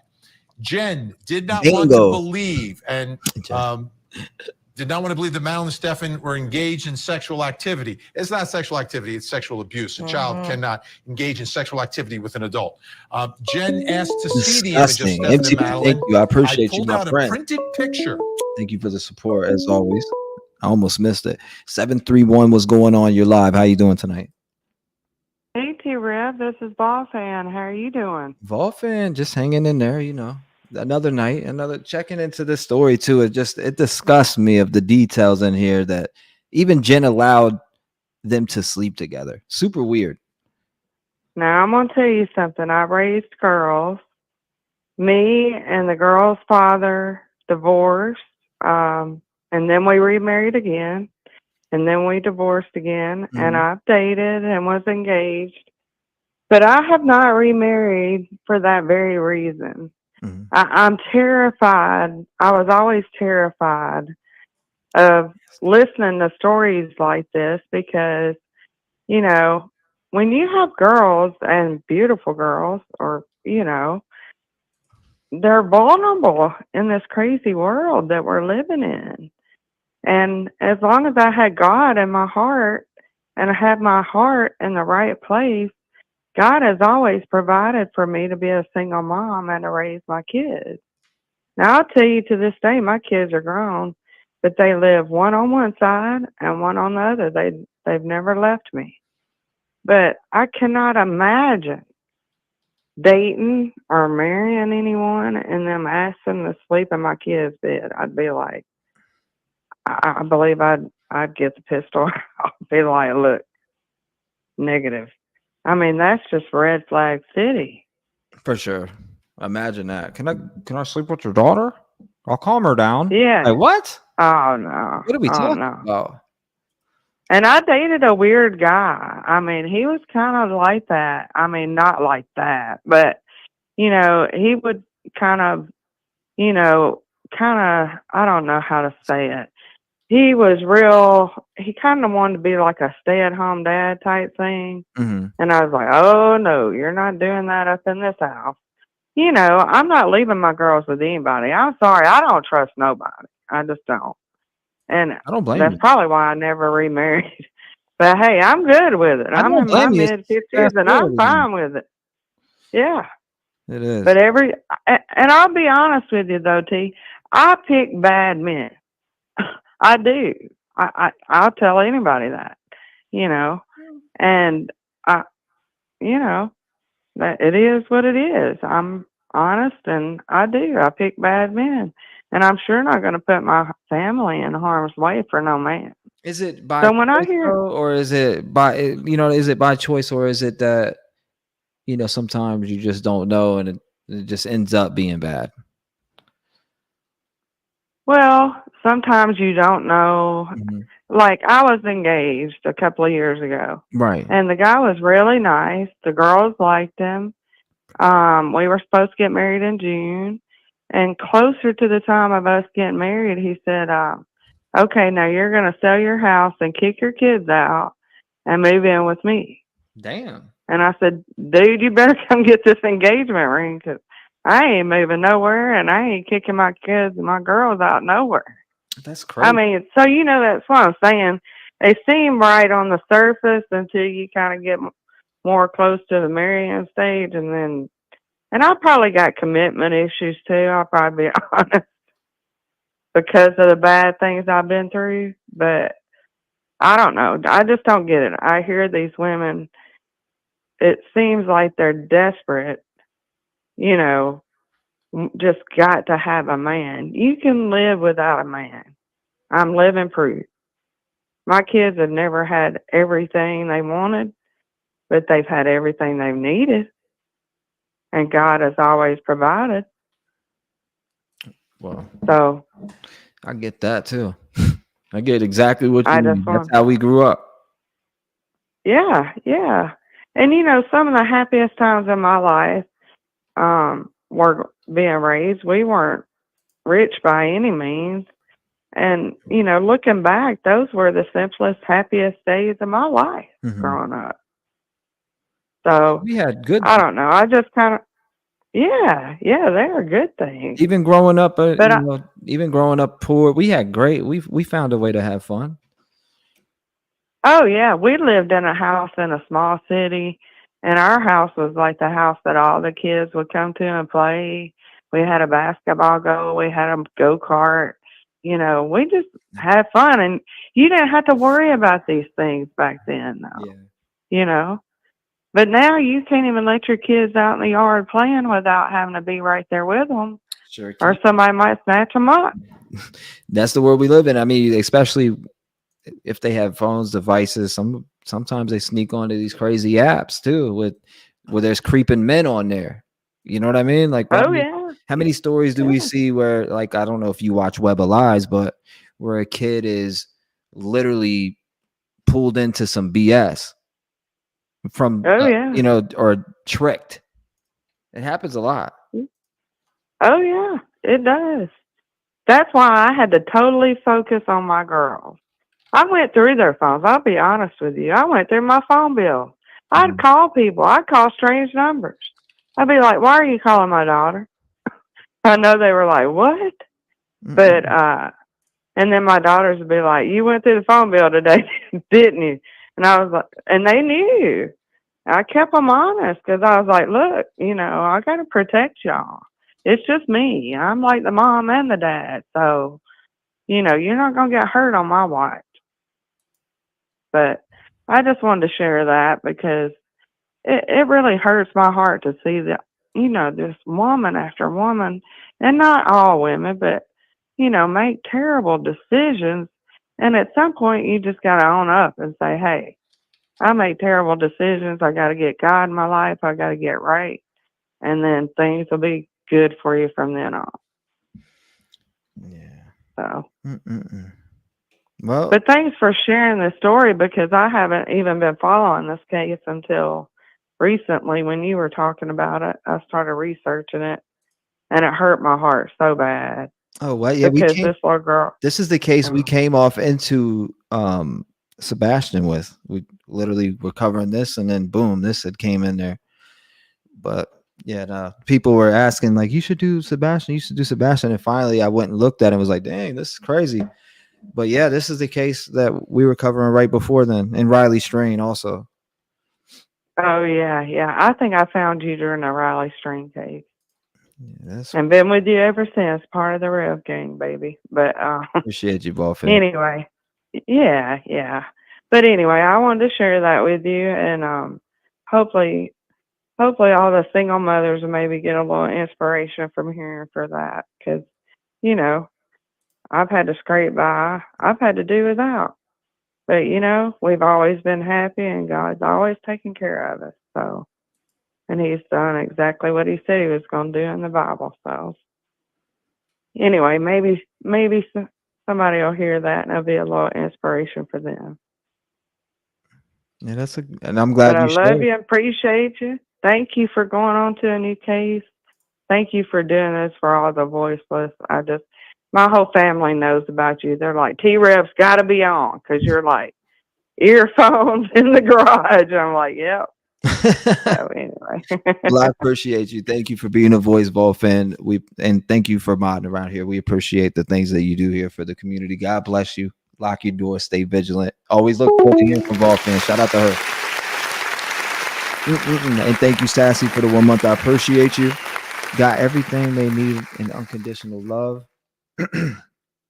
Sassy, yeah, I appreciate that. Amen to that.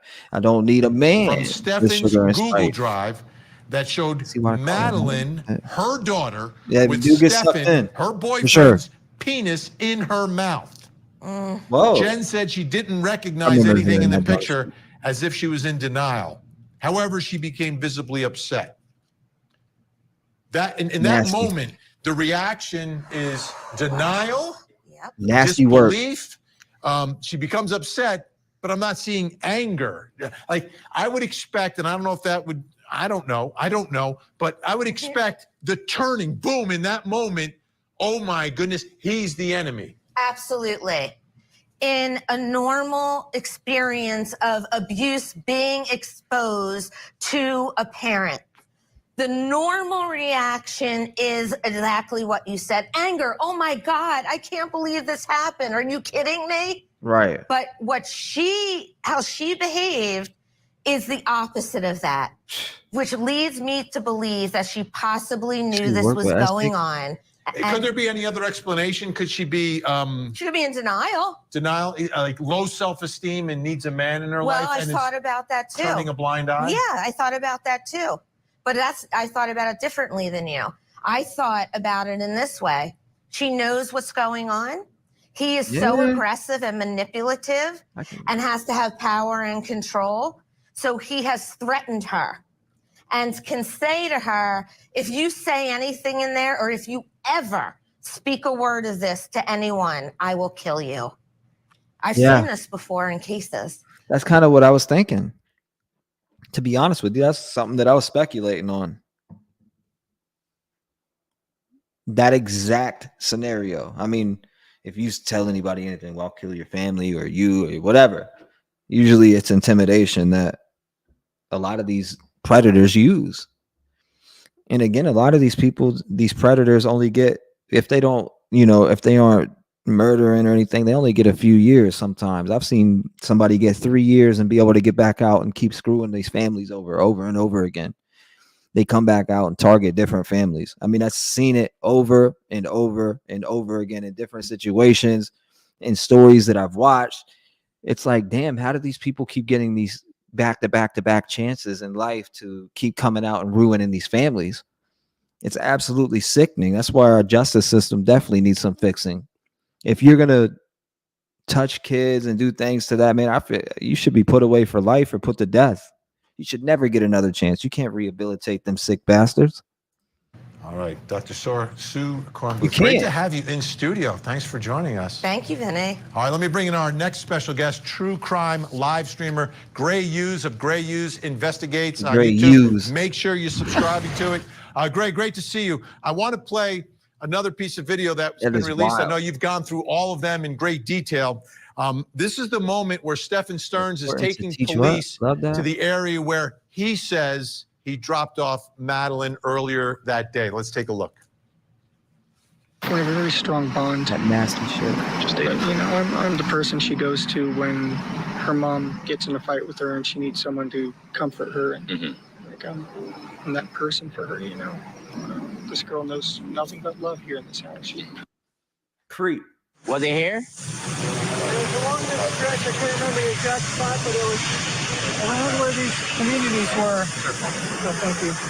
So it's like around where these communities were. Okay. And it's just like in this stretch. Like that was crazy, DC. I never heard. Down there. Where's this for? Just on the other side of the overpass. 2105. So somewhere around here. So yeah, somewhere, maybe not this one, but the next one possibly is right in this stretch. We just came down and we drove about halfway down. She was like, "That's good right here." Okay.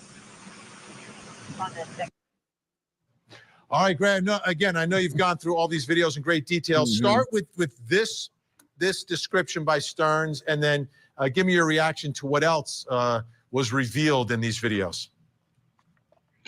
Yeah, well, he talks about how he dropped her off right there. And as you remember, in the audio file that was released just before he was arrested a week or two ago, then apparently they see him on camera driving. So he goes, oh, yeah. And then I turned around and then I drove back and had to get the clicker from the apartment complex. Didn't somebody call into his show and say that they were collecting, literally, I swear, it was like collecting semen in jars? I'm not even joking either. I know we heard it here.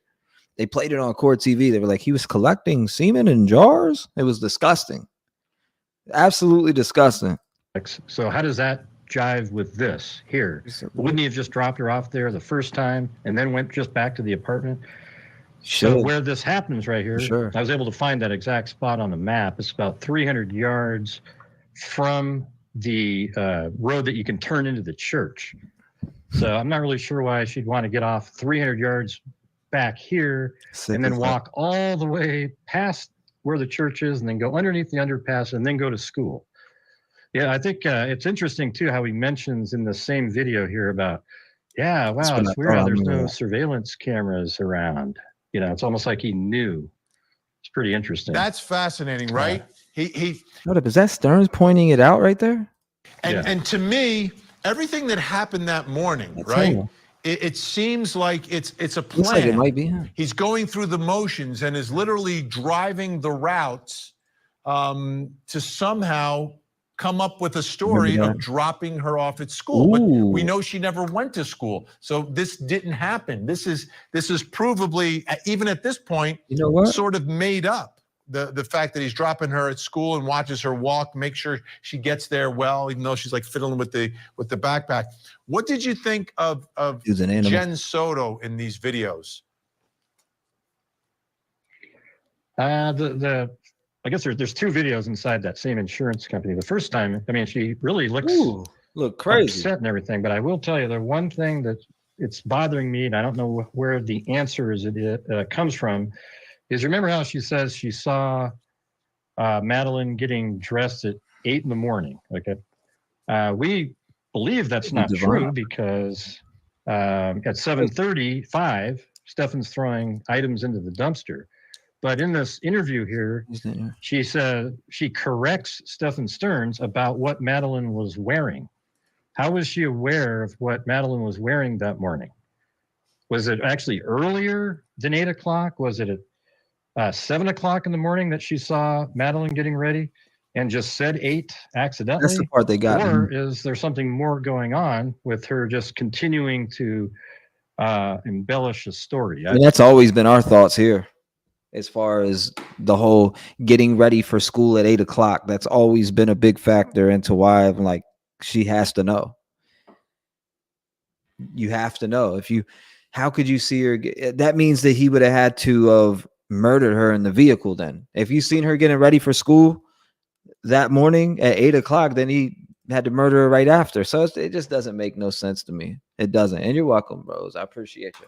I don't know where she came up with what Madeline was wearing if she wasn't visibly, didn't have her eyes on Madeline that morning. Was collecting. That is such an incredibly important point, because that's a moment in the video where she's not just parroting what Stephan Stearns told her. She actually corrects Stephan Stearns. So no, she was wearing black shorts, meaning I saw her that morning.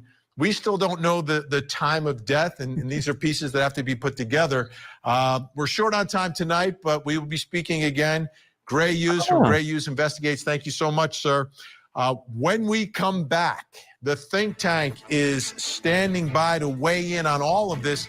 Yeah, I mean, that shit's crazy. I'm thinking about it, though, Tori. I'm actually thinking about going over there. Put another 4 hours over there on the 2nd. Charged with murder and the death penalty today. Yeah, I seen that. I was going over those papers before. Where the hell did I put them at? Actually, or I have them right here. Downloaded.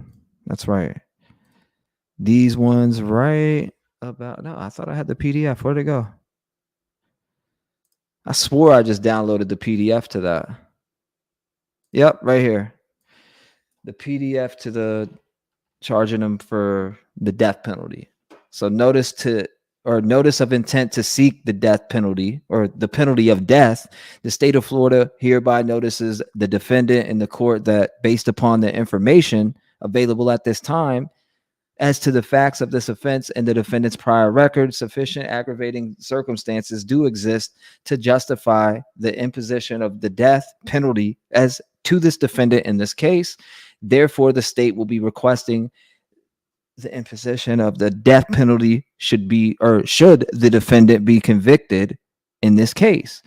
Pursuant to Florida Statute 782.041B, the state intends to prove and has reason to believe it can prove beyond a reasonable doubt the following aggravating circumstances.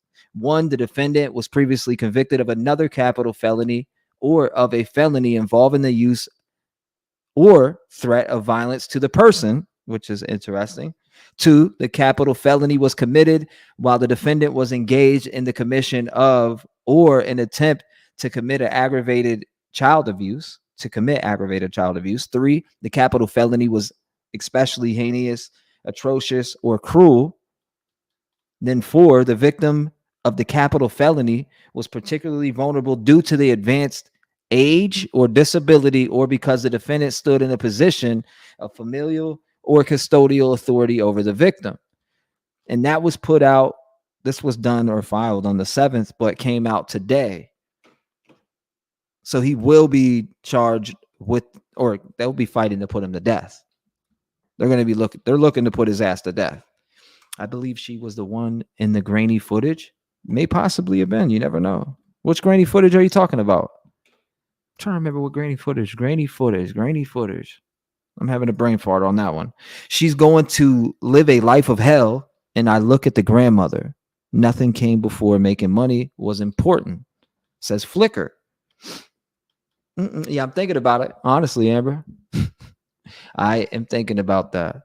T-REV family is so decent. So proud of the kindness we show one another. No drama. Thank you, Jolie. That's what it should be about. No drama, right? Cindy says she said Madeline had black shorts on. He said she had blue or black pants. Wasn't she found with pants on? I can't remember.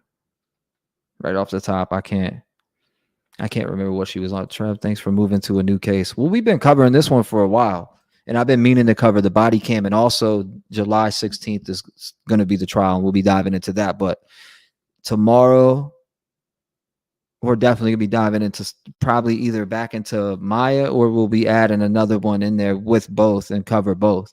There's several different cases out here that need attention. So, but I am about to hop off here and jump on the second channel here shortly. So if you guys want to come over there and join me, make sure you do that. I appreciate you guys hanging today, or tonight, should I say. I'm amped up to go over there. It's been crazy. I just did an Archangel Michael cleansing in this house. Somebody emailed me that, and I know who, I mean, you probably know who you are, but that was the best idea. Laid that out. So shout out to you guys. I appreciate you coming by, supporting the channel as always. We are moving on to new cases. If there is new information that comes out in Sebastian's case, we will cover it. We definitely will cover it. But I will see the folks who come over there and join me on the second. Should be on here shortly. I'm just going to use a bathroom break and then figure out what we want to do. I seen that suggestion over there. Kitty, good night to you. I appreciate you. Tina, thank you. Skate Mom, Desiree, Tipsy Gypsy. Shout out to everybody who has joined me here. Stephan Stearns is being charged. That's a fact. I'll join you, says Laura. Okay. Well, Drala, Dr. Latira. Shout out to you. So that is great to hear. Again, I appreciate all of you.